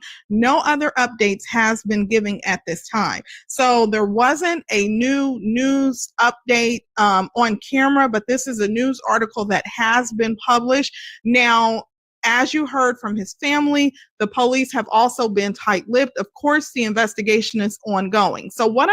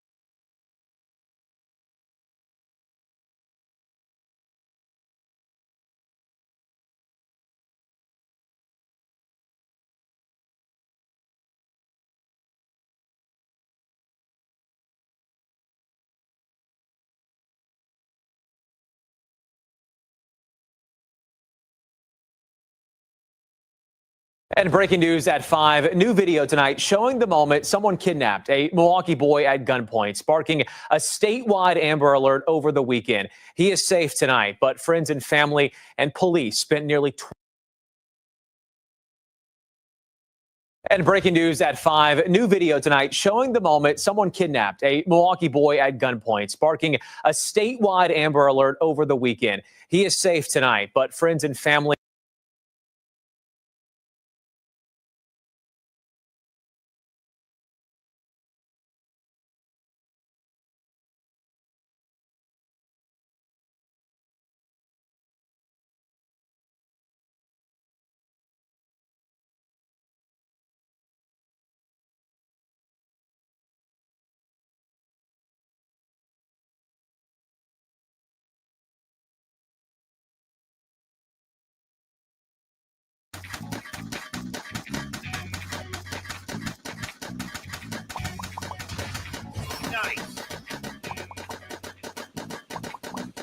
You know that a lot of planning goes into keeping the 4th of July weekend safe. It's historically been a violent weekend in Chicago. This year, the trend seems to be improving. Our Jen Sean spoke with a group of peacekeepers this morning about their work and the strategy.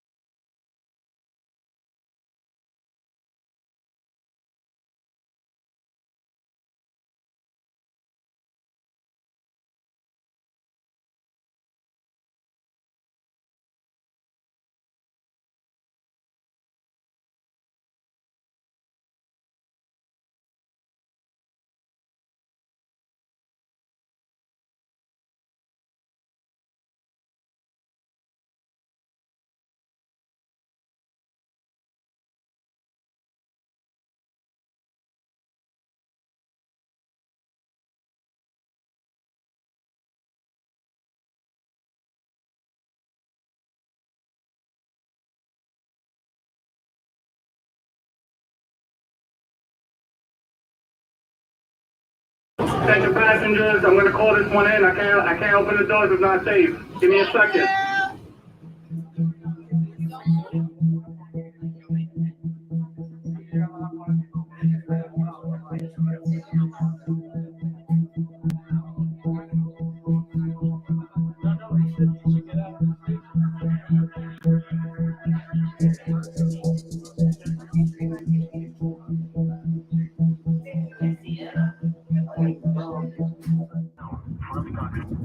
Bag flooding here in Nanuet. We have a BMW that's underwater.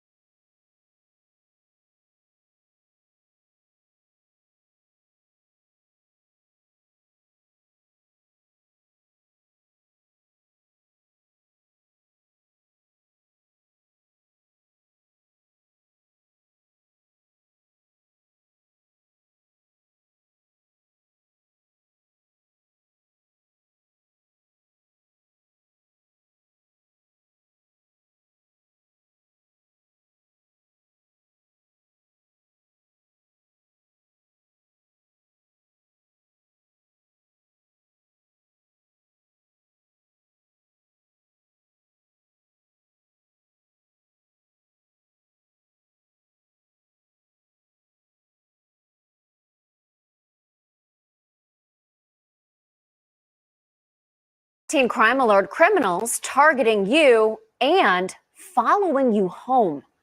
Local police say it is the newest scheme they are seeing. 19's Noel Williams showing us what to look for. Once it slid down, it was lodged onto the car right there. Now there's a tracking device on your vehicle. A phone and a car. Joseph Gibson says that's all it took for a group of criminals to target and follow a local woman home. This is not his department's case, but he says for him, this is personal. That's because the victim is his sister. Now he wants to alert the public. My reaction as a family member and also as a police officer, obviously red flags popped up. According to police, these criminals have a plan. They start off by putting their phone on the roof of your car. A magnet then attaches itself to the vehicle and follows you all the way home. Then they make their way to your front door. They claim that you have their phone. Then next, they make their way inside your home. Thankfully, Gibson says the situation ended in a positive direction for his sister, but she's still concerned for her safety.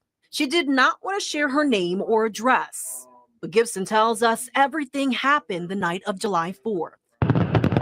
She was riding around the Cleveland area watching fireworks, and that's when she heard something hit her car.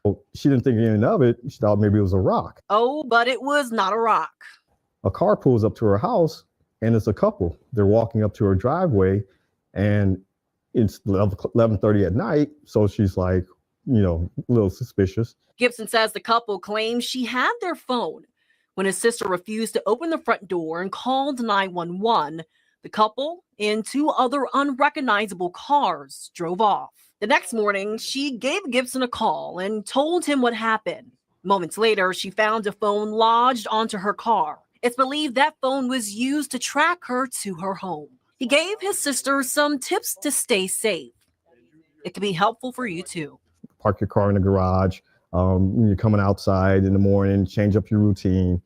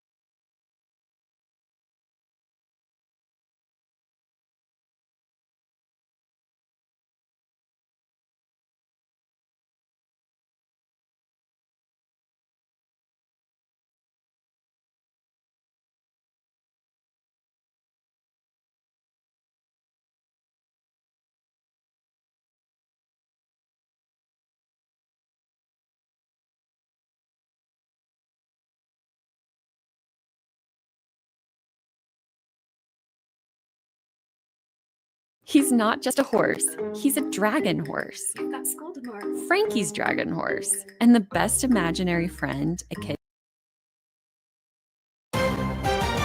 Now to breaking news. A serious accident on I-55 in Plainfield. Chris Habermel is over.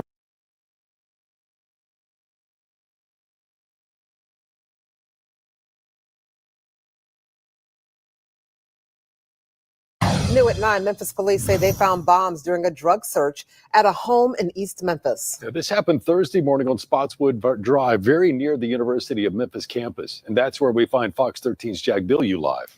Jack, the bomb wasn't the only thing they found.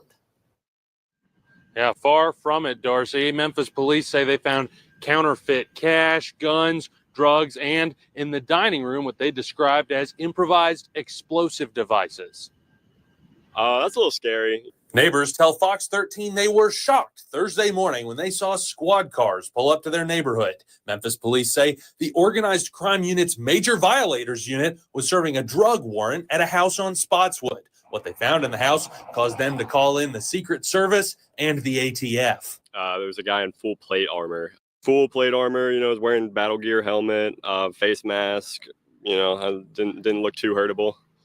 Well, investigators say inside the house, they found counterfeit cash, 4 guns and drugs, including nearly half a kilo of weed, a bag of psychedelic mushrooms, 1.5 ounces of meth, and 79 ecstasy pills. They say when they went into the dining room, they found, quote, what appeared to be improvised explosive devices underneath the dining room table. Those devices allegedly tested positive for ammonium nitrate. That's found in fertilizer and, according to the Department of Homeland Security, is frequently used in homemade bombs, most notably during the Oklahoma City bombing. They say those devices were handed over to the TACT unit. Yeah, it's a little scary to think about, but luckily it went off somewhere safely. Police say one person was arrested, David Dahabia.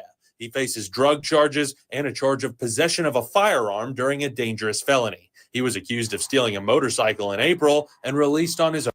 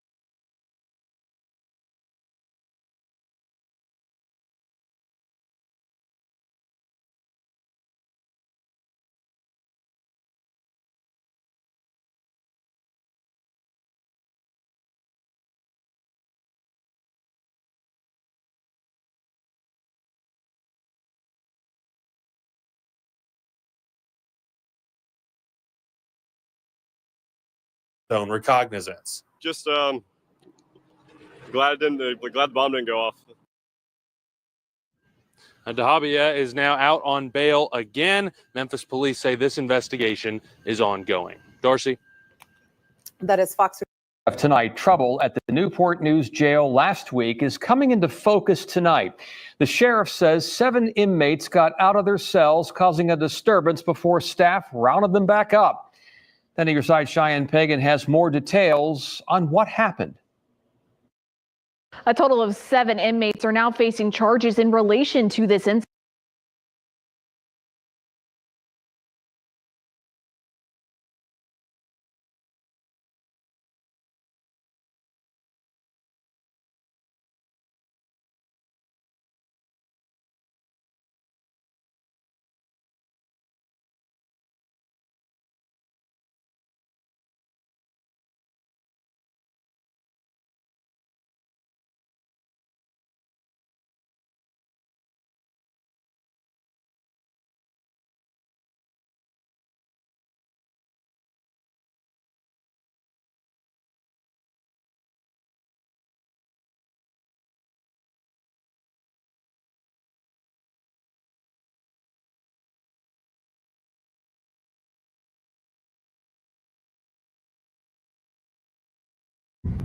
Morning, everyone. I'm Jim Donovan with your morning digital news brief for Tuesday, July 15th. A North Philadelphia roadway remains shut down this morning after a water main break flooded properties and caused the road to buckle. Crews had to dig a giant hole on Thompson Street to reach that 12-inch water main. Workers are investigating how the break happened. We're working to find out when that street will reopen. 2 teenagers are under arrest in connection with an attempted carjacking that left a man dead in West Philadelphia. This happened on Sunday afternoon on North 63rd Street. Police say 70-year-old Carmen Suero Jr. from Drexel Hill was shot in the back and died. Both of the suspects are 19 years old and are facing murder and car theft-related charges. And the Hanks Place in Chadds Ford is back. The restaurant reopened this morning for the first time since it was destroyed by remnants of Hurricane Ida back in 20.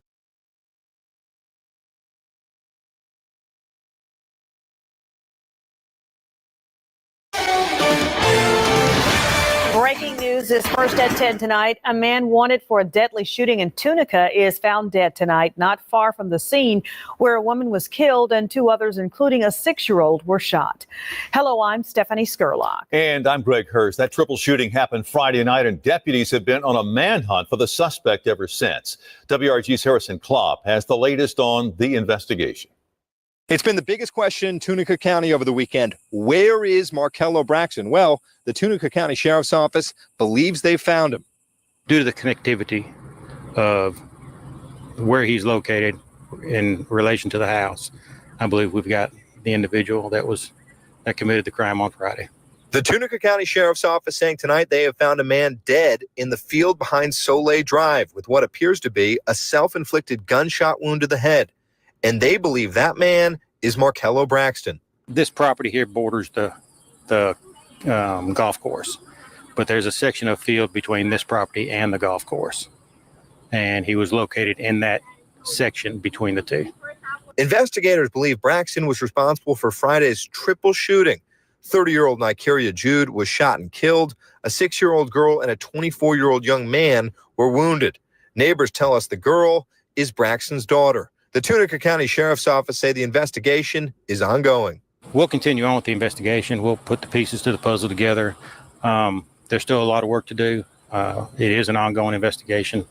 Once we get to a closing point, then and everything's completed, then we'll know where we are. And as we talk to residents tonight, many were too emotional to speak. From Tunica County, I'm Harrison Cloud for your news leader, WREG News Channel 3. Such a tragedy there. Thank you, Harrison.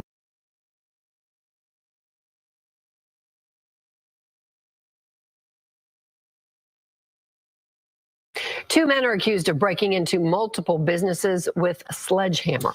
The men, both in their 40s, are accused of breaking into 10 businesses in Grapevine and Arlington. Police say the first burglary happened in May, and police say it all ended with them caught hiding in a convenience store ceiling. Fox 4's Peyton Yeager has more from the police investigation. Peyton?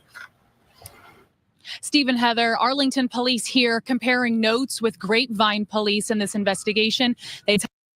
Skip the rental counter with Turo. Rent just about any car, just about anywhere.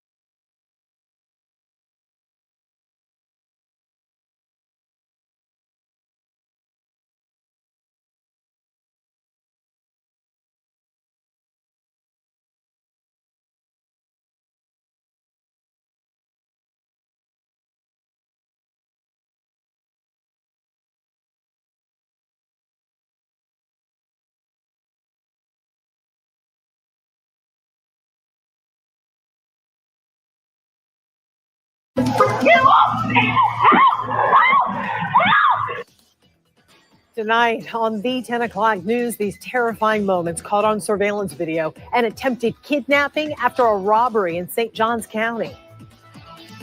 This is a forcible felony. This is a kidnapping in progress, and it is safe to assume that her life is in immediate jeopardy. That attempted abduction happened 2 weeks ago at a shopping plaza off State Road 206 in St. Augustine. The St. Johns County Sheriff's Office just released that surveillance video this afternoon. News4JAX reporter Eric Avenier joins us live in St. Augustine tonight from outside the business where the attack happened. Well, investigators say it all started as a robbery inside this smoke shop that transitioned into an attempted kidnapping of the store clerk. Now, they say that she fought back and she screamed. And according to our crime and safety analyst, that may have been what saved her life. An attempted kidnapping caught on video. The victim is a store employee. Her alleged kidnapper is identified by law enforcement as 31-year-old Theodore Tuntendor, an unhoused man who, according to investigators, stole this pickup truck from Jacksonville and drove to St. Johns County. While in St. Johns County, investigators say Tuntendor drove to a Walmart and went on a stealing spree before leaving the store. Investigators say later that day, Tudendorf drove to this smoke shop off State Road 206, went inside, walked behind the counter and started grabbing $270 worth of cigarettes and vapes before attempting to leave without paying for it. Investigators say the clerk attempted to block the front door to prevent Tudendorf from leaving when he grabbed her by the neck and shoulder and forced her outside into the parking lot, where a surveillance camera recorded him attempting to kidnap her by forcing her into the stolen truck. Kelly Eason witnessed the attempted kidnapping and called 911. She says after Tudendorf was last seen chasing the clerk past the view of the camera, he grabbed her again and tried to get her back in the car. And I believe because she wouldn't quit fighting, and I was there screaming as well, that he got scared off. So I was able to get her into my vehicle, and we went and locked ourselves inside of the subway until the police arrived. You know, this was a scary situation from the start. We showed the video to News4JAX crime and safety analyst Tom Hackney, who says the victim did everything right to survive her violent encounter. She's screaming for her life, and she's fighting for her life. And what she's doing is not going easily. And that's enough to cause enough of a commotion that somebody called 911, and it gave her this opportunity. That second, a chance to get away from him, saved her life. Tudendorf was later arrested after he was pulled over and led an FWC officer on a foot chase. He faces charges of grand theft auto, kidnapping, robbery, DUI, and eluding law enforcement.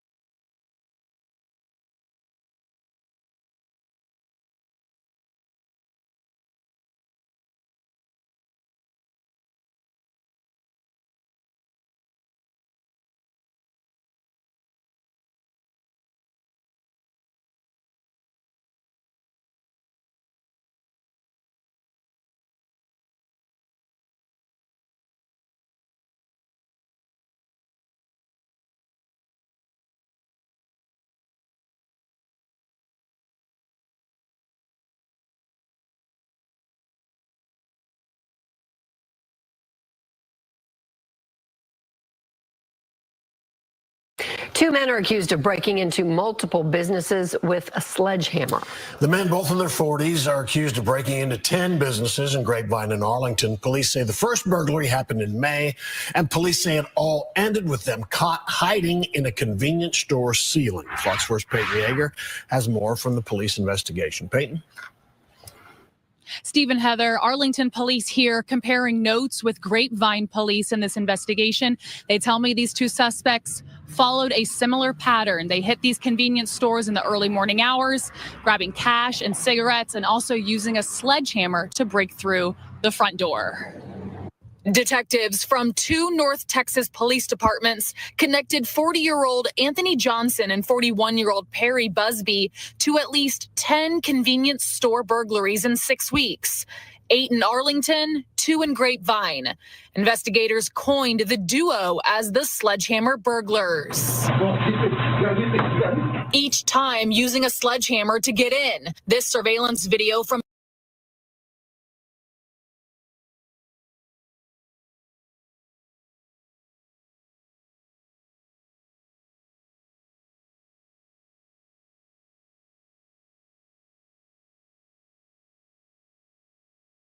a June 11th burglary at Grapevine's Max Corner store off Texan Trail. The masked suspects use the sledgehammer to get behind the counter. Within a few minutes, the two take off with $3,000 worth of cigarettes and the entire cash register. Inside, hundreds of dollars in cash. Just 2 weeks prior, Grapevine officers responded to this gas station off Grapevine Mills Parkway. The report identical. Masked men with a sledgehammer. A Grapevine detective noticed the 2 men caught on this surveillance matched 2 burglary suspect descriptions from Arlington PD. Arlington flock cameras captured a white Ford Taurus as the suspect vehicle, registered to Busby in Johnson County. An arrest warrant affidavit Fox 4 obtained on Monday says investigators also used this photo off Busby's Facebook to connect him to the white Taurus. Last week, Grapevine police traveled to Johnson County and installed a GPS tracker on Busby's Taurus. July 9th, detectives tracked the Taurus to Arlington's Lucky One Food Mart off West Park Row. Officers watched 2 men use a sledgehammer to break in before officers moved in. Investigators say Busby and Johnson ran to the bathroom, climbed on the sink, and hid in the ceiling. The 2 were eventually arrested. Video from inside the business on Monday shows a new bathroom sink installed. Next to it, the broken sink and broken ceiling tiles. Police say the 2 suspects damaged in their effort to get away. Investigators also tell us they used social media photos from Busby's Facebook to match articles of clothing to the men who were on the surveillance video. All right, Busby also has multiple prior arrests for burglary. Detectives looked up those reports. The MO was the same, breaking in and stealing cigarettes and cash with a large trash bag. Steve and Heather, back to you. All right.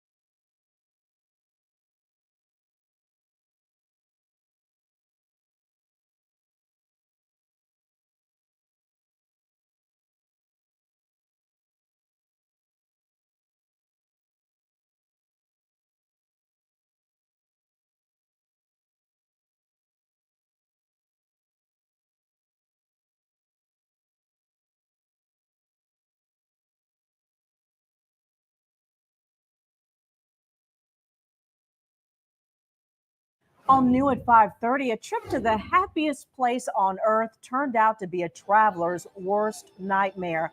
A Charlotte man who has a love for traveling took a trip to Disney World.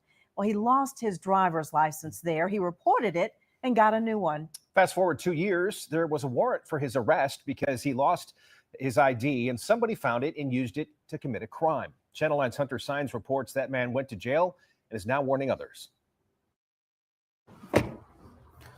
Jordan Walker doesn't take his freedom for granted. Freedom to do the simplest things, like driving his car to work. I currently teach at Butler High School as a food and nutrition teacher. The chef loves to travel when he can, trying out new cuisines. But one of his latest trips turned into a nightmare he never saw coming. It makes me very weary of traveling. Weary because his last trip landed him in jail. I honestly felt like I was dreaming, like I was in like some kind of nightmare. That nightmare started in April of 2022 when Walker took a trip to Walt Disney World's Epcot Park. A sushi salad that I ate at Epcot. A food festival he enjoyed with his friends. Until I went to go pay for something and I noticed that my driver's license was not in my wallet in its usual spot. he flagged down park security, reported his license lost, and eventually rode with his friends back up to Charlotte. A week later, still no sign of his ID, so he got a new one at the DMV. Life simply went on. I'm honestly thinking that everything is over. Wishful thinking, because everything was far from over. In 2024, Walker traveled back to Florida, this time for a cruise with his family. A grand time on board with so many memories made, all to be replaced by what happened as he got off the cruise. An encounter with customs and a request for his ID. And they told me that the driver's license matched down to the T of a driver's license that was used for grand theft. Confused, bewildered, Walker was arrested. They shackled my feet and they handcuffed my arms and they walked me down. He says he spent 3 days in jail. His family had no idea where he was until he was finally allowed to call them. It was traumatizing. You know, I had never been to jail before. It was just an experience that I wouldn't wish on anybody, especially with me in there trying to advocate for myself. He eventually posted bond, and over the next few months realized what really happened. According to this initial affidavit, someone claiming to be Jordan Walker called CarMax and made an appointment to test drive a car for 15 minutes. But whoever did that actually was not Jordan Walker. This surveillance video shows another man using Walker's ID, getting the keys to a BMW for that test drive. You see him right there in the white long-sleeve shirt. Although you can't see his face, Walker says the officers who reviewed this video and later arrested Walker should have known it wasn't him. My ID says I'm a person that's 5'5", and even just looking at the video, you can tell the person is significantly taller. The person is, their skin complexion is different, the hair, and just overall, just the body build of the person. Walker says he was offered several plea deals. If he said he did steal that car, he'd get a lesser punishment.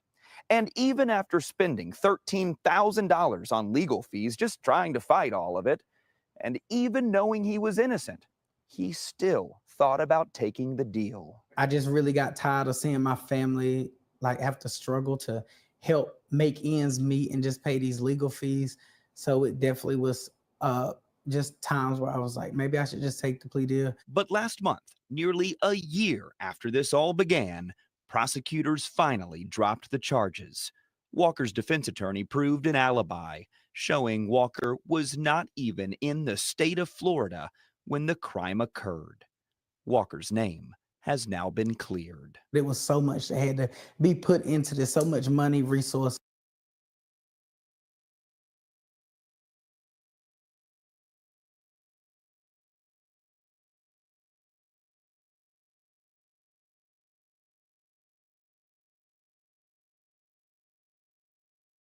Let's start with the eye chart. What makes you think I can read? You can talk, and you booked an eye exam online. Okay, good points. Get 2 pairs of glasses and an eye exam starting at just $89.95 at America's Best. 7 on Your Side investigates a case of child abuse that could lead to a wider investigation tonight. It involves 21 children, all linked to the same couple in Arcadia. Eyewitness News reporter Rob Hayes live with the details. Rob? Yeah, Mark, 21 children all living inside this house, all of them from surrogate moms. 17 of them were 3 years old or younger. Now, we tried to talk to the folks who live here, but the front gate's been locked all day. That didn't stop the police from getting in, though. It's a house that looks like a castle, but it's under investigation for being a possible factory, a baby factory. We believe that it extended beyond our city and into possibly other parts of the country and maybe internationally. Arcadia police stumbled upon this house on Camino Real Avenue while investigating a child abuse case, a 2-month-old suffering a traumatic head injury. After getting a search warrant, detectives seized security cameras from inside the home and made some alarming discoveries. We discovered numerous children, 15 children to be specific, ranging in ages from 2 months old to 13 years old. Many of the children were birthed through surrogacy, and then the male and female at the residence took legal guardianship of those kids. 6 other kids, investigators say, had been moved to other homes. All 21 of the kids confirmed to be the children of this couple, 65-year-old Guajun Shen and 38-year-old Sylvia Zhang. They were arrested for felony child endangerment, but later released. Police have also issued an arrest warrant for their nanny, 56-year-old Chun-Mei Lee. Investigators say after looking at the surveillance video, she is the main suspect in the child abuse case and is still on the loose. The discipline, both verbally and physical, was severe to the point where, again, it supported the beliefs that child abuse was occurring inside the home. Well, sources tell us of the 21 children, 17 are 3 years old or younger. So where did all these kids come from? That is what the FBI is trying to figure out. The Bureau refused to comment on the case, but Arcadia police confirmed that their detectives are working with the FBI. Arcadia's investigation, though, determined that the children are the product of a surrogacy operation owned, you guessed it, by Zhang and Shen. It's horrific. It's disturbing. It's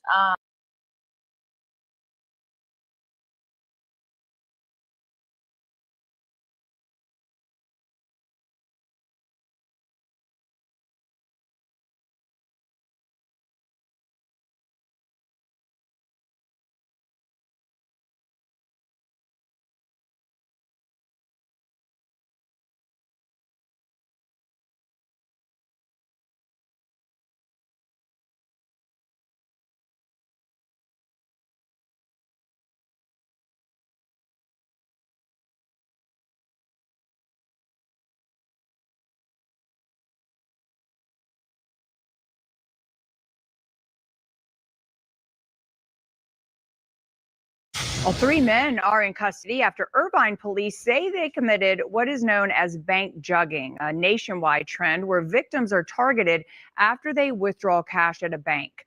KTLA's Orange County Bureau Chief Chip Yost is live in Irvine to explain. Hi, Chip. These arrests happened while police had these suspects under surveillance, and the arrests were caught on video. Irvine police say these 3 men being arrested outside a Seal Beach bank Tuesday are suspects in a nationwide crime trend known as bank jugging, or put more simply, bank following. What that usually entails are suspects would go to a parking lot of a local bank, do surveillance on who's coming in and out of the building, but they're specifically looking for people who are carrying cash. And they're looking for something obvious, like someone walking out with cash in an envelope or a banker's bag. Irvine police say they first started following Maurice James, Samuel Polite, and Javon Matthews earlier this month after tying them to 2 Irvine car burglaries in which the victims had just withdrawn money from a bank. As they watched them go from bank to bank around Orange County Tuesday, police say they caught them in the act in Seal Beach.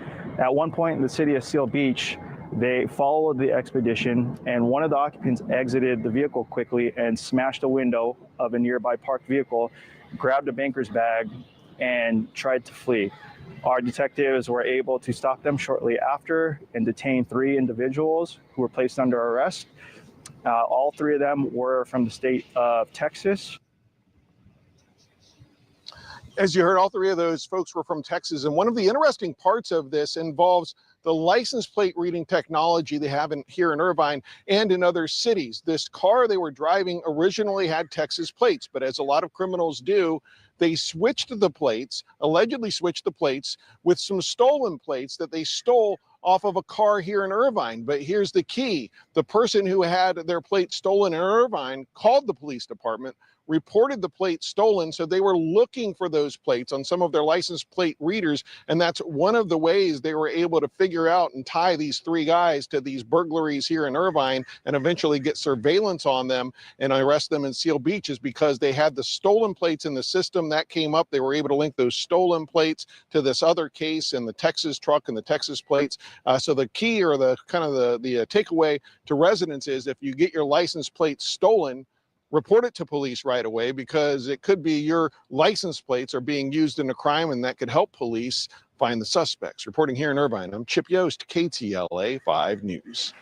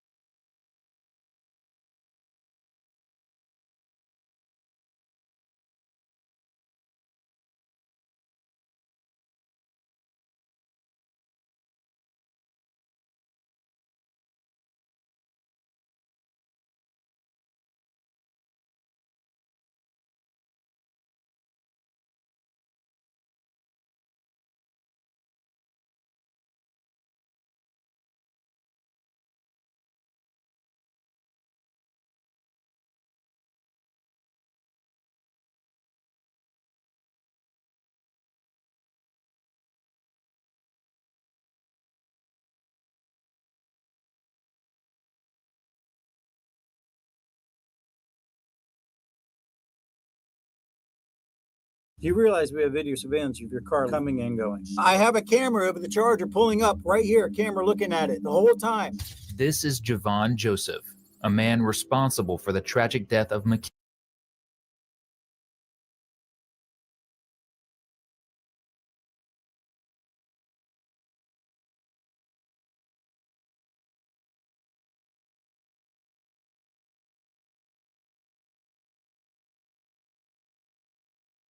How can you charge me with murder if you didn't see me shoot my own cousin? Every lie that you tell ensures that you're going to go to prison for the rest of your life. Meet 18-year-old Miguel Bush, a killer who thinks he can get away with taking the life of an innocent man, all until he realizes he made one simple mistake. There was blood inside that car. Guess whose blood that is? Miguel Bush.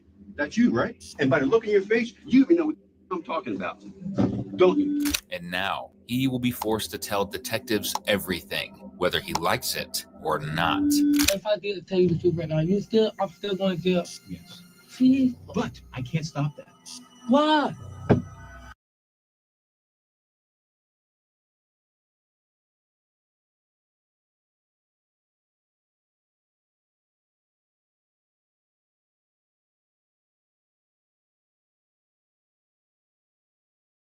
eye to eye. There's nothing I know about this. Nothing. This is 17-year-old Javarsi Tapley, who murdered his cousin Caleb Short.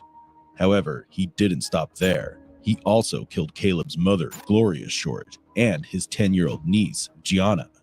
But why would he kill his own family? This discovery was made on January 4th, 2016, when Caleb's father, Robert Short, came home from work and was met with a horrifying scene. His entire family was lying dead in a pool of blood. Please send someone, please. I want to kill my family. Someone took your family? Somebody killed my came home, my family's dead. When the detectives brought Javarsi into the interrogation room, they confronted a very stubborn suspect who was continuously trying to outsmart them. Do you want to kill an innocent child? No, sir, I would not. A person like you want to kill a grandmother? No. Javarsi Tapley is a 17-year-old who grew up together with his cousin Caleb Short and his family in Upatoy, Georgia. But unknown to the others, jealousy was building up inside Javarsi's heart, and this jealousy would soon destroy the happiness of the entire family. On January 4th, 2016, after the tragic 911 call, officers arrived at the scene only to witness that the house had become a place of horror. But despite the grim circumstances, the officers pushed forward and interviewed a heartbroken Robert. So I went in. My wife was laying in the hallway, face down. And stuff was scattered everywhere. And I checked the pulse and no pulse. Now, when you say you check the pulse, where you check the pulse at? Carotid order. And I saw my granddaughter laying in the living room, face up. And I checked her pulse, and she was cold. And I started running through the house looking for my son, calling his name. He wasn't in his room. So I ran back out into my room and found him in my bedroom closet, tied up. Take your time. I didn't check the house no further. Then I came back out and then went back in and checked him again. So you say you came back out? I came back out to my wife and then I went back and checked on him and I couldn't get him to wake up. Then I started trying to call 911. I haven't taken me a couple of minutes to call 911 because I was also. Now, with your son, did you check his pulse also? Yeah. Okay. And you mentioned that your granddaughter, you check her pulse? Yeah. When the detectives couldn't find any useful information from Robert, they started digging into Caleb's close contacts. They searched through Caleb's phone, and the last person he had contacted was his cousin, Javarsi Tapley. The entire Short family was butchered brutally, and the murder scene was disturbing enough to unnerve even the most hardened officers. Adding to the unnerving circumstances, there was no CCTV footage or any witness to the crime. The only lead the detectives managed to secure was Caleb's contact list and the one name that stood out. With that, they brought in Javarsi as their primary suspect, since he was the last one to call Caleb. First of all, I want to thank you, for, coming down, cooperating with us and, willing to help us with what's been going on. We just want to try to, meet with some of the family members, just want to just see what information that they have or anything that they do. Tell me about Caleb. Who is he to you, first of all? My cousin. What type of kid was Caleb? Caleb, now his mouth can be a little, but Caleb was the sweetest kid you'll ever meet, sir. The sweetest kid. Okay, he was real sweet. He'll never harm anybody else. Of course, everybody talk a little smack every now and then. I do it myself. I'm pretty sure you do it from time to time, but any other than that, Caleb didn't have no problems with anybody, not that I know of. Basically, I was his only kind of brother figure in his life. Right. And he was kind of only mine because me and him used to go on vacations and I went out there with stuff like that.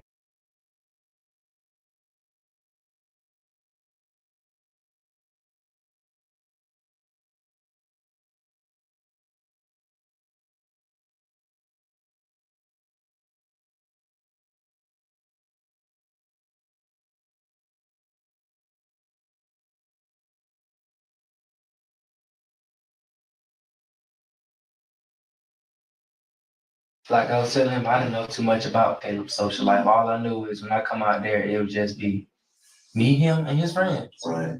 It's like with your homeboys at high school. You know, y'all sit around, joke around, play basketball, talk about girls, stuff like that. That's what we do. That's what we do. Right. Although detectives let him go, they had a hunch that Javarsi was hiding something behind his friendly face. They would soon find out that their suspicions about him were correct. 2 cars were stolen from Caleb's residence during the incident. Detectives managed to track the GPS of one of the vehicles that led them to Oakland Park. Both of the vehicles were found at the same place. Using luminol, bloodstains were identified in the car, and detectives carefully collected DNA samples and fingerprints from both the interior and exterior of the vehicle as part of their investigation. After the news broke about the stolen cars being found, the police received an unexpected call from a woman indicating that her son, Raheem Gibson, might be involved in the theft of the vehicles that were found in Oakland Park. He said that he was with a friend. What's the friend's name? All I know is Weeda? and Weeda and some other boy. Another boy name. Weeda. Weeda. And he said they went to the house and I don't know what house. They came there with some stuff. Where's the stuff? That boy came back driving the car, my child vehicle. Okay. Whatever they find in Oakland Park. Following the lead, detectives brought in Raheem Gibson, who would later become the key to solving the entire case. So here we are, we're at the house. Does he give you a plan, or what's Weeda telling you? Does he give you a role? No, he just says. If you want to drop your auto insurance rate, then don't skip this video. Take a look. I've removed my personal info, guys. He's not. He ain't gonna tell who I am when he first comes to the door. So y'all just stand on the side. Okay. But backing up, what did you say you saw in the driveway? Basketball goal. Okay, basketball. Was there any vehicles in the driveway at this time? Yes. Okay. What vehicle was in the driveway? The truck. Okay. When you say truck, you know what color the truck was? Black. Okay. Truck as in like it had an open part in the back, or an SUV? SUV. Okay. Closed. Okay. Detectives seem to have a breakthrough, but the real hurdle is about to begin. They would soon hit a roadblock while trying to get Javarsi to confess. But you might have had something to do with it. Yes, sir. What you know about that? Nothing. I mean, why would I do something like that? I told you my whereabouts. My grandma can tell you my whereabouts where I was. Mm-hmm. Why would I have anything to do with my own cousin? I don't know. That's why I'm asking you. I mean, we just have to, you know, if people tell us something, we just have to check into it. Yeah, I understand that.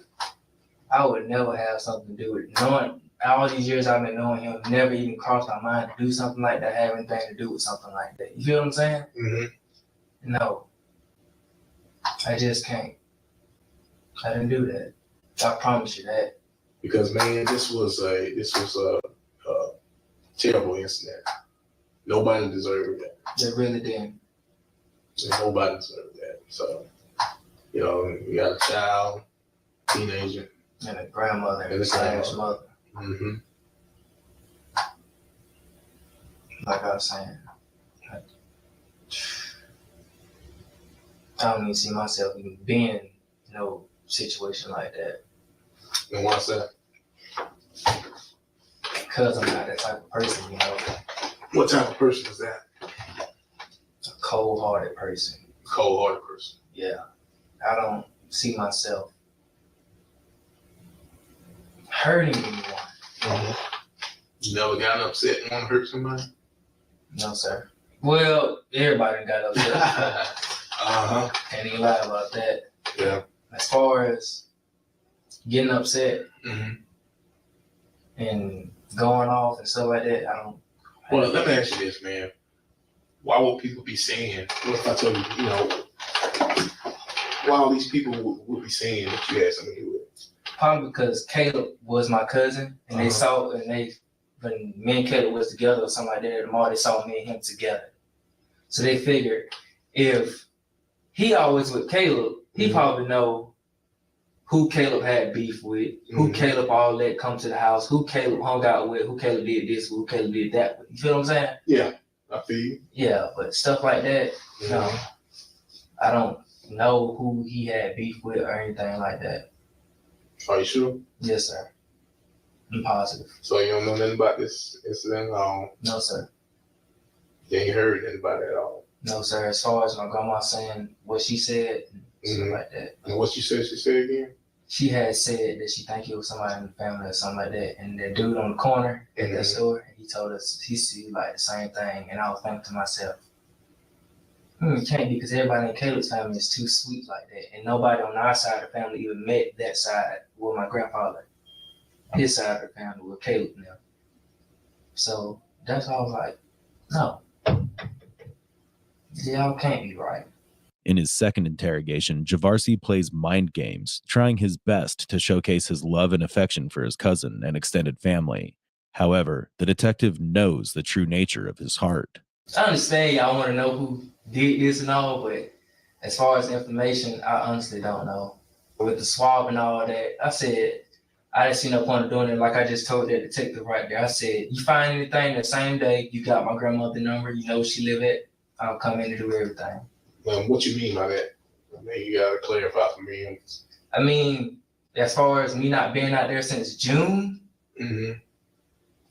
there's no even way of point. And for... What do you mean find anything? What you talking about?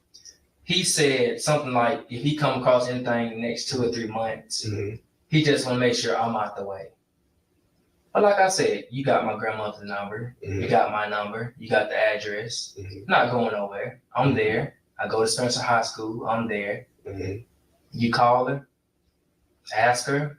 And like I said, I told y'all I'll think about it, but I just didn't see no point in doing that. But yeah. Okay. We appreciate it. You know, we had to ask you. Just support the process, okay? Yes, sir. And I want to say this to you again. You hear anything, or you remember something that you may not remember tonight, give y'all a call. Give us a call. Yes, sir. All right, well, let me go check on some stuff. Let's see about getting you out of here, man. All right. We appreciate your time. Appreciate you coming down, okay? Can you please take me home now? I'm sleepy as a dog, man. Give me a few minutes, okay? Okay. Get you home, okay? All right. Thank you. You're welcome.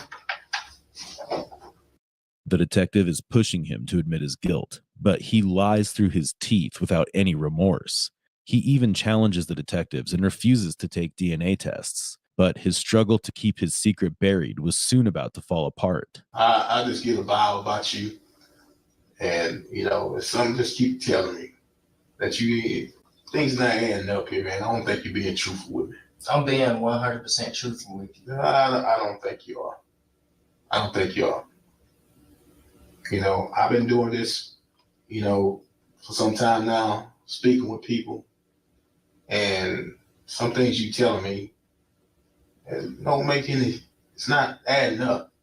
It's not jiving. Well, I'm telling you what I know, and from what I have done with Caleb, and as far as being around him and stuff like that. Well, I think you know more than what you're telling me. I honestly don't. I do.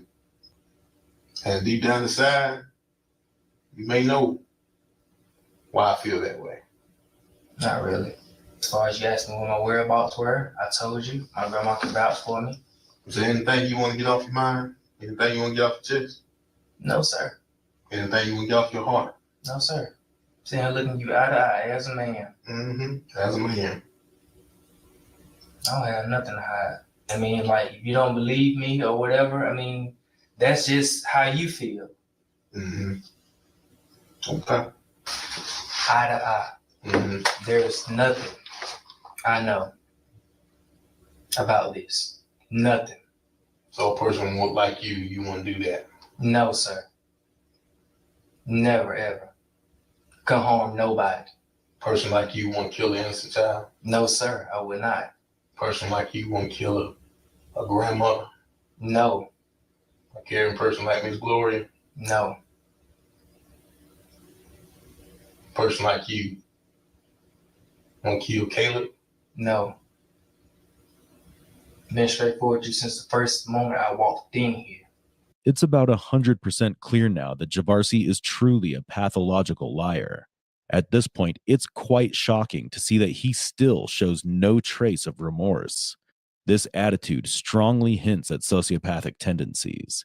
He knows that his lies are caught, but even then, he keeps on provoking the detectives. We had some people down there talking to your grandmama. Is there any reason why they would tell us that you and Caleb were kind of like video game buddies?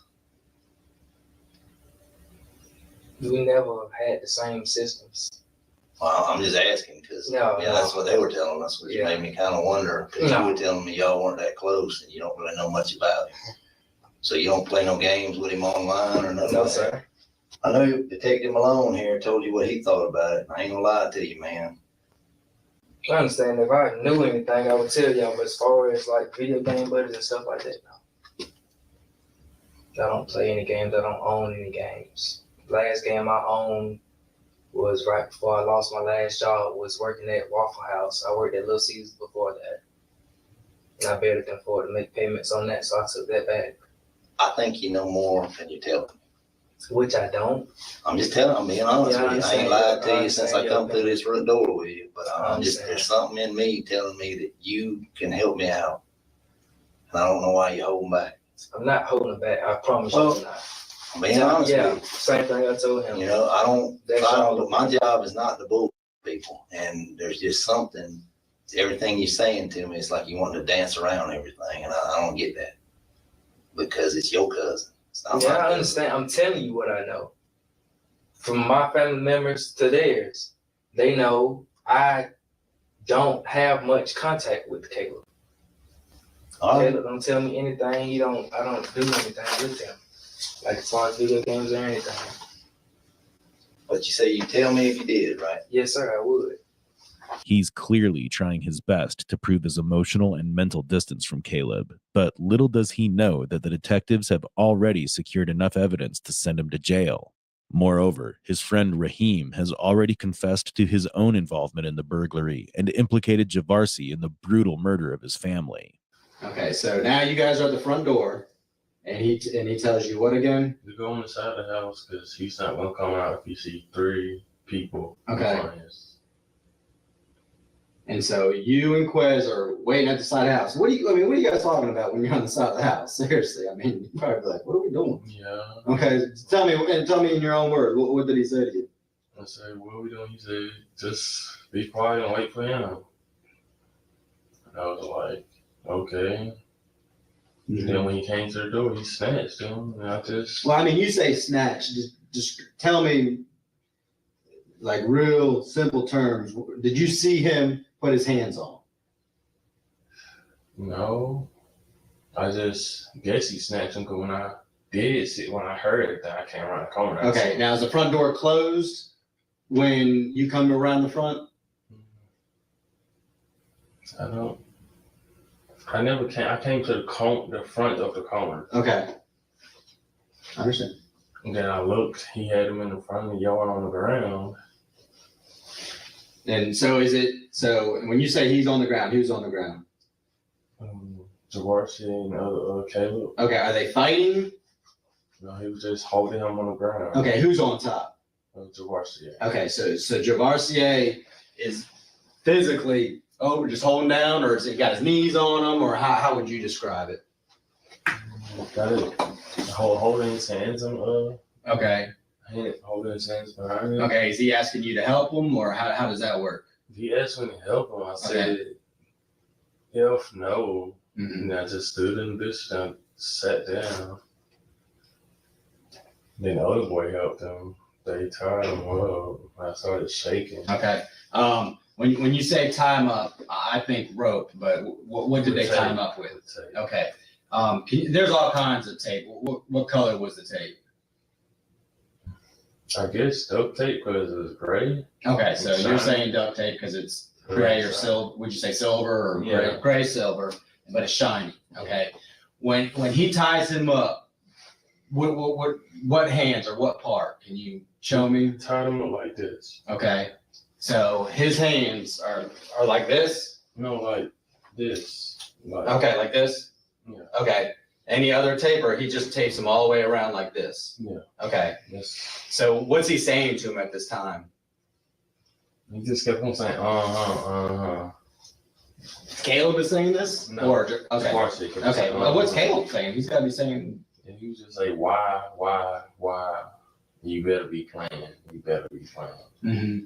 Then when I was sitting in bushes, I seen him walk past with him. Okay.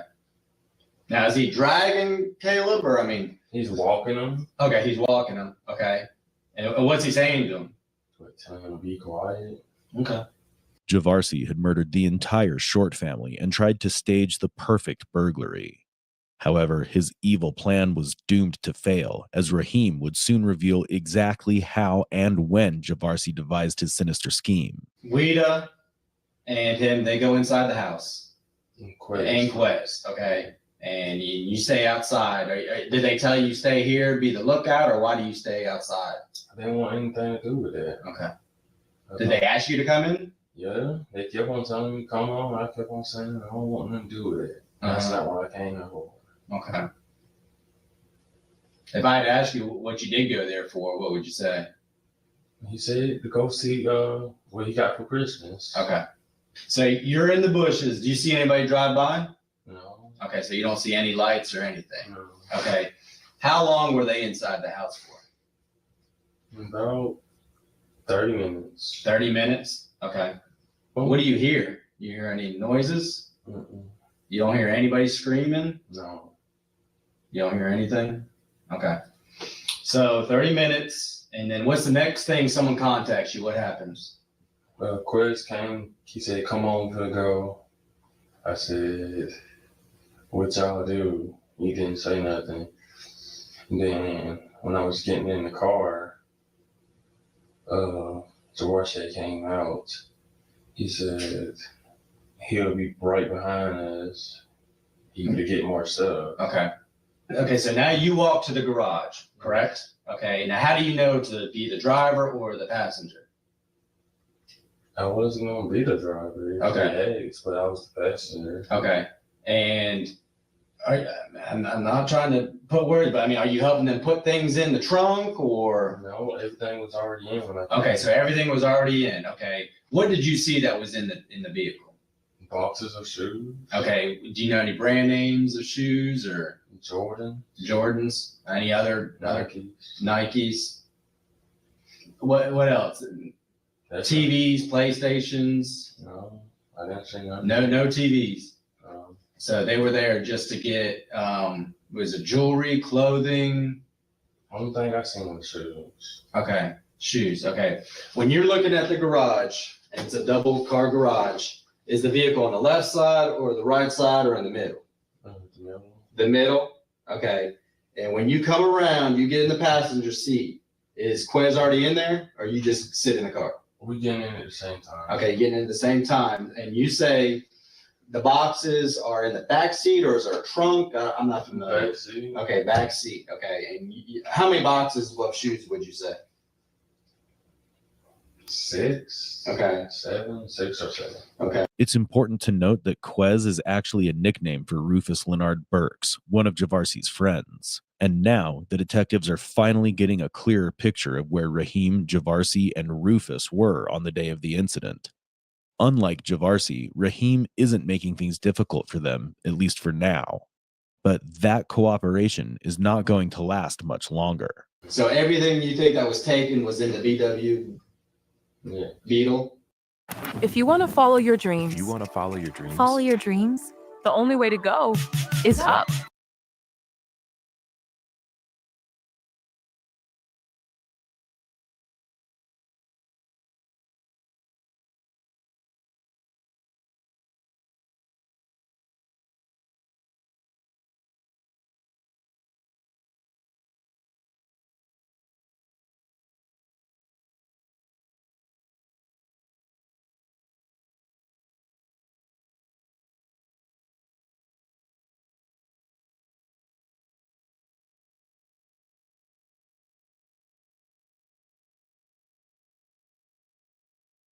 Okay. Why do you think Rita didn't leave with you? I don't know. I mean, I'm just asking. Can you guess why? He told us he was getting more stuff. But He said he was getting more stuff? But when later that night, when I asked what did he stay for and get, he said, don't worry about it and stuff. Okay, so you guys leave, and Weeda is still there. Yeah. Okay. Is the door open to from the garage in? Can you see anything? No. Okay. I seen the light was on. Okay, the light was on.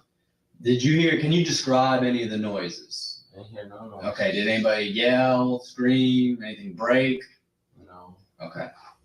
Okay, so you guys back out and Quez is driving, and tell me again, where do you go? The same way we came. The same exact route, past the airplane place, past DMV. Okay. And then KFC, that way back. Now, who tells you, or why do you guys go to your final resting spot? You don't go to your house, correct? No. Okay, so where do you go? He called Quez, and then he chose the Rigdon Park. Okay. Now, are you familiar with Rigdon Park? Yeah. Okay. Do you know why? Do you know why that area? Okay. So you drive to Rigdon Park. I didn't drive. I'm sorry. I'm not trying to put words in your mouth. You arrive there and as a passenger, and so you're just sitting there? Yeah. Okay. And how long do you think you sit there? 30 minutes. Okay. 30 minutes. Does anybody call you, or do you call anybody? No, Quez. Quez is on his phone again. No, he called Quez and tell him he was on his way. Okay. Then he finally came and told us to leave. Okay. And so how do you leave that Rigdon Park? We go out the main entrance and just turn out and just walk down the long road. There are still gaps in the story that the detective needs to piece together as clearly as possible. What happened after they left the car in Rigdon Park still remains a mystery. Without these small but crucial details, the case remains a challenging puzzle for the detectives. Okay, so you don't really, as soon as you leave the park, you turn left and go straight towards South Lumpkin Road? Yeah. Okay, you just go straight up. Why is he still in the vehicle, and why does it make you guys walk? He said he's gonna take it somewhere else. He didn't offer to drop you off? No. You didn't ask I him? wasn't gonna get back. You weren't gonna get, No. okay. When's the last time you see Quez? We all walked together to Javarsi's grandma's house. Okay, so you stayed on Calhoun? Yeah. Okay, and is that where you sleep that night? Most of the night, then I walked to my grandmother's house. What time do you think you walked to your grandmother's house? 1 a.m. Guido, when's he come back? He came back the same when we all went to his grandmother's house. Okay, you guys walk from Rigdon Park, correct? And you walk straight there. Mm-hmm. Okay, and but Guido drive somewhere. Yes. Okay. But he was already there when we got there. Oh, so he beat you back. Yeah. Okay. Okay. And his grandmother lives on Calhoun Road. He lives with his grandmother. Okay. Do you have any idea what time that is, or? 11, 12. Okay. Okay. The shoes are in the Beetle. When did the shoes leave the Beetle? He had him there at his grandmother's house because they switched them. They switched it out the cars when we met at Rigdon Park. Okay, so when he arrives at Rigdon Park, you're still there. You guys load up Yeah. the SUV, and then you walk. Mm-hmm. Okay. Where are the shoes now? In the truck. In the truck. Okay. And he says he's gonna ditch the car. Okay, so he never brings the shoes back to his grandmother's house? He did. I don't know When did you see the shoes at the grandmother's house? when we got there. Okay. Okay, so you last saw the shoes technically in the VW, get put in the SUV, and then you walk to Calhoun, but he's already there with the shoes Mm-hmm. and no SUV. Nice. Okay. And then do you guys sit around, talk? Do they smoke? Well, what do they do? Smoke. What's he talk about? He tell you what happened inside? No. You don't get into I kept asking what he did, why he stayed. And he just said, be quiet, mind your business. Raheem and Rufus walked straight from Rigdon Park to Javarsi's grandmother's house in Calhoun. But when they reached, Javarsi was already there, having abandoned the SUV. Clearly, Raheem's statement about leaving Caleb's house and reaching his grandmother's house contains a significant time discrepancy. Javarsi texts Raheem around 12 p.m. Roughly after 2 hours, they meet at Javarsi's grandmother's house. At around 5 p.m., they meet Rufus. Then at about 5:30, they're at Caleb's house. Raheem and Rufus then leave in the SUV. Later, Raheem and Quez come back to Javarsi's grandmother's house around 11 or 12 p.m. But when they arrived at Javarsi's grandmother's house, the SUV was nowhere to be found, and the shoe boxes had already been unloaded. So, the question remained, how did Javarsi manage to ditch the SUV and the other car so quickly, reaching his grandmother's house faster than his friends? Unfortunately, Javarsi and Rufus still refused to provide the missing details, keeping much of the story unrevealed. On January 12, 2016, Javarsi was arrested based on the evidence gathered from his grandma's house. It's regrettable to see that all three of the perpetrators of this case were juveniles. In 2018, Javarsi Tapley was sentenced to life in prison without the possibility of parole. Raheem Gibson was sentenced to 30 years in prison, and Rufus Burks was sentenced to 2 consecutive life sentences. In the courthouse, Caleb's sister Shamika confronted Javarsi, showing him a picture of him, Caleb, and Gigi swimming together in the pool. However, Javarsi showed no remorse, making it clear that his actions were driven by jealousy and was still consumed with rage. Javarsi was loved by Gloria and her family.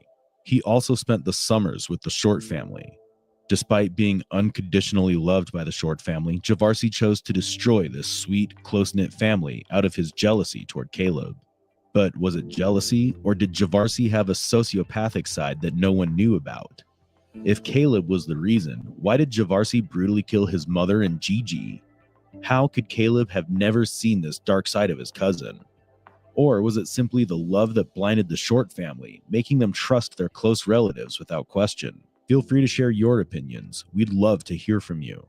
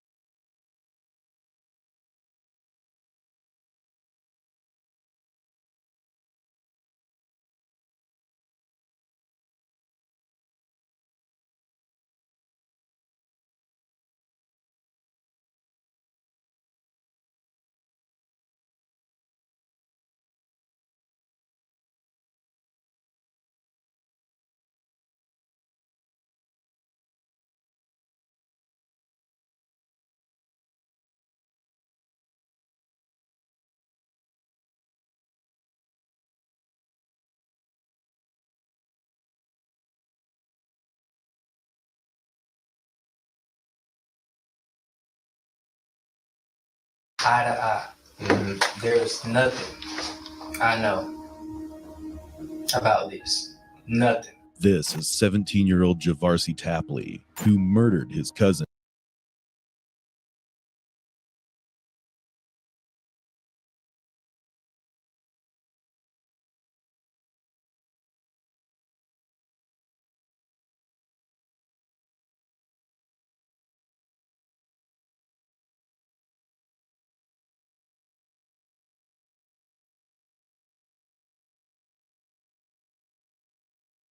You're going to be charged with murder. I hope you understand that. You're throwing your life away, and that's fine. Throw it away. Just before midnight on June 6, 2018, police in Orlando, Florida received frantic 911 calls reporting gunshots near the parking lot of a Best Western hotel. When officers arrived, they discovered 25-year-old Joseph Lamar Hepburn desperately clinging to life. Despite immediate attempts to save him, Lamar died at the scene, leaving detectives with one question: who killed him? Fortunately, investigators wouldn't have to wait long for an answer. Less than an hour later, 2 18-year-olds, Willie Eckford and Jaquan Glover, walked straight into the Orange County Sheriff's Office and turned themselves in. But why would two seemingly ordinary teenagers suddenly commit murder? To find out, both teens were brought in for questioning in the early morning hours of June 7th. Between the two, Willie was already breaking down emotionally before detectives even entered the room, making his version of events harder to follow. So first, let's hear Jaquan's account of what happened that day, as he gives us a much clearer picture. With all that being said, we want to talk to you about what happened today, okay? Or last night. All right. So, how did you end up here? How did I what? How did you end up here? Tell me what happened. You want to hear the story? What happened? Please.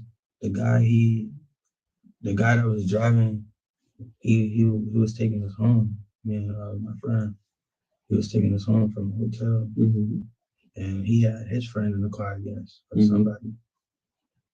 And I guess he was already mad because they were arguing. So he was driving like reckless. So we telling him like calm down. And he getting mad at us and started arguing with us and going back and forth with us. And he stopped at a red light and we was telling him like go, like take us. And he was saying no, he'll sit here all night. So we said just turn around and take us back to the hotel. He turned around but he didn't take us back. Okay. What happened then? He was saying that he'll stop the car and beat us and shit. Okay. Why would he say that? I guess he was mad. About what?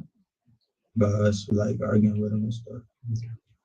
Let's go back a little bit, okay? And then we'll move forward. What does everybody call you? They call me Papa. Papa? Yeah, but not everybody. Some people call me Papa, Corn. Who calls you Papa? Like my household and like people that are really close with you. Yes. Family. Okay.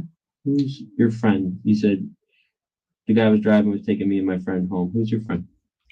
The other guy. What's his name? I call him Jay. You call him Jay? Yeah.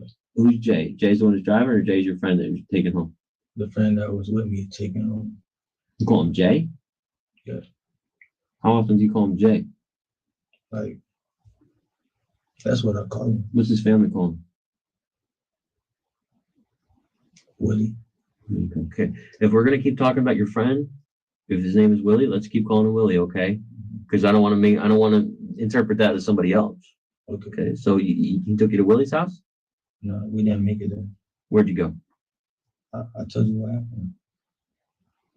At the light, we had to stop and he turned around. Oh, okay.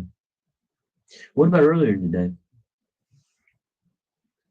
I was at Willie's house, just sitting over there chilling. And then where? In the hotel. And then where?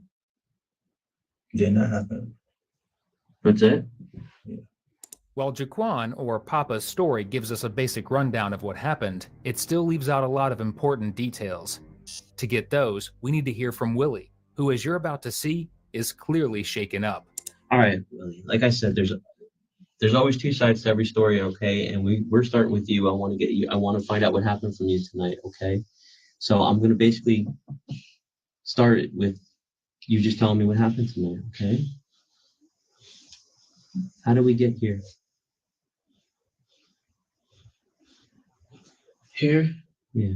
How did we get here? What happened tonight? Joe was tussling with my friend, Papa. He was tussling with Papa. His friend tried to grab me, but I got away from his friend. His friend is white with a flat top. I only saw him twice in my whole life. Let's go back, okay? Do me a favor. Let's go back. So you called him Joe? His name is Lamar. Lamar?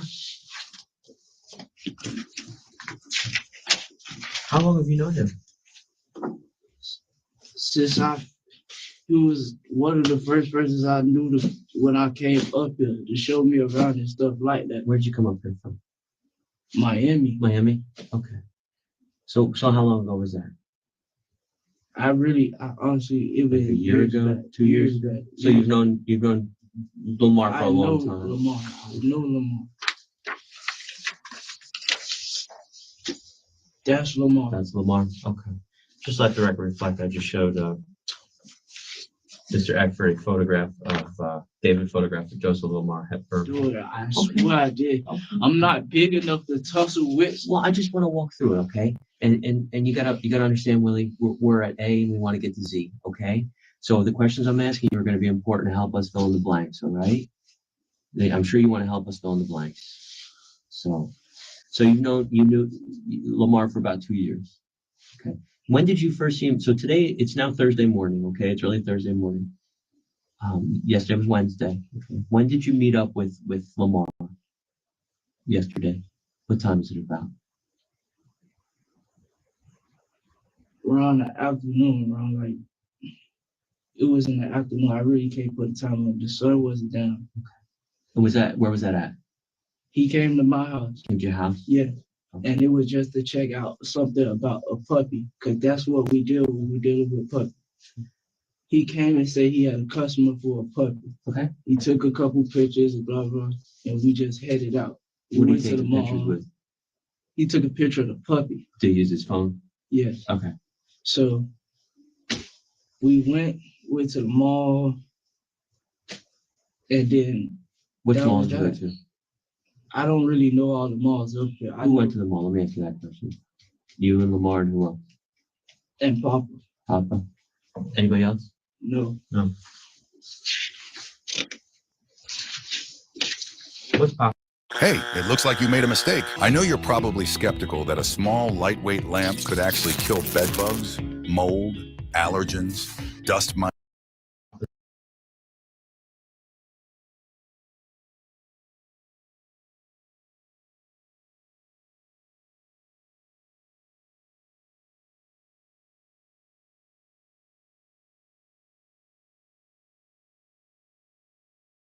His name? Jaquan. How long have you known him for? Before I knew Lamar. Okay. You're nodding your head, yes? That's my friend. Okay, Papa. That's what you call Papa. Okay. So you guys went to the mall. Where'd you go after the mall? He dropped us back off home. At home. Okay. Yeah. To where's home? The Lake Man. Okay. And that's where you stay with. Who do you stay there with? My mom, but I don't really stay with her. Okay. Well, you just turned 18, right? Yeah. So you kind of feeling what it like to live on your own. No, it's like I just stay with my dad. Like, Oh, your dad stays somewhere else? he stays down there. Okay. And I just came up here because before I left to Miami, I had a whole bunch of dogs with him. Yeah. My mama, she took care of them. There was one left with puppy, so that's the reason of me coming back and forth to that house. Okay. All right. So you went back to the house. You and Papa went back to the house. The whole point was we was finna go out later that night to the club. Okay. Which club?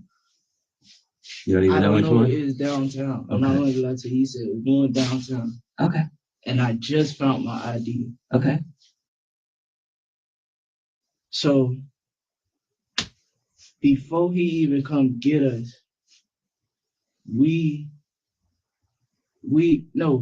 think he tested Papa and he tested him. He said where we was at. Who's he? Lamar. Okay.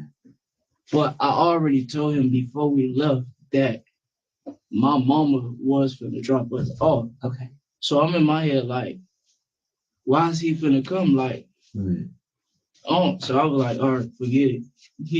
Papa told him, never mind. My mama told me because she was already in the process, she was in the car for about, I say 5 or 10 minutes because I was running in and out saying I had to get this, get that, get that. Okay. So once she dropped me off to the hotel. Which hotel was it? It was literally down this. Okay. Do you know the name of it? I'm not gonna lie to you, my mind is everywhere right now. I'm not gonna lie to you. Willie doesn't know the name of the mall they went to, the name of the hotel they stayed at, or even the club they planned to visit that night. Doesn't sound like a convincing story if you ask me, and it's only about to get worse from here on out. So it's your brother, it's basically kind of like almost like your sister-in-law's name? It's not. Well, I don't know how she got it. I know I just purchased it. I hear you. And I bought it for a couple days. For a couple days. Okay. And when we got back to the room, it was some like suspicious, like, cause I had the balcony, it got a lock, so nobody can't climb up the balcony. What floor are you on? Oh, it was on the second. Second floor. Okay. So soon as we come back to the room with our food and stuff, like as soon as my mama dropped us off, before I could even call her back, my real phone that's not even in service, I couldn't even call her back, or Papa didn't even have his phone because he left it in the room. Okay. So once we got to the room, the door was literally cracked open. And I was like, I don't know what's going on. The balcony door or the room door? The room door. Okay. So it was cracked open. Cracked so somebody didn't shut it or it was left open or something. Yeah, it was. And you didn't like that? I didn't like that because I don't know if I don't want to go to sleep and somebody just walk in on me or. Sure. And then we already came in and half of the stuff that we had on is already gone. So that was the key to just leave. Somebody took your stuff? Yeah. What'd they take? A whole lot of clothes, whole lot of name brand clothes. Okay. Cause my mama know that's what I like, name brand clothes. Okay. It was a whole bunch of clothes missing, not everything missing, but it was just certain items that costed the amount were gone. Okay. Joe had called me. He had said, "You still want to go to the club?" Blah blah blah. I'm like, "Nah, drop me off home. Drop me off home." He like, "What's up? What's up? What's up? What's up? What happened? What happened?" I'm like, "Drop me off home. Drop me off home. Drop me off home." Is this on the phone or is this in the car? This was on the phone. On the phone. So you're telling him I need a ride home, basically. Yeah. So now it took him like, I said, almost close to an hour to get to us. Okay. So once he got down there, did he call you on from his phone to your phone, or how did that happen? How did that phone call happen? He called me off of the app Messenger. Which app?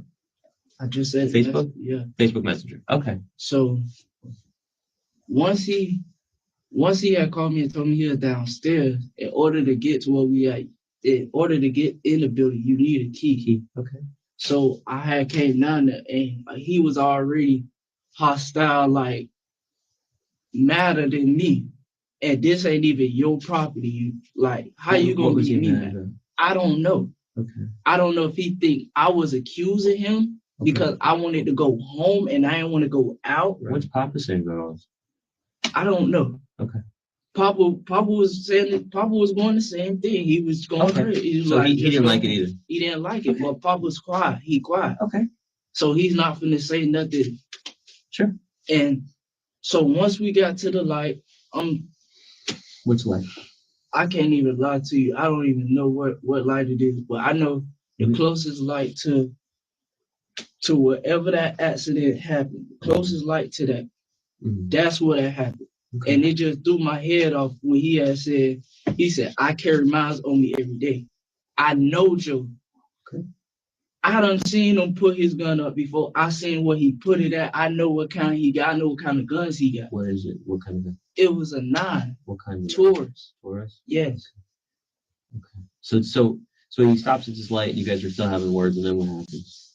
We didn't even have a word. He said he was talking to the dude in the front seat. Okay, I was gonna ask you, where were you sitting in the car? I was sitting behind dude in the back seat.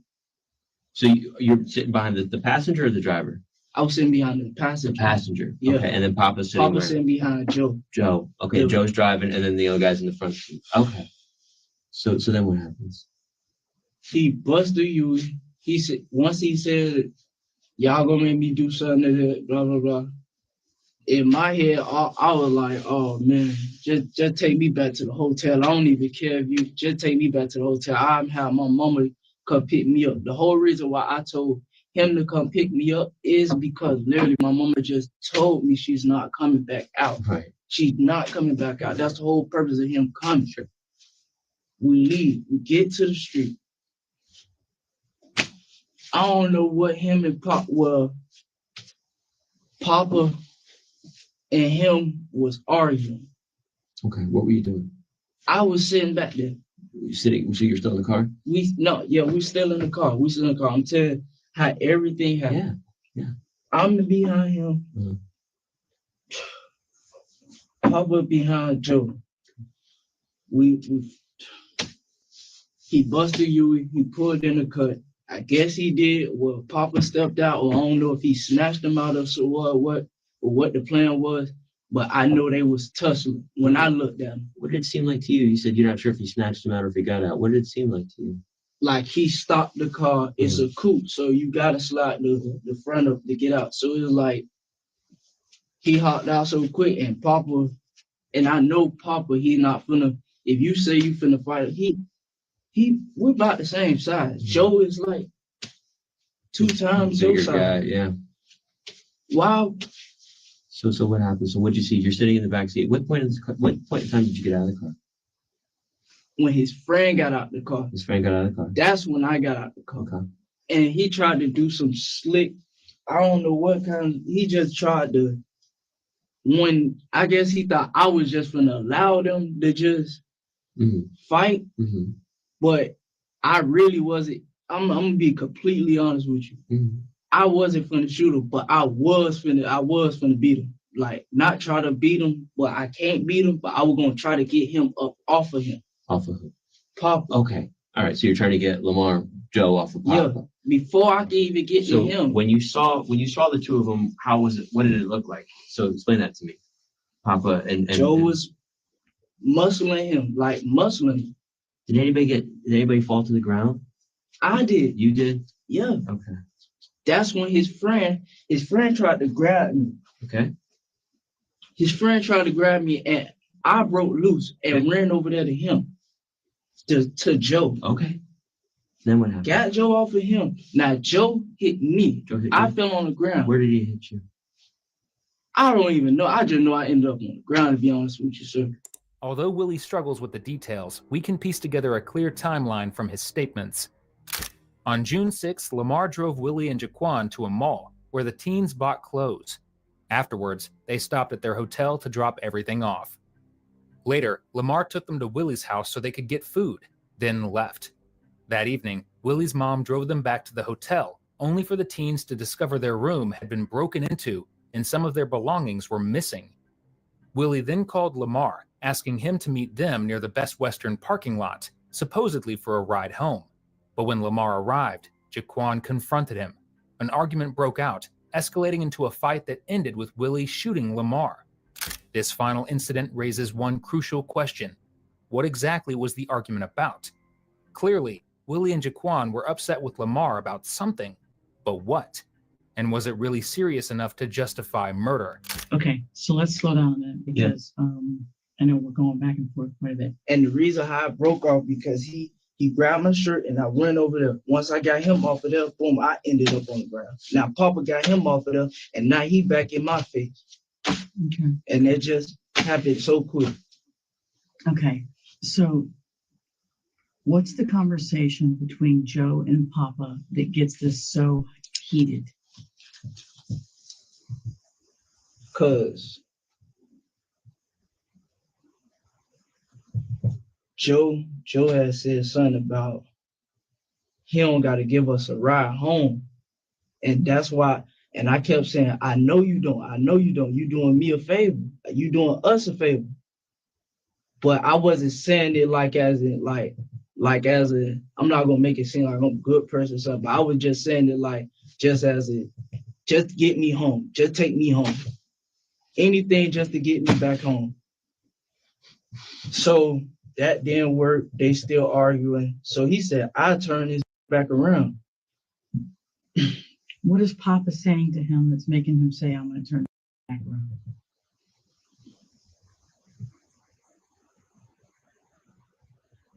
Take home. I think that's what he said, something like that. But I know we were arguing about why you ain't dropping us off home. Like for some reason, he didn't want to drop us off home. Did you guys go from the hotel, at any point, did you go to a Popka? Hell no. To let somebody's dog out or anything like that? Did that occur at all during the day? I've never been in Popka today. Okay, you've been in Popka. Have you been to Joe's house during the day? I haven't been to Joe's house, period. Never been to Joe's house, period. I've been to his house, but not his new house. Okay. Were you guys arguing earlier in the day when you were doing the mall and when he was at the house? Was No, everything no. copacetic? Was everything good then? Yes. So you guys were getting along. What changed so drastically between when he dropped you off from the mall until the hotel incident? Why all of a sudden is everybody so angry? Me and Papa was angry because we just came from the mall. We bought all this stuff. Now half of it is gone. Does Joe have access to your hotel room? Did he have a key or was he staying there with you? All right, look. It was two keys. I had a key. My key was in my pocket, but I took that out. I used that to get us in there. Boom. Once we got in there, Papa had left his key in the drawer. But I took mine out and put mine in there too. In the drawer in the hotel room? Yeah, where he put his at. But he picked his up, so that left mine. While we spraying all the clothes and stuff, it just came across my mind. I'm like, man, I need to get back to the house so I could get something to eat. So I get something to eat. Well, not tripping. Not to get something to eat, but something going through my head, like, where the card at? Where the card? It's supposed to be in there, like nobody else. You Papa got yours in your hand, and then Joe just said something out of the blue, like, he said, you sure you ain't leave the card in the bags? So I dumped all the bags out. All the bags, I sprayed every clothes, shirt, everything out. Boom. I ain't really care about it like that because we got an extra key. It's not like we lost both keys and there's only 3 of us in there. Okay, stop right there. You went to the mall with Joe. You, Papa, Joe. And that's it. And that's it, not the other guy. He brought his dog, though. His dog? Yeah. Okay. Is Joe with you when you buy all these clothes? Yes. Okay. Joe takes you back to your mom's house. Did you take the clothes out of the car? No. Out of Joe's car? You did not. Why did you leave the clothes in Joe's car? Because we was going back to the hotel immediately. I was just going to get something to eat. But your mom ended up taking you back to the hotel. When I got back there. Okay, so Joe takes you home from the mall to your mother's house. You leave the clothes in his car. I leave the clothes in the car. We take the clothes to the hotel. We leave the clothes at the hotel, and I told Joe to drop me off. And before he dropped us off, he was like, do you want me to come pick you up later? Blah, blah, blah. We're going to the club. I'm like, yeah. So he come. So you just stopped at your mom's briefly and then got back in the car with Joe and he took you to the hotel? Yeah. Okay. And then we got to the hotel. When you get to the hotel with Joe, are there any clothes missing? No. All the bags are there? Everything. The room is clean. No. Time out. I'm still not following this. Okay. So you have all the clothes you purchased in Joe's car, right? What kind of car is it? A Honda. Honda or Hyundai? Honda. Honda? Okay. What color? It's gray. I'm sorry? Gray. Gray. When you go into your mom's house briefly and you get back in the car with Joe, he takes you to the hotel room. Do you take all the clothes out of his car and go into the hotel room? Yes. Does Joe come up there with you? Yes. Okay. Is that when the key goes missing? Yes. Perfect grip, smooth results. Shop today at skullshaver.com. Is that all of a sudden you can't find both keys? No, we can't find one key. But you don't have both. You're missing one. Yeah.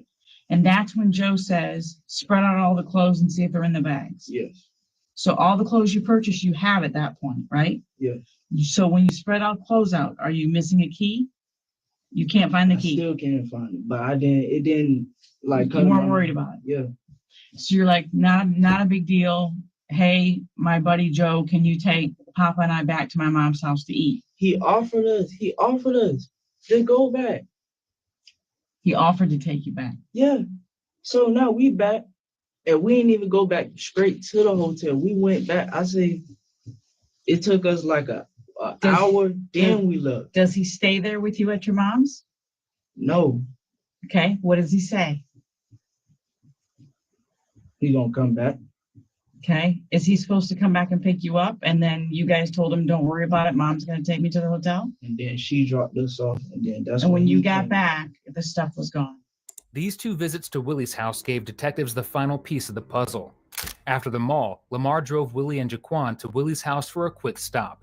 He stayed alone in the car, and during this time, one of the hotel room keys went missing. From there, Lamar drove them back to the hotel so they could drop off their new clothes. The teens noticed the missing key at this point, but didn't think much of it. Later, Lamar dropped them at Willie's house again, this time leaving them there for a while. When Willie's mom eventually drove them back to the hotel, they found their room broken into and their belongings stolen.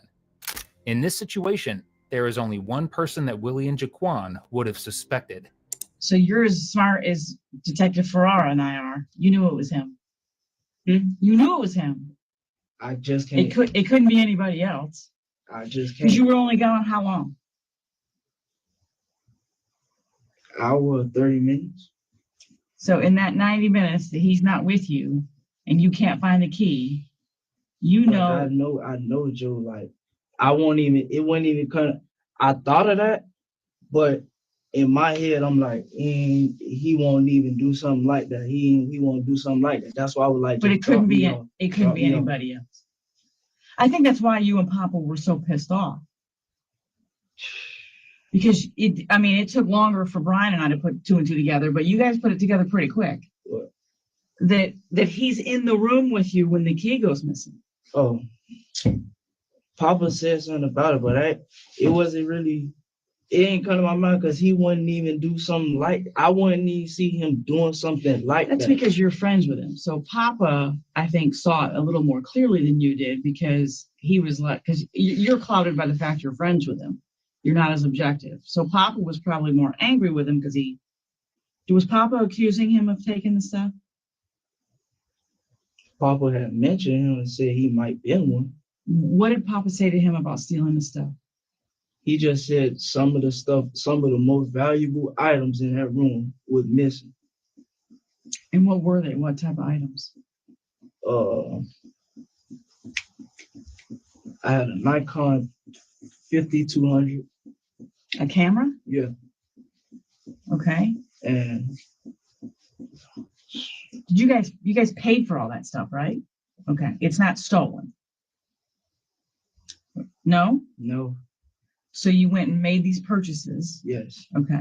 So it's not like the three of you are sharing in stolen goods. You made purchases, and then this guy, you believe, went in there and took the most expensive things. It wasn't even.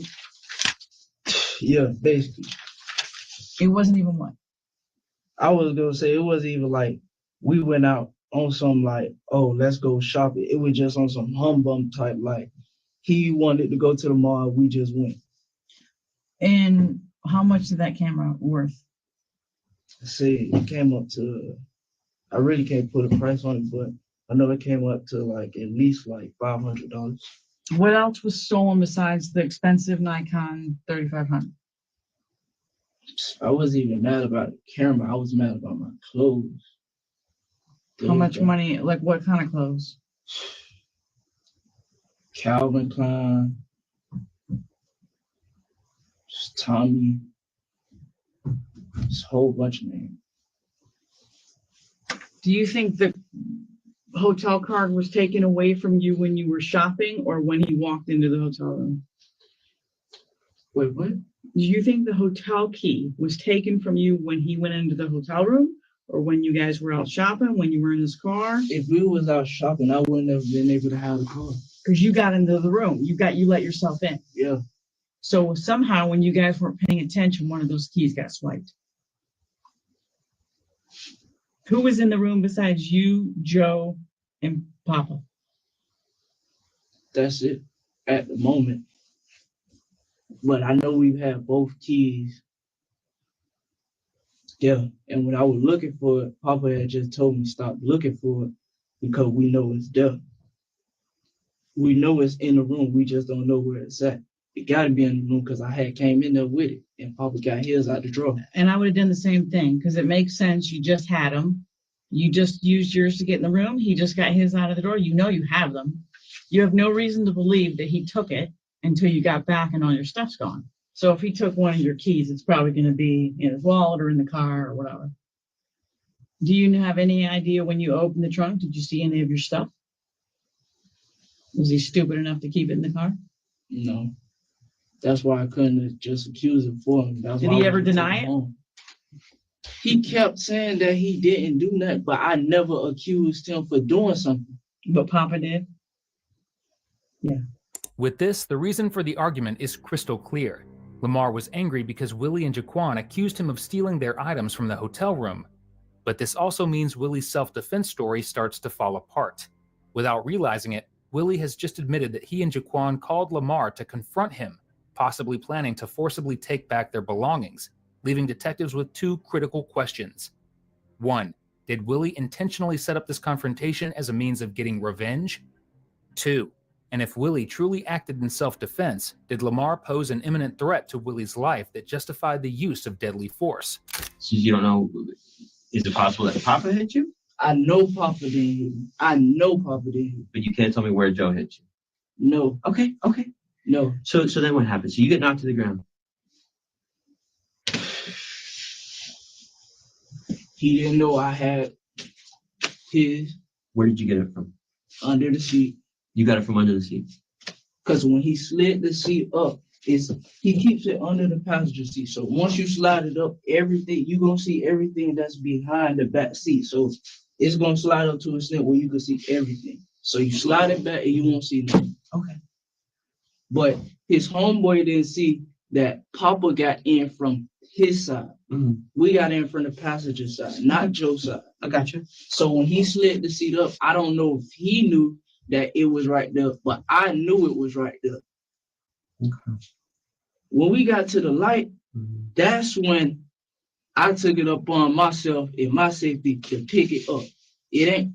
So you got it at that point in time. So before you even got out of the car, you had it because you were at the light and you got it. You nodding your head yes? Yeah. I want to make sure I understand you. Okay. And the reason you did that was because, tell me why. The words he said, okay. Y'all gonna make me do something to y'all that I don't want to do. Okay. In my head, I don't want to know what it is. All right. And then he stopped the car and so, okay. So you have this gun and you see he's I'm not mistaken. His friend had a gun too, if I'm not mistaken. Why do you say that? I just know Joe. Joe hang with people who got guns, licensed guns. So you thought he had a gun, but you can't say for sure. I can't say for sure, but I know he had a gun on him. I know he did. When he hit me, I swear to God, I didn't even pull it out of nothing. It was on the ground. So if I didn't pick it up off the ground and do that, it would have went the other way around, I would have felt like. And that's just how I see it. Okay. And he was still coming toward the gun on the ground. Papa got him off of me. Mm-hmm. He's still going after the gun. Mm-hmm. He's coming after me. Okay. At that point, I just shot him. Where did you shoot him? I really can't say where I shot him at. I didn't want to. What'd you do after that? I got his car and I drove to the projects, Lake Man Projects, and I drove his car inside the lake out of the spite of just, honestly, my mama could vent. I know I didn't do nothing, but I just see it all the time on TV, how people just get one story and don't believe that side of the story and all this. Mm-hmm. I know for a fact how it goes down. It ain't. This part, at the very least, is true. Investigators later discovered Lamar's Honda Accord partially submerged in Lake Man, close to the crime scene. But if Willie really is as innocent as he says he is, then why did he attempt to destroy one of the most important pieces of evidence? The answer becomes obvious once you find out what was hidden inside the car. I left it in his car. It's in the car. Everything is in his car. What about the bag? Everything is What in was his in car. that bag? What bag? The bag that you guys came out of the hotel with. You guys had a bag. Clothing bag. Anything else in there that we need to know about? Sir. I just need to know. You can check the bag yourself. I got a blue True Religion bag. Where's the bag going to be in the car? You said it was still in the car. You left it in the car. Where's it going to be in the car? Trunk. In the trunk? Yes, because he put everything in the trunk. We put everything in the trunk. Where's the gun going to be? That's going to be in the car. Where in the car?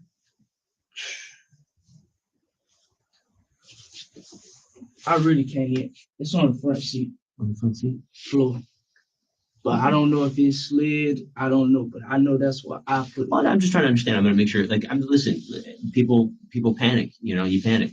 But I just want to make sure it didn't get thrown somewhere or anything like that. It's not in your house. I'm going to make sure it's not anywhere else. Okay. I'm not even that type of person. Listen, sir, we don't want somebody to find it. Because if somebody finds it and then they do something with it and somebody else gets hurt, we're responsible. So we need to try and find that gun. That's all. Okay. I'm a little confused. How did the gun fall out of your pocket or get out of your pocket? Did you take it out? No, we were tussling. When I got him off of Papa, he hit me, and I ended up on the ground. The gun came out of my pocket somewhere, somehow. Once he saw that I had the gun, that's when he started getting more aggressive, and Papa came and hit him. That didn't do nothing. That just bought me enough time to get the gun and get up. Once I got that, he just came towards me, and then that was that. How close was Lamar? Joe was literally in arm distance, like this, like this. And I'm not gonna let him grab me. Trying to get rid of the murder weapon isn't exactly a good look. But even worse is the fact that Willie's claim of Lamar attacking him is quickly dismantled by a single witness's testimony. Lamar's friend, who saw the entire incident, told detectives Lamar never pursued a confrontation like Willie says he did. Instead, he was unarmed, desperately trying to run away, even circling the car multiple times, while Willie chased him down and opened fire as soon as he got the chance. And if eyewitness testimony wasn't enough, detectives have another ace up their sleeve. CCTV footage from the scene proving the exact opposite of Willie's claims. What if I told you that we have a little bit of an issue, okay? And then what if I told you that we don't want to make it worse, do we? I know the issue, sir. I know the issue. Well, there's a little bit more, because we don't want to make it worse, do we?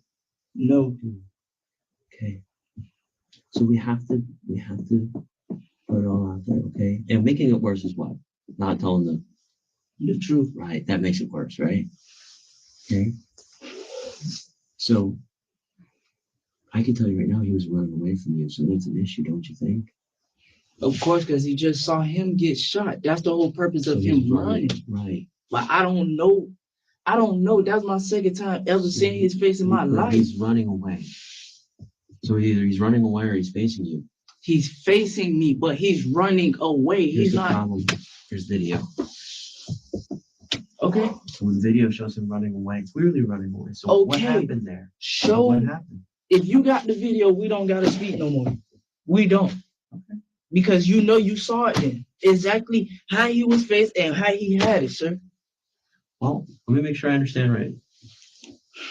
I'd like to keep talking to you, but that's totally up to you. Sir. But my problem is I saw Lamar get knocked down, clearly got knocked down. Twice. By who? He falls to the ground. By who? Papa. Clearly. Okay, and you seen, so you didn't see Joe. Listen, you don't have to get mad, okay? I'm just telling you what the video shows. You don't have to get mad at us. Why would you be mad at me for telling you what the video shows? Because. Why? That's a lie. What's a lie? I know for a fact that he was finna try to kill either one of us. Who was? Joe. How? Or him. Well, let me ask you this question. Okay? I got to make sure. Are you okay to keep talking to us? Yeah. Okay. So help me understand this. If Joe wanted to kill you, right? And he had a gun under his seat, why didn't you just take the gun out and shoot you guys?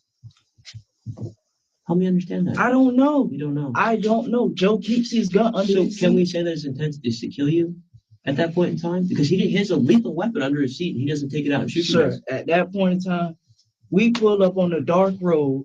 Okay. 4 people. You telling us right before we get to this dark road that you gonna do something you don't want to do. You gonna do something to us that you don't want to do.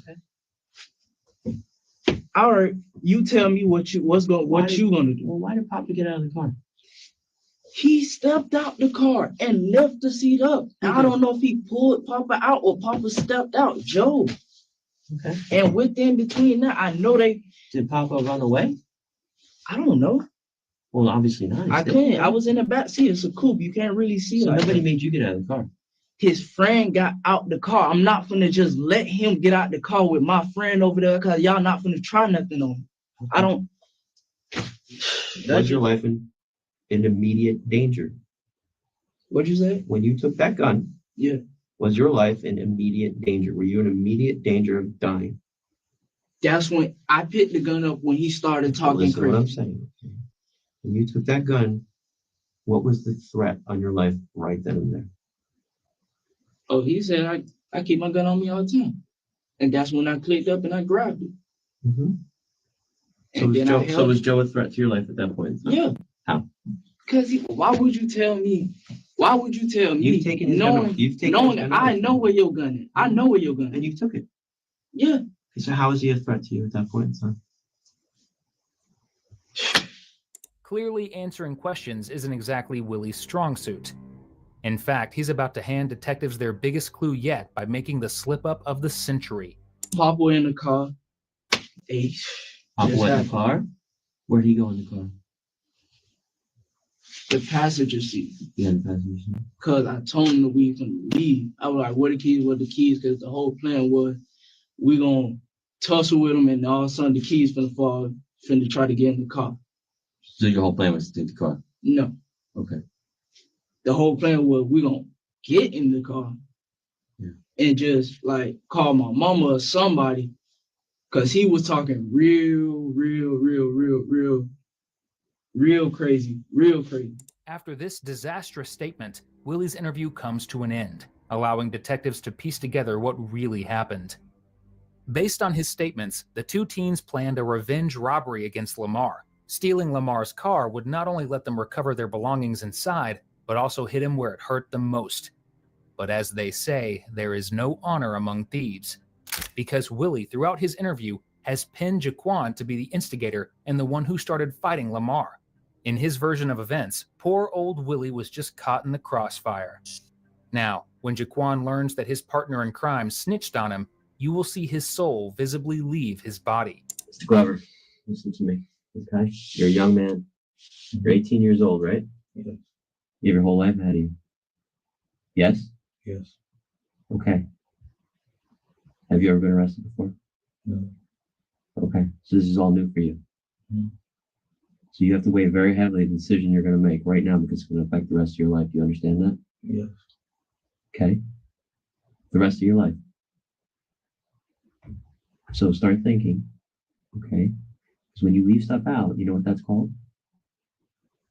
That's called a lie of omission. Okay? And lying to me is not a good thing. Do we understand each other? Yes. Where did you go today? Don't leave anything out. Do you think I'm worried about some credit card fraud stuff? Do you think I'm worried about? Do you think I'm worried about credit Today card meaning fraud? Thursday. He's playing semantics. Wednesday. Do you think I'm worried about credit card fraud? I don't do that. For theft. You were with somebody who did it. Okay. We know about all. So just tell us. let's talk. The stuff you guys took. If you're gonna not talk, then we're gonna have to go on what everybody else told us. And guess what? Your friend, the one that you didn't want to tell us his name, threw you under the bus left, right, and center. Yeah. He what? Oh yeah. You know what throwing under the bus means? Yeah. He's putting all this in your court, saying that you're the one that's responsible for all this. You understand that?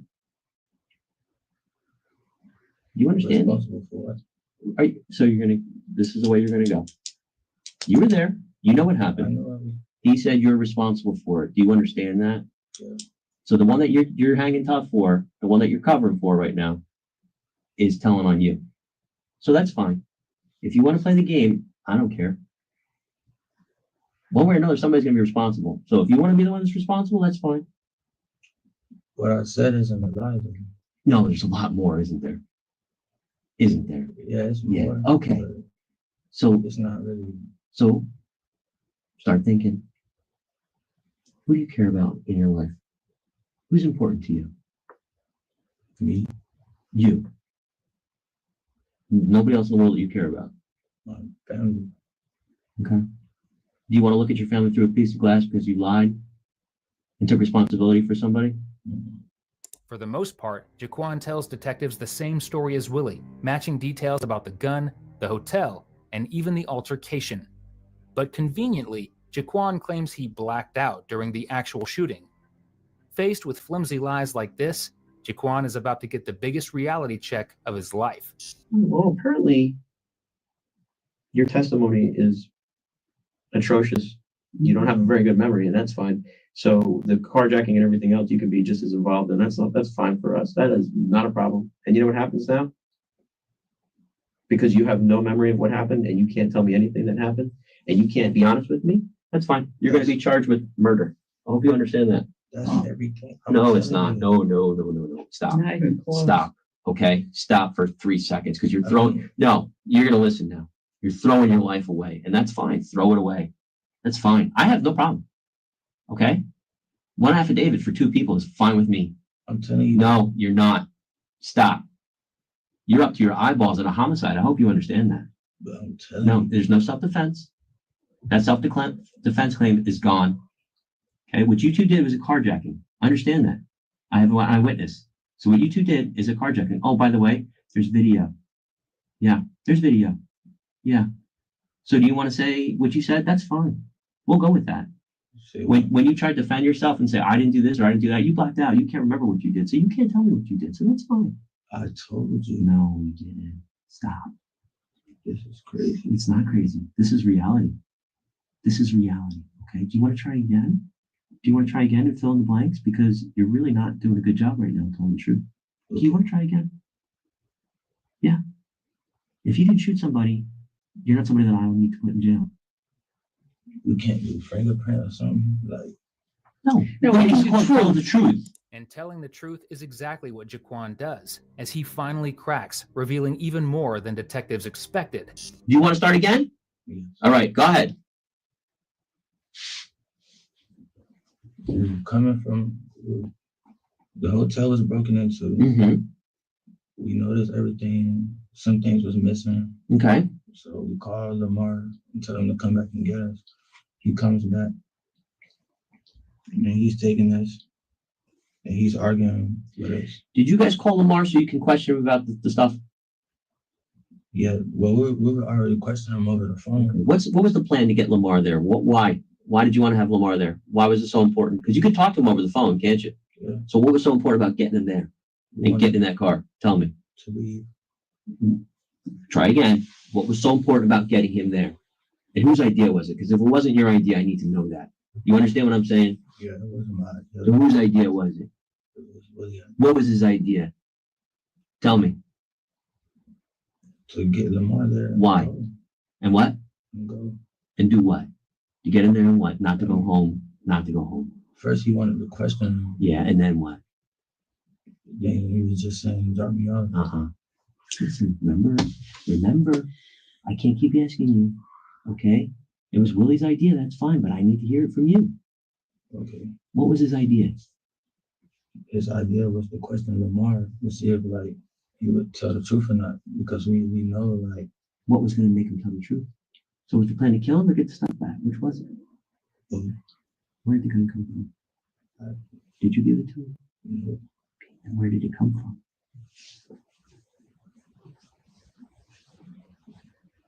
We had it. Where? We had it.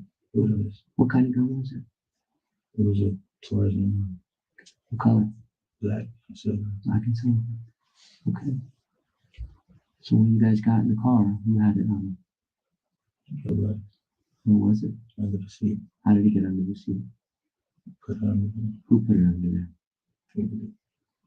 Okay. Which seat did he put it under? in front of where he was sitting. Why did he put it under the seat? He didn't know how to belong. When did he take it and point it at Lamar? He pointed at him in the car.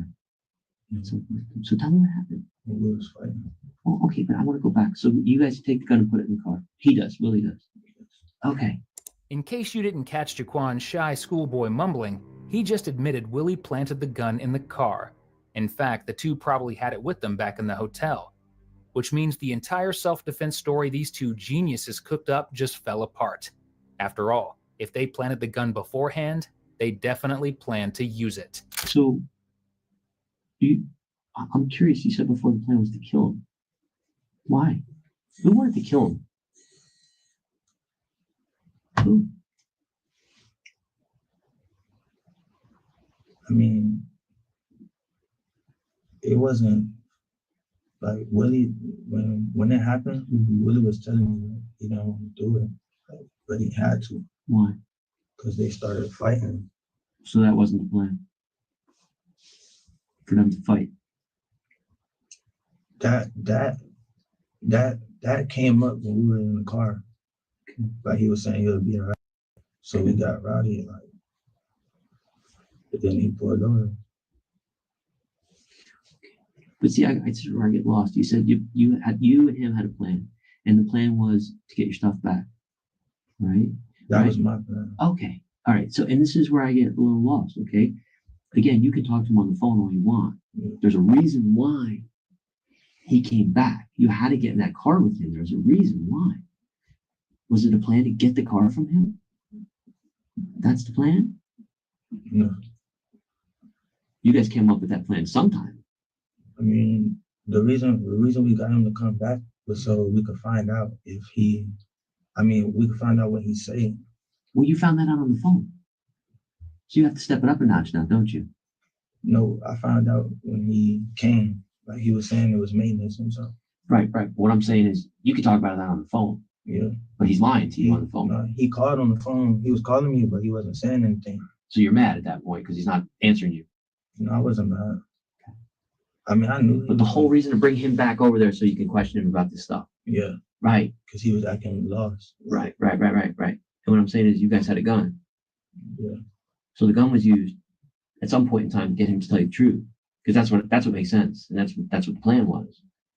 You had to have him there. You had to have him there in front of you so you could do that, right? Yeah, but he wronged you. That didn't happen though. That was the plan though. Yes or no? Not with the gun. With what then? I mean, we were just questioning him.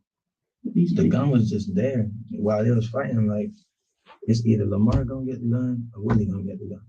It's him or him at this point. See, this is where I kind of get lost, right? I mean, if he's pissed off at you and everything, why not just drop it back off at the hotel? I mean, you're literally a quarter mile down the road from the hotel. Yeah. So he pulls over right then and there and gets out of the car. Yeah. Which makes more sense to me is that the gun's pulled on him in the car. The gun's pulled on him in the car. Come on, let's not leave it out on. You said it's pulled in the car. Yeah. No, it wasn't out. The gun wasn't out in the car. At some point in time, it was. It wasn't. Was it in your hands? No. So why does he pull over a quarter mile short of the hotel when you guys have this plan in store to get this stuff back? Yeah. Did you want to check the trunk? Did you want to check his car? I mean, what was the plan? No, we had put our stuff in there actually, like our bags and stuff in his trunk. We were actually like about to leave, like we just leave it alone. What? The argument. The plan was to get him out of the car so you guys can get in the car and take it. That was the plan, wasn't it? Yes. Who said that? I don't know. You tell me. That wasn't my plan. I mean, if you knew that was going to happen. Yeah. Yeah. How did you know? Because after the gunshots, like before the gunshots. Let's go back before. What did Willie do to let you know that he was going to do that? Willie let me know at the moment. How did he do it? He said, "Get in the car." No. Back up. Come on. This is where we got to do this. He was mad, like high, 38 high. Yeah. Then what? So he's mad. So the plans being formulated, plans being figured out. Yeah. And you know the gun's in the room. Yes. And I want to make sure we're on the same page. That same gun that was in the room is the same gun that shot Lamar. You shaking your head, yes? Yes. Okay. So this stuff about it being Lamar's gun is a lie. If somebody told us that. You said what? If somebody told us it's Lamar's gun, that's a lie. It's Willie's gun. Yeah. Okay. I need to understand. You said the plan was to kill him. I need to understand that. Because you can't just say that and leave it out there. I got to understand that. So you're saying you're not mad. Maybe it's not you. So if it's not your idea to kill him, then I need to know what Willie was planning to do. You knew something. You don't just say that. You don't just say that, that's not something that just kind of like, oh, maybe he was, I don't know. This was discussed between you and him prior to. Yeah, it was a plan. Then tell me about it. What was your part in that plan? My part wasn't really much, but I just tried to help Willie. Tell me. Fight. What was the plan? How was Willie going to, I don't know, get back respect? I mean, is that what the plan was? Was it to take back respect? Was it right or wrong? What was it? We told them if we can get it back, like it won't be no. So you threatened him? Not you, Willie. Yeah. With this, detectives now have everything they need to make sure Willie and Jaquan don't see the light of day for a very long time. But they've saved the most important question for last, one that will completely destroy whatever positive image these two have left. Let's talk about all this stuff that you guys got at the mall. How was it obtained? Obtained? What you mean by that? Was it what? You guys don't have any money. You've said that many times. You don't have any money. So how did you get all this stuff from the mall? All these clothes?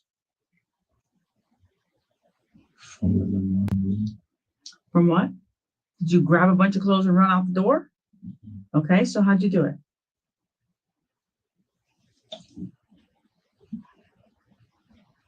We got it out of someone's vehicle.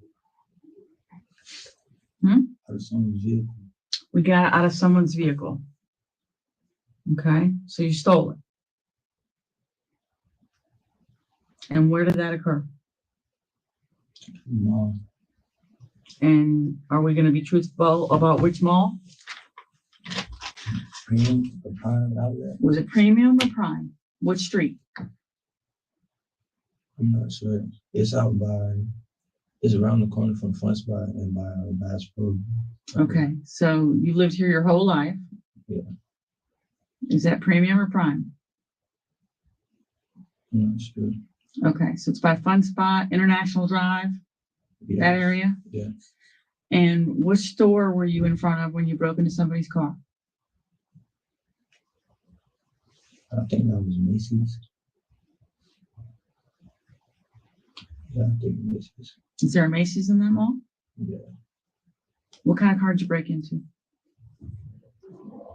I didn't break into it, but it was a van. It was a van? Yeah. What color? White. What kind of van? They call them Sprinter vans. Like a Mercedes Sprinter? Mm-hmm. It was like a Ford. A Ford Sprinter? Yeah. How'd you guys know there's going to be clothes in there?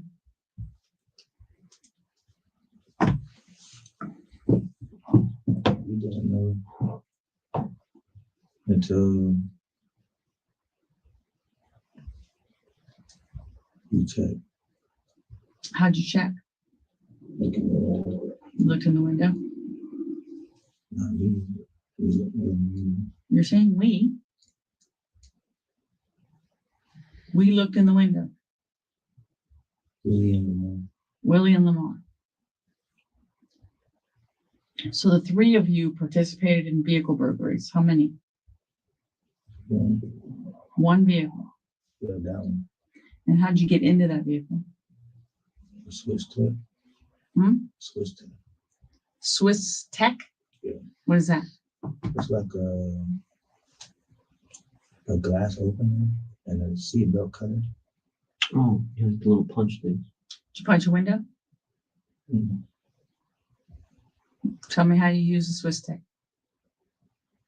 How to use it? No, what How you did do? you use it? I didn't use it. Okay. How did you and Lamar and Willie use it? We all didn't use it, but how to use it? You just put force on it and just push it. How many total cars got hit? One. Whose idea was the burglary? Lamar's. Lamar's idea to do the burglary? Yeah.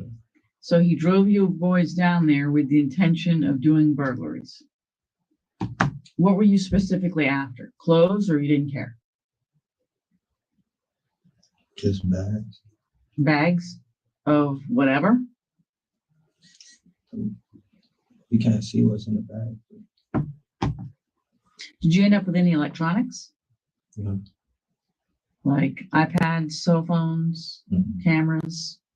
No. Well, yeah, camera. What kind of camera? I'm not sure. This whole interview, you've said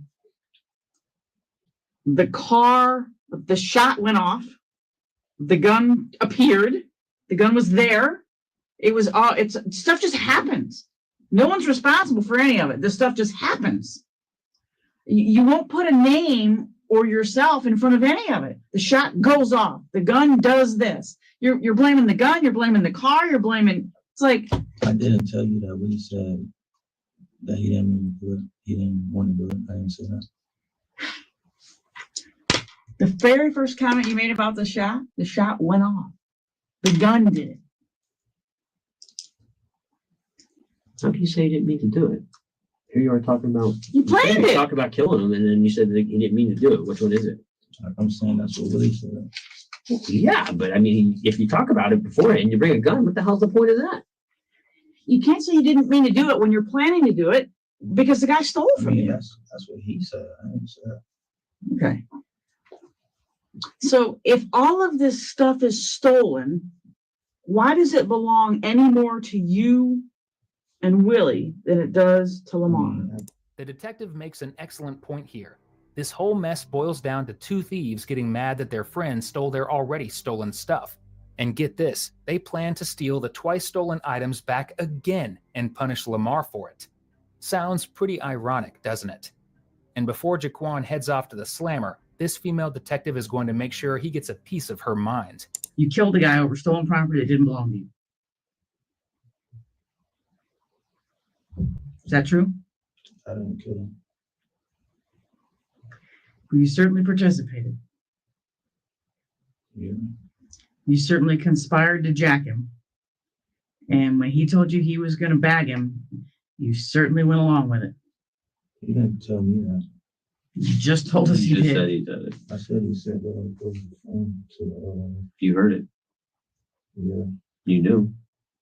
If he flaked, he was going to bag him. In other words, if he didn't admit to taking the camera and return it, he was going to get his car taken and get killed. Over a camera that didn't belong to either one of you. Can you imagine you losing someone in your family over a camera that didn't belong to them? Yeah, I almost lost my mom over nothing. It really is over nothing, isn't it? Oh God, Jaquan, you're 18 years old. We have young men your age and young women your age that go into the military and go overseas and risk their lives so you boys and Detective Ferrara and I can have the freedoms in this country that we have. They risk their lives in every other country around this world so we can have the freedoms that we enjoy in this country. Mm-hmm. And you boys threw that away tonight like it meant nothing. It meant nothing. People die for what you and I can do in this country. They die for us so we can be free. And you boys threw that away tonight like it meant nothing. You break into people's cars and you take shit that doesn't belong to you, and then you kill for it. That spits on those men and women who risk their lives for us. It spits in their face. You threw it away like it was nothing. Everything else? Okay. Time is now approximately 10:24 hours. That concludes this interview.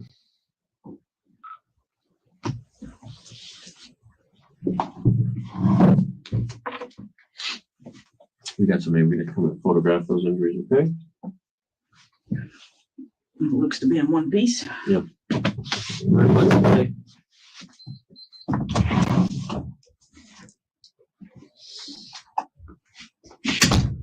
In the end, both Willie Eckford and Jaquan Glover pled guilty to reduced charges for the murder of Joseph Lamar Hepburn.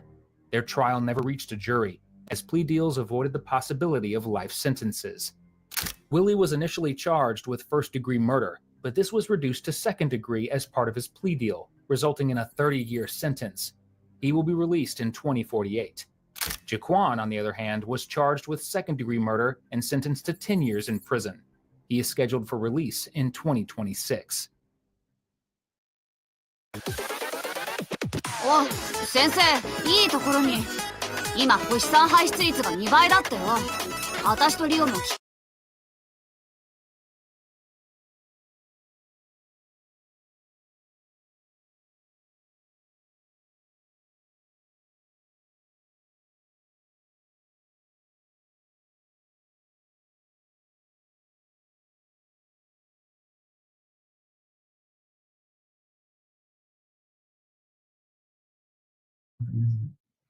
Oh God, Jaquan, you're 18 years old. We have young men your age and young women your age that go into the military and go overseas and risk their lives. So you boys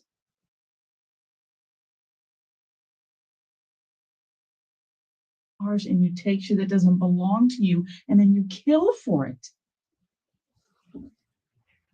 That spits on those men and women who risk their lives for us.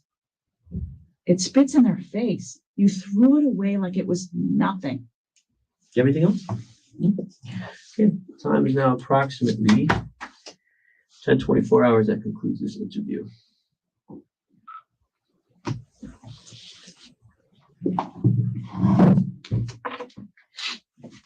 We got somebody we're gonna come and photograph those injuries, okay? It looks to be in one piece. Yep. Very much okay.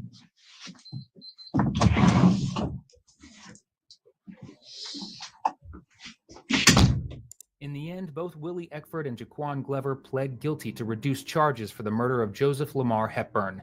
Their trial never reached a jury, as plea deals avoided the possibility of life sentences. Willie was initially charged with first-degree murder, but this was reduced to second-degree as part of his plea deal, resulting in a 30-year sentence. He will be released in 2048. Jaquan, on the other hand, was charged with second-degree murder and sentenced to 10 years in prison. He is scheduled for release in 2026.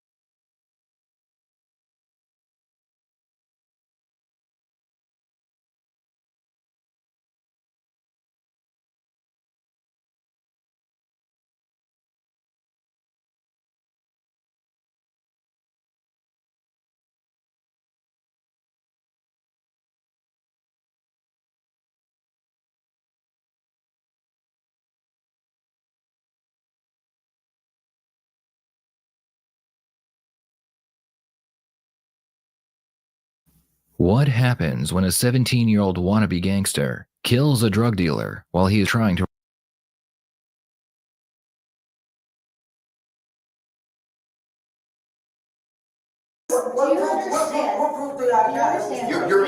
house where the car's at first. Right, I was asleep. That don't mean I took the car. I was asleep all day. I did not know y'all was there. What do you think that everyone else is? You're here, okay? You're a part of very serious crimes. You have to be honest about all My partner talked to your mom, and I believe she's raised you to be an honest person and take responsibility for your actions.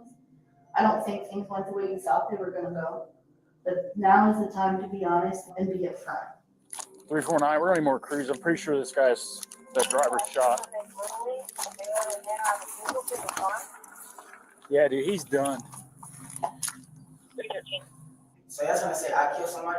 You were part of this murder scheme. Well, this isn't going to juvenile court, buddy. This is an aggravated murder. So that's when I say me. When Dayton police received reports of a carjacking at 1 a.m. on January 26, 2022, it seemed like a usual case. However, when gunshots rang out in the same part of the city just an hour later, officers quickly realized they were dealing with something far more gruesome. Rushing to the second crime scene, they discovered that the victim, 35-year-old Brandon Cooper, had been brutally executed in an assassination-style murder. With no suspects in sight, investigators tracked the stolen vehicle from the first crime scene to a house in southern Dayton View. Believing the two crimes were connected, officers arrested 4 teenagers, including 15-year-old DeTravon Mitchell and 15-year-old Tylen Peaks, who were brought to the Dayton Police Department for further questioning.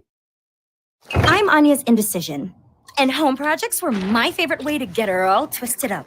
But Thumbtack changed that. Even I'm no match for their plans and guides. Tell me how he came into contact with you today, Mr. Peaks. Right. I woke up and I just seen SWAT team.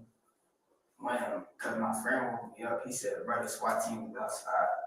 I said, "Why?" He said, "You don't know, bro. We gotta go outside." So that's when me and my friends went outside. And I just ended up here. Okay, well, let's back way up then, because obviously the day didn't start with the SWAT team. What happened way before you woke up to the SWAT team? I was chilling. Where were you chilling at? 322 a.m. Who were you there to chill with? Me and Ray. And who? And Ray. But I just had pulled up, and then that's when I got sleepy, so I went to sleep. Detectives are faced with 2 crime scenes. The first, a carjacking on St. Agnes Road at around 1 a.m. The second, the murder of Brandon Cooper, took place just minutes away on Fergus Avenue. But strangely, it happened almost an hour later. While detectives know that the teenagers have to be involved in the carjacking, since the stolen vehicle was found in their garage, they were now trying to determine whether they also played a role in Cooper's murder. I'll be frank with you. I know you didn't go to sleep.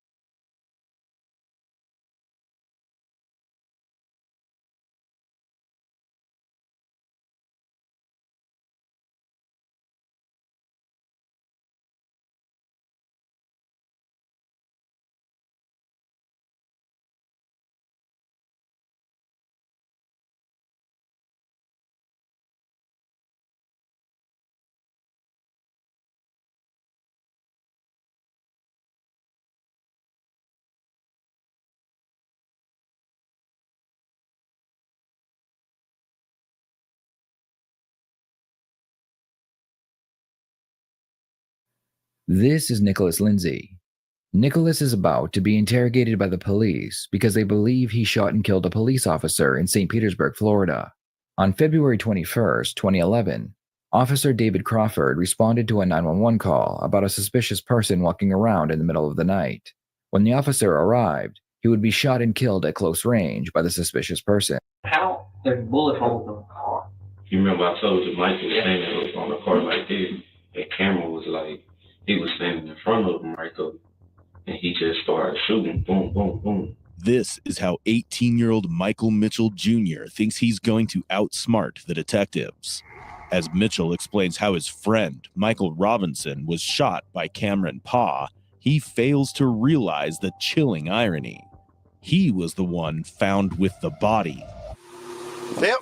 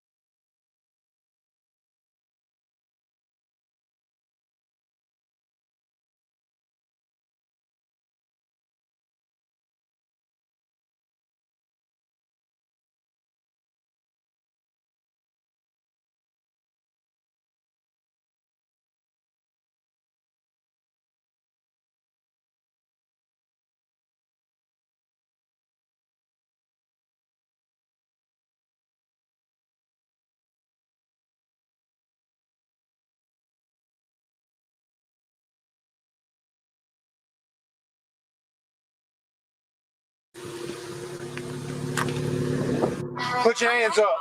Put your hands up. To make matters worse, detectives had one piece of evidence Mitchell never anticipated, and what came next was a brutal reality check. I've got videos of you with a gun, with a Ruger, with an extended clip that you said he got shot with, that your cousin said that you only had 6 bullets in, which is exactly how many went into this guy's stomach before he got shot in the face. As Mitchell makes numerous attempts to outsmart the detectives, the question remains, will they manage to uncover the full truth, or will he outplay them as the ultimate manipulator? Take a look at this. As low as $22 a month for car insurance. Your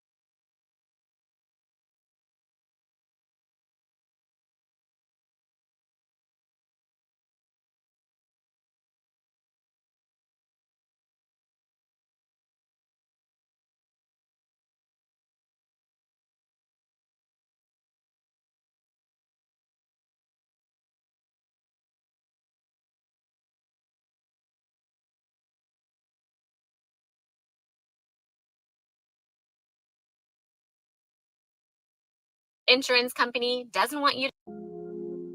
It all started on July 29th, 2020, around 5 p.m., when Louisiana State Police pulled over a speeding car on Highway 17 in Franklin Parish.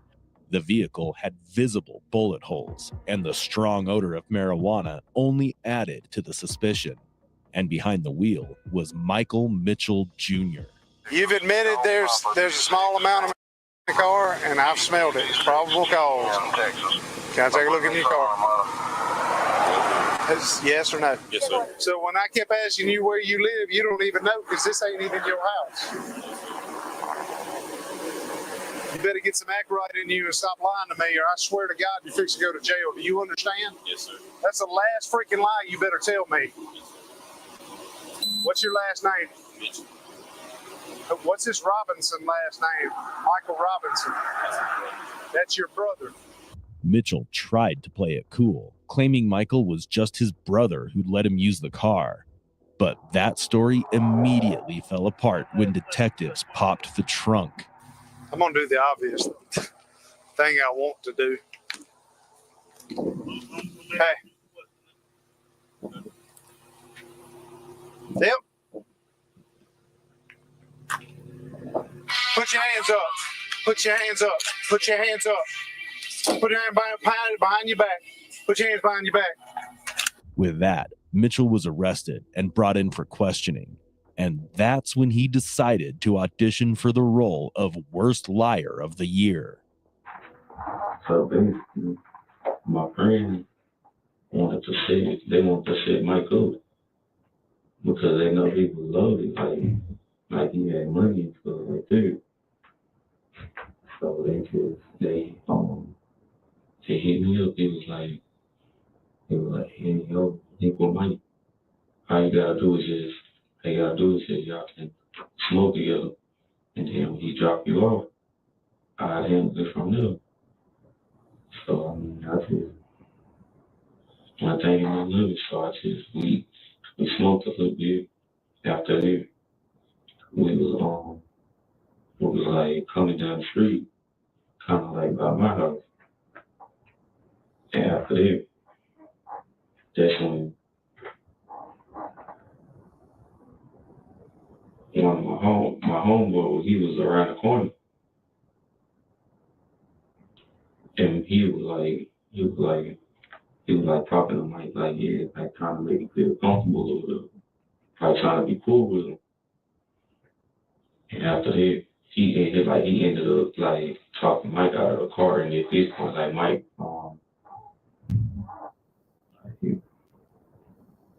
like he on the door and the car, like he just leaning up right there. Mm-hmm.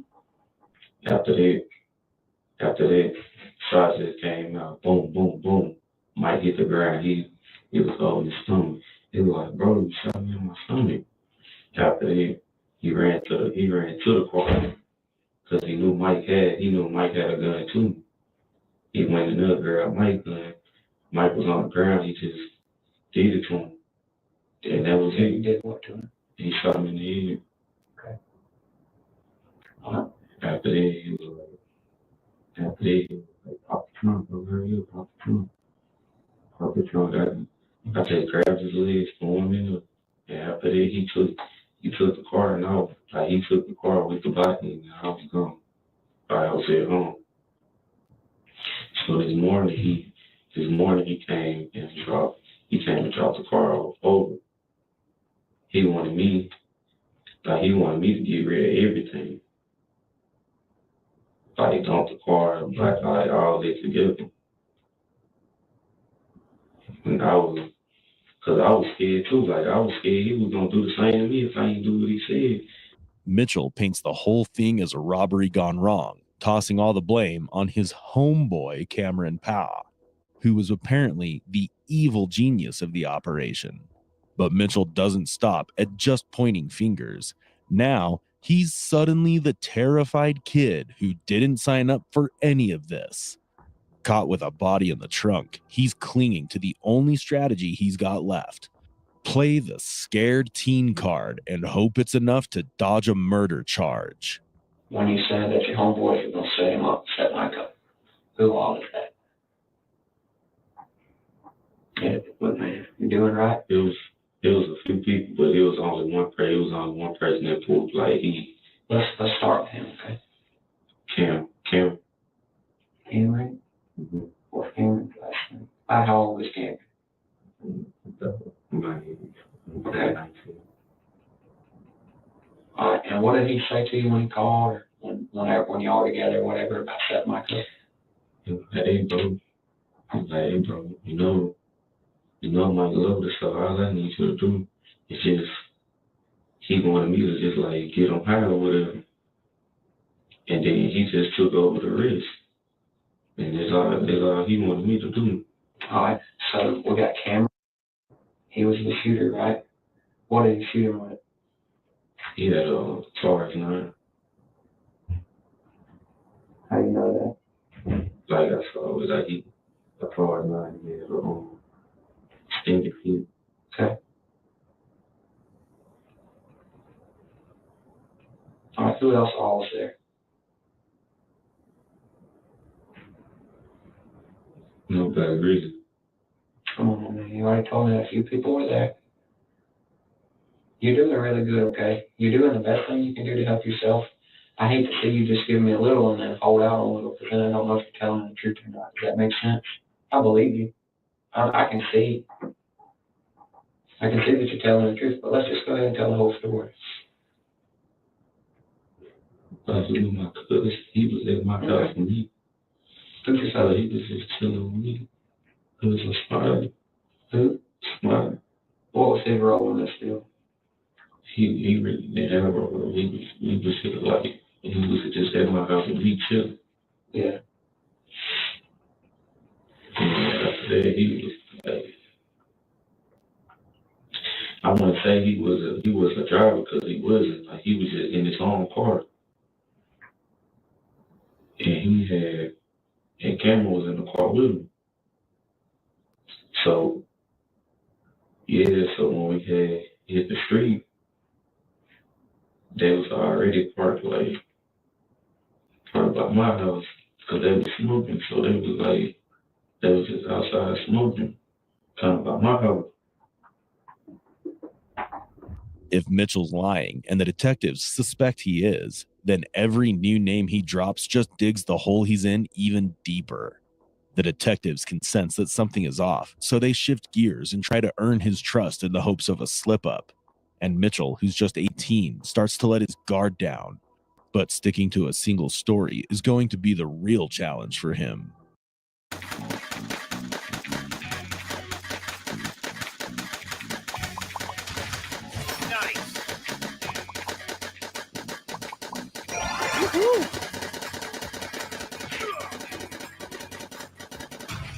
Great. What time do you think the shooting happened?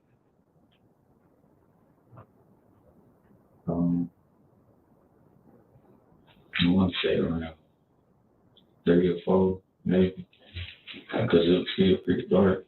Yeah. All right. So what happened after? Did you just walk home from there, or you drove the car? Yeah, no, I didn't drive the car after the shooting. I helped him put the body in the trunk. He took the car. He drove off. He took the spare tire out the trunk to put Mike in the trunk. Where did you put the spare tire? I had no idea because I remember seeing him put it in the front seat so he can because I guess it won't fit in the back seat or whatever. So he just put it in the front seat and he hurried up and drove off. Yeah. Did he tell you where he was going last night? No, he said. Yeah. Where do you live? I don't know the exact house. I know it's Dolly Lane, though. Okay. If I can get my phone, but I can pull up the house number for it. We can get that. It was about 11 something. I was still sleeping. He woke me up and called me. He was like, hey, I need you to go take this car and take this body to me. I'm like, what you mean? Like, what you mean? What you want me to do with it? He was like, get rid of it. And like, he was sounding aggressive. So I ain't want to just get into no altercation with him because I ain't want to end up like Mike. Because he obviously, he had no feeling when he did it, I guess. Cause, I don't know. Yeah. Accident. After he dropped the car off with the keys, and I had... At your house, or he was like... Plan to meet somewhere? And we met, like, kind of by my house, but, like, not quite at my house. And after that, I told my mom, I was like, I'm about to go, I'm going to be gone for a little while. She was like, all right. That's when I left. And I, first I went to Tallulah. Then Dale then came through Mansboro. And then that's when I got stopped. But he had gave me a spot to go. He told me where I can go trash the stuff in it. So that's what I was really on my way to. What was that? I got like I don't know the specific address. He just sent it to my phone and I just put it in, like tap it to get direction to it and just come up. Okay. What was your plan when you got there? I was just gonna leave. I was gonna get out the car, leave the car there, and I was gonna try to get it right back tomorrow and just try to leave it at there. Right now, Mitchell has a whole story laid out, and it's mostly clear, but with some glaring holes. Blaming someone else this early is risky, as once that person gets questioned, the cracks tend to show. It's still unclear if Mitchell is lying, but one thing doesn't add up. If this was just a robbery, Why go straight to murder? Why not wear masks and take what you can like any typical stick-up? That's what makes this story feel shaky, and it's exactly why the detectives need to pull it apart, piece by piece. And for that, they first need to send a team to find Cameron's whereabouts. Cameron, he wanted me to leave the car in the body. He wanted me to dump. Okay. Did you ever let Cameron know that you got stopped? Do you think he knows by now that you got stopped? Was he expecting you to let him know when you were done, or was he supposed to come pick you up? He blocked me on everything. Like, he was stressing it so hard that we deleted everything that we sent back and forth. So, like, as of right now, like, he got me blocked, so I can't contact him. How are you going to get picked up? Yeah. How are you going to get back from her? I'll go call my girlfriend. She was going to bring me. Okay. Well, this doesn't have anything to do with anything, but who's your dad? My dad. What's he do for a living? He's a mayor. Over at school? Mm-hmm. All right. Have you talked to him? I haven't talked to him, but... Do you live in his house? Okay. And what's your mom's name? And she knew that you were leaving? Mm-hmm. Okay. Tell me about the shooting. Just a little bit more. You're doing good. Let's try to focus on the location, exactly where it happened. So I'm not really familiar with Bridgewater. I have to show y'all like exactly what it was.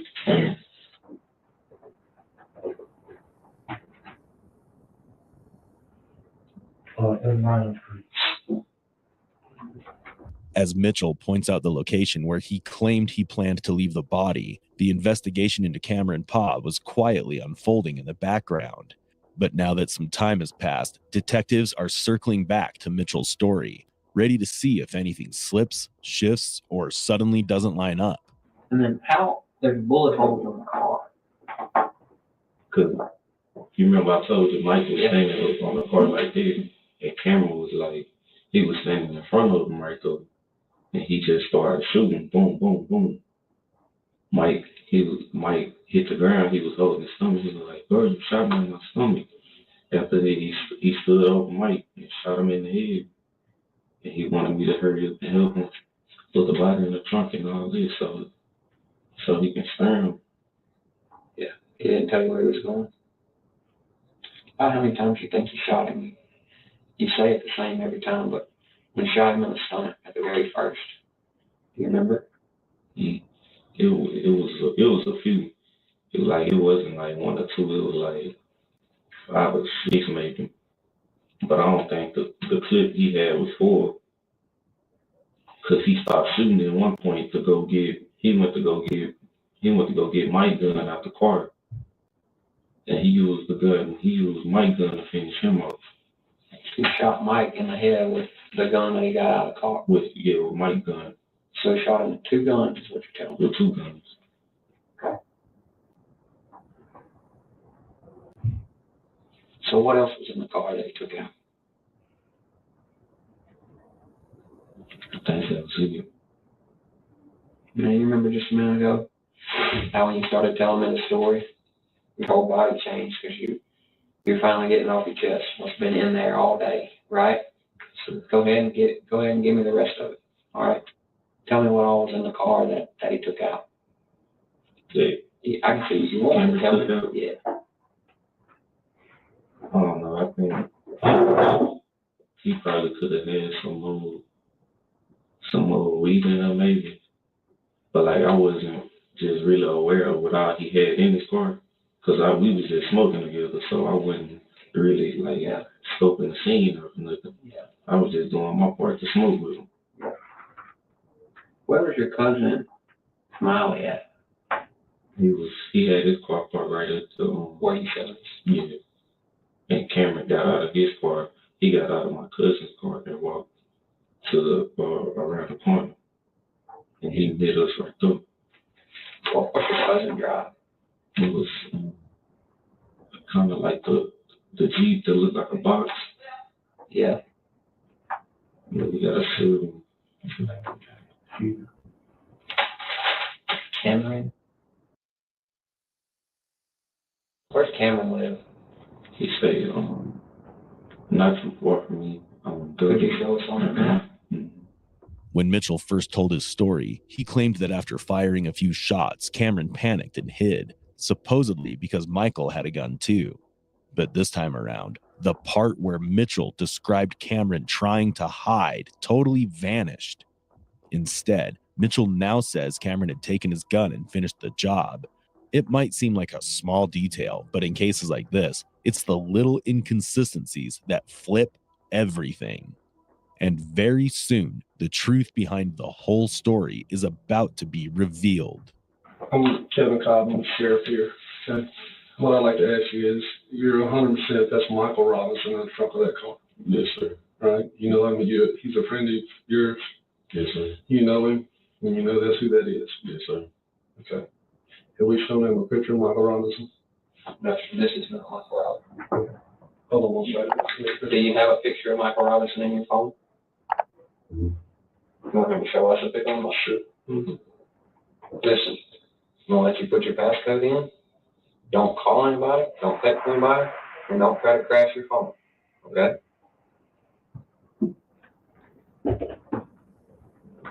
You're just pulling up his Facebook? Mm-hmm. Okay. So that's his car in the background there? That's just pulling up his Facebook page, which is also his.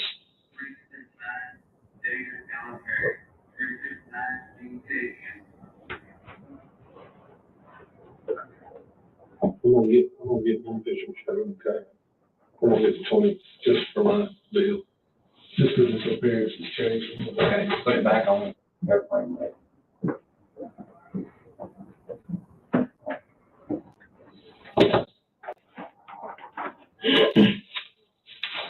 Who is that? Yes, Cameron. He just got a little bit more hair, but there's him right though. He got a little bit more hair now, or he got a little bit more hair in this picture than he does now? He got a little bit more right now than he do in this picture.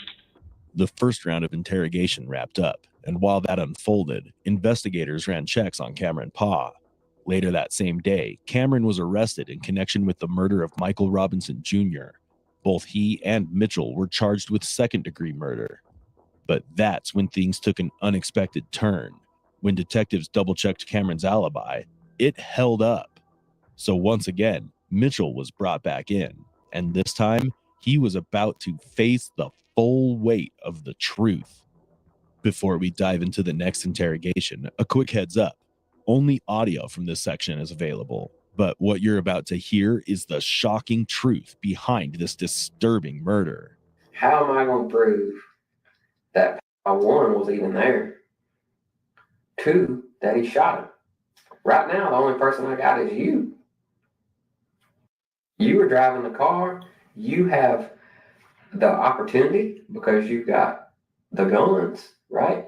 I got videos of you with a gun, with a Ruger, with an extended clip that you said he got shot with, that your cousin said that you only had 6 bullets in, which is exactly how many went into this guy's stomach before he got shot in the face. Everything just points to you. And nothing points to Cameron. He's going to be a free man shortly. And you're going to be in here for first-degree murder because you did all this by yourself with no help. Smiley didn't see me with a gun. He didn't. I'm telling you, I did not get in Smiley's car with the gun. I got in his car with myself, and I had my weed and the reloads to roll up weed. So after that, I told him like I was gonna go with Mike, and at that point he went and got gas, and he went and picked Cameron up. Because when we was there at first, Cameron was not with us. So when he left to go get gas and handle his business, whatever. Cameron was back with him. How does he know Cameron? He know Cameron through me. Has he ever been around him before? Smiley. That was his first time being around him. Yeah, after that. Okay, so let's stop. Smiley, he left you. Did you give him instructions to go do something? Go pick somebody up? No. So he was riding around, going to get gas, and how did he wind up with Cameron? I did tell him go pick Cameron up. See, this is what I'm talking about. This is the stuff you can't mess up on. The tables have turned, and Mitchell's lies are not holding up anymore. With every step, he isn't walking toward freedom. He's marching straight toward a prison cell. And things are only going to get worse. Where did Cam go? Where did Cam go? You told me that Cam left in the car. That's what I said. Y'all trying to make me. No. Y'all trying to switch me up. I already told. I know what I told y'all. I'm saying Cam left in the car. At the point Smiley came around the corner, Cam was already gone. With the dead guy in the trunk. Yes. Come on now. Let's stop. So I'm not trying to cross you up. Here's what I'm trying to do. All of this whole story has to go into a report that I have to write. I understand. Right. So when I send this thing up the chain and I say, hey, Michael Mitchell didn't shoot this guy. He helped set him up. He needs his legs switched, but he didn't pull the trigger. Right? Yes, sir. Because that's what you want my report to say, right? Yes, sir. Well, to do that, I have to have all of my facts straight. Yes. But let me tell you what. Right now, I've got it on 2 recordings. Mm-hmm. Okay, I got one that says Smiley was around the corner. He never saw me after the shooting. Me and Cam loaded the body up, and then Cam left in the car. All right. Then I got Smiley saying, we heard the shooting. We drove around the corner. There was Michael Mitchell, no Cam. And you say Cam was gone already. And then I got another story just now that me and Cam loaded up the body. He jumps in the car and leaves. And now you're just standing there. Look, Smiley has nothing to lose. Well, he has a lot to lose, but he's not involved. So he told us a story that makes sense, understandable. Your story's the one it's not jiving. And here's why I think that, okay? I think that you're telling us a ton of truth. Like 95% of what you're saying is true. But 5%, you're trying to keep a homeboy out of a pinch, or maybe not quite sound so bad. I'm just trying to I'm just trying to keep them out the way because they wasn't. But you can't keep them out of the way. Let me keep them out of the way. Let me do my job. I'm gonna do it. I'm gonna keep them out of the way. Have I put anybody else in jail? Mitchell still tries to play the part, acting like he cares about his homeboys.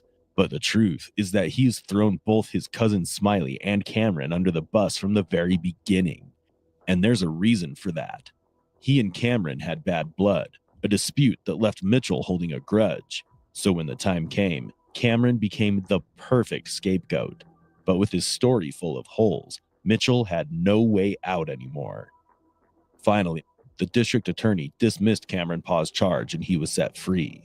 On the other hand, Mitchell was scheduled to stand trial on August 29th, 2022. It is to be noted that some sources suggest that he got a 25-year sentence, but these details could not be independently verified through official court records or reputable news outlets. Therefore, the precise sentencing information remains unconfirmed, and even the reason behind the murder is not yet confirmed. So what do you think about the case? Why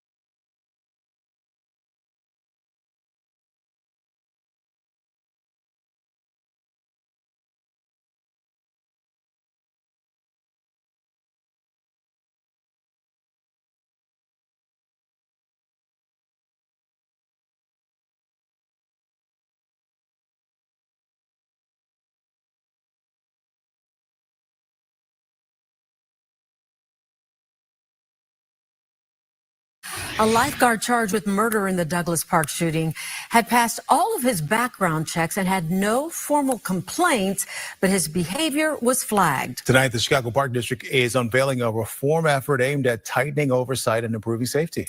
Nate Rogers joining us now live to explain what this all means. Nate? Yeah, absolutely, Sylvia and Terrence. Good evening to the both of you. Following the death of 15-year-old Marjay Dotson, allegedly at the hands of a former lifeguard here at Douglas Park, the park will now have permanent security as well as safety training and policy awareness. Here's a little bit more. The Park District's internal investigation, quote, identified gaps in employment, oversight, communication, and documentation. The report says Charles Leto, a former lifeguard charged in this case, passed all required background checks, but also that he was involved in several verbal altercations with staff and patrons, those incidents not formally documented in his personnel file. Leto allegedly killed Dotson and shot a 14-year-old on June 26, right here at Douglas Park. Leto was off duty at the time, a lifeguard. He resigned after the shooting. Victims were both unarmed. Prosecutors say they did not threaten Leto. New reforms at the park also include stronger oversight and disciplinary tracking, community-led safety planning, improved cultural competency, and employee support. Now, again, back out here live, we're told that the report says that Leto did not express any concerns leading up to the shooting. We do know that the 55-year-old remains charged, still in custody. His charges include first-degree murder, attempted murder, aggravated battery, and aggravated discharge of a firearm. For now, we're live in Douglas Park. Nate Rogers, Fox 32 Chicago.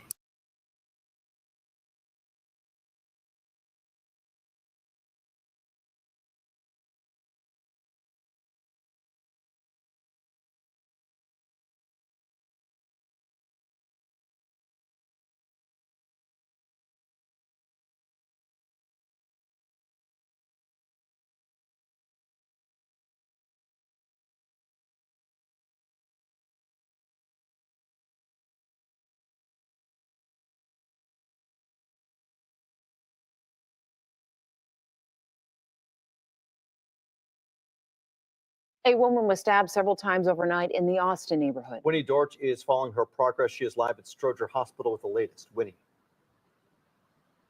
Good morning. Well, according to police, the 31-year-old woman was stabbed inside a West Side home last night. Here's video from that scene. The stabbing happened in the 500 block of South Laramie. Officers responded to a call for service around 8 o'clock. They found the victim with multiple stab wounds to her body. Video shows Laramie was blocked off between Harrison and Van Buren. Police were searching the ground for evidence. The woman was taken to the hospital where she was last listed in critical condition. Now, that 16-year-old boy is in custody. We're told charges are pending. Live here at Stroger, Winnie Dortch, WGN News.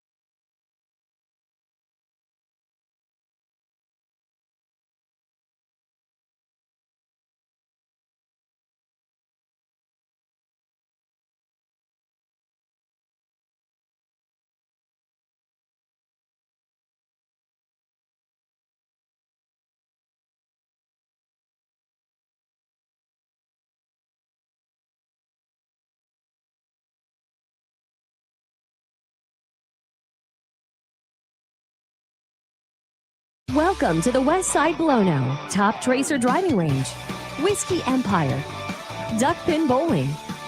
The murder trial for fallen Chicago police officer Andres Vasquez is now underway.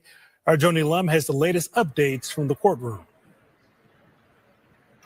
Good afternoon, Brian. It's an emotional trial already. One of the attorneys saying that everyone is still reeling from that tragic day. And the first witness, the wife of Officer Andres Vasquez Lasso, she tearfully testified how she learned that her husband was killed in the line of duty. Supporters and fellow police officers arrived at the Layton Criminal Courthouse to lend strength to the officer's family. 8th District Police Officer Andres Vasquez Lasso was 32, had been with the department almost 5 years. The accused shooter is 21-year-old Stephen Montano, who was 18 in March 2023. That day, police were called to a domestic disturbance, a report of a man threatening a woman with a gun. Police say Montano ran from his apartment in Gage Park to a schoolyard where children were playing. Officer Vasquez Lasso ordered him to stop. Both opened fire. Vasquez Lasso was shot 5 times. The defendant's attorney said that Montano was cornered and scared. Outside the courthouse, Teamsters Union officers offered support for the fallen officer's family and colleagues. We pray for the family, and there's time of sorrow right now, this time of loss, and let them know that Local 700 and the Teamsters as a whole are here for them if they need us. Imagine someone being sentenced to a significant amount of time in prison and they don't want to go. There's fights that break out in the courtroom. There's people who try to run out. Then they come over here to the Department of Corrections and they're in a situation that they don't want to be in. Literally thousands of individuals on top of each other. The dangers that our members face are significant, and they do that with very little support, unfortunately, sometimes from their employer. So on behalf of Teamsters Local 700, we want to not only say thank you, but show them the support that they need to get through the day-to-day battles that they have. The defendant's attorney said that Stephen Montano was only 18 at the time. He was running away and he was scared. He also said that Montano was in a relationship with a 37-year-old woman who had isolated him and psychologically controlled him. They say that the defendant will testify in his own defense. Reporting live, I'm Joni Lum. Back to you.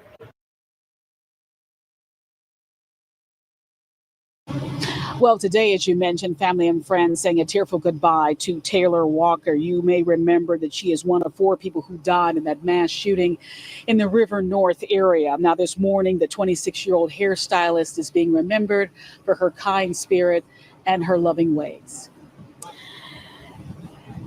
This Southside church was awash with pink and white as a tribute to Taylor Walker. Pink was the favorite color of the young Chicago woman who perished when a gunman opened fire on July 2nd. 3 others were also killed and many more injured. Friends say that she had just gone to the Artist Restaurant and Lounge on West Chicago Avenue for the album release party for her good friend, Chicago rapper Mellow Bucks. Relatives say she was the second child her mother has lost to gun violence. First of all, she was beautiful. You know, she was intelligent, smart, funny, you know, big sister, backbone to her mother. Taylor was a very loved individual and very outgoing, very ambitious, and very well liked. You know, and so this is a very sad day for everyone, especially the city of Chicago. The violence has to stop somewhere. Yes, the grief is palpable as services continue. They're going to actually have a repast so that the community and family and friends can come together and support one another. We're also learning that Chicago rapper Mellow Bucks made a statement on social media about her friend's passing, saying, kind of paraphrasing, that her heart is heavy for those lost and those wounded, and also for those whose spirit is now broken.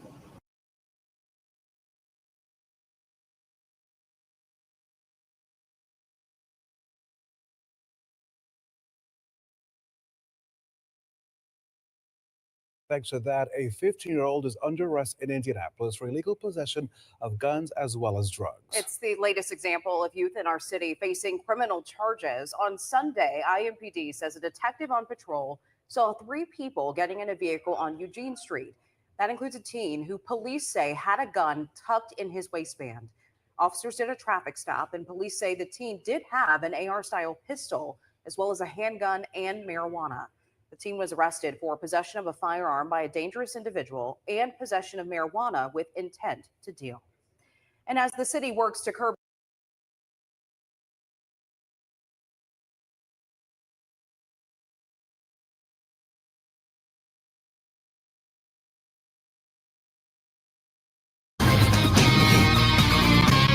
The busy news day also breaking: a man charged with murder in the stabbing death of a Cleveland mother. And the attack happened right in front of her children.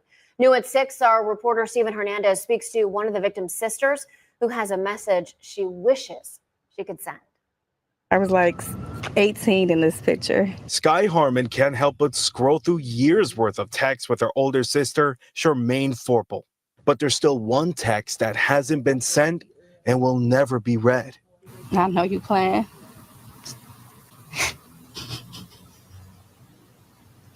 This gotta be a dream. Forple died in a brutal stabbing at her home on West 57th Street last Thursday night. Sky and her friend Tahira Till spoke to 19 News in support of a woman that showered everyone around her with her love. Seeing her picture posted on everybody's social media, I can't believe it. Today, Cleveland police confirmed the suspect, Charles F. Barkley, was arrested over the weekend and charged with murder. Officers say Barkley and the victim were in a brief romantic relationship together. All 5 of her children were there when it happened. The youngest, just 7 years old, now doesn't have any parents at all. He doesn't really fully understand like his mom's gone yet, and it's just so sad they have to go through that at a young age. For Sky, her older sister was someone to look up to, a rock. When I need something, that's who I'm FaceTiming, like how I make this, how I do this, like I can't do that anymore. It's like who I got. Part of the plans for this week include a balloon release in Forple's honor on Tuesday evening. It's one of many gestures for a person that meant so much to so many. It hurts because I know I'll never hear from it. In Cleveland's Old Brooklyn neighborhood, Stephen Hernandez, 19 News. Now your 19. Grand Canyon University offered nearly $161 million in institutional scholarships to online students in 2024, in addition to that. Thank you. Does the punishment fit the crime? A mom is going to jail because her kids were constantly absent from school. First at 4, what the prosecutor has to say about it. Brittany Weir joining us live with the story you'll see only on 19 News. The prosecutor told me that 3 of that mom's children missed several hours of school this past year. One child didn't show up for almost an entire month. Now Diamond Street is spending the next 10 days in jail. Stark County prosecuting attorney Kyle Stone says a Canton mother, Diamond Street, was sentenced to 10 days in jail on Tuesday. The reason? Chronic truancy. According to Stone, in just 6 months of school this year, Diamond's 13-year-old missed 200 hours of class, about a month's worth of school. Her 7-year-old and 6-year-old each missed 112 hours. The absences were reported by an attendance officer with the Canton School District. And after several failed attempts to contact Diamond and assist her, the prosecutor's office was called. We have a specific prosecutor assigned that all she does is truancy. Even throughout our family court is still willing to work with the parent. But if they're not willing to put in the work and they're not willing to appear and to do things that's necessary, it'll end up, like this case where, you get 10 days in jail.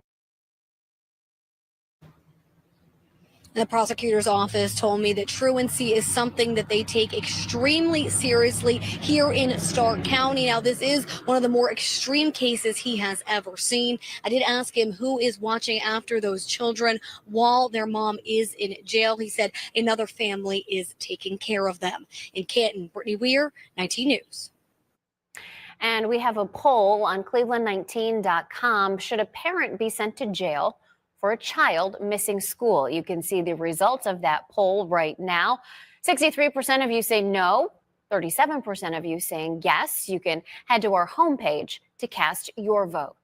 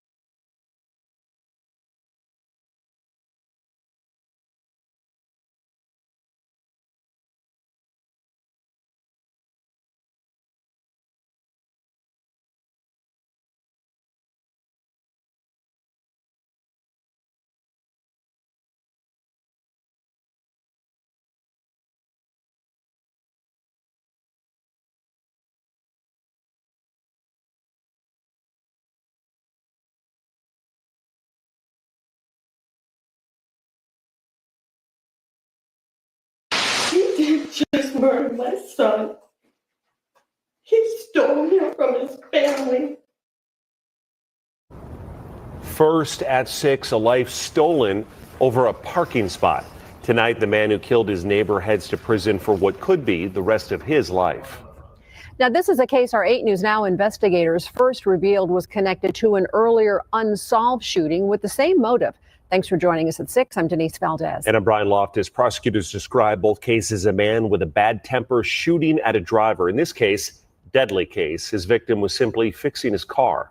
8 News Now investigator David Charnes, the only TV reporter.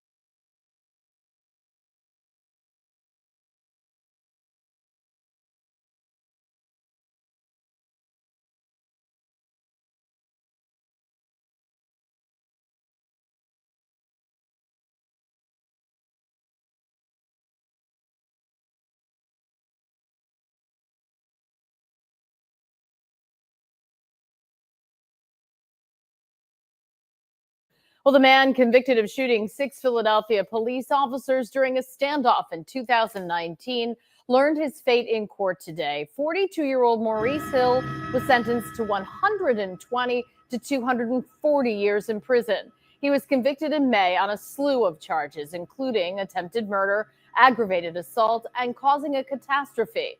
That hours-long standoff happened on the 3700 block of North 15th Street in the city's Tioga Nicetown section. 9 officers were injured, including those 6 who were wounded by gunfire.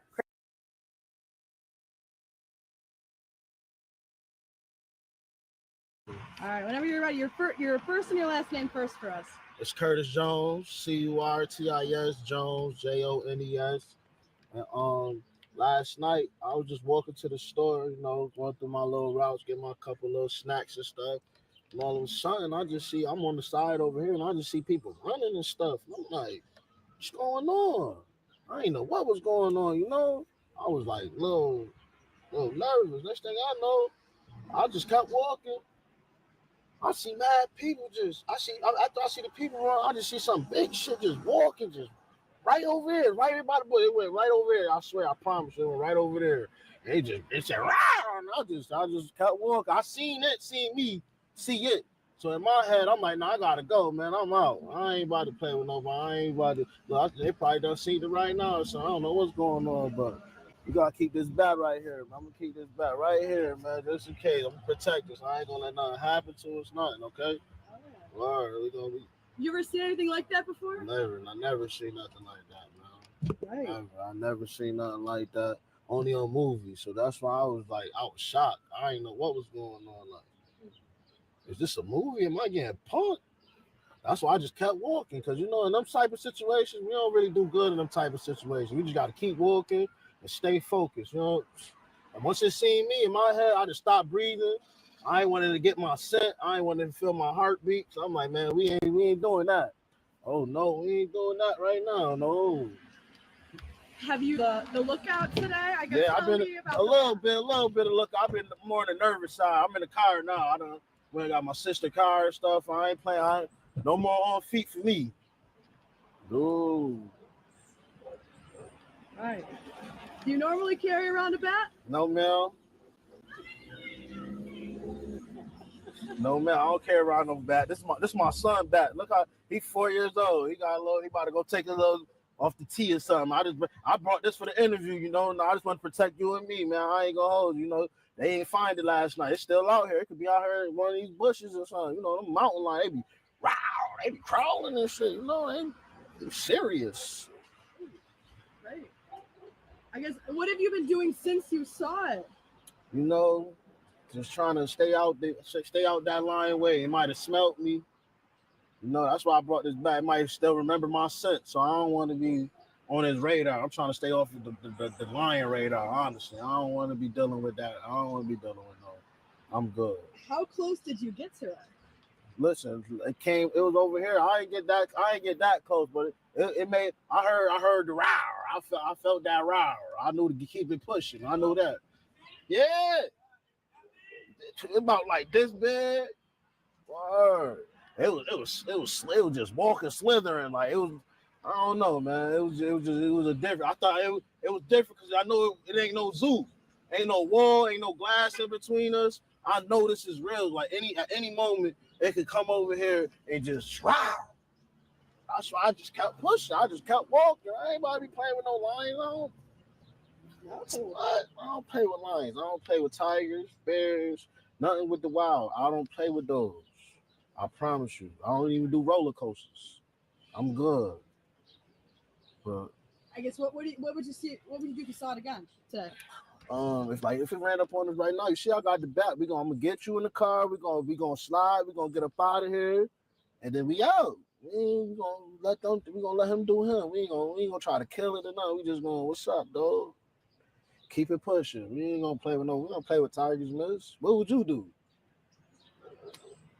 Good question. Fire on. Exactly. So see, I got a bat. I'm gonna protect myself for sure. Yeah. Definitely gonna protect myself. You understand? Oh yeah. But let's get up out of here before it smell me. Yeah. Yeah. Last question. What's your message to the community about this? What do you want them to know? Listen, y'all stay indoors, man. Make sure y'all follow me, Curtis Jones, on all platforms, man. Understand? Don't let that tiger get y'all.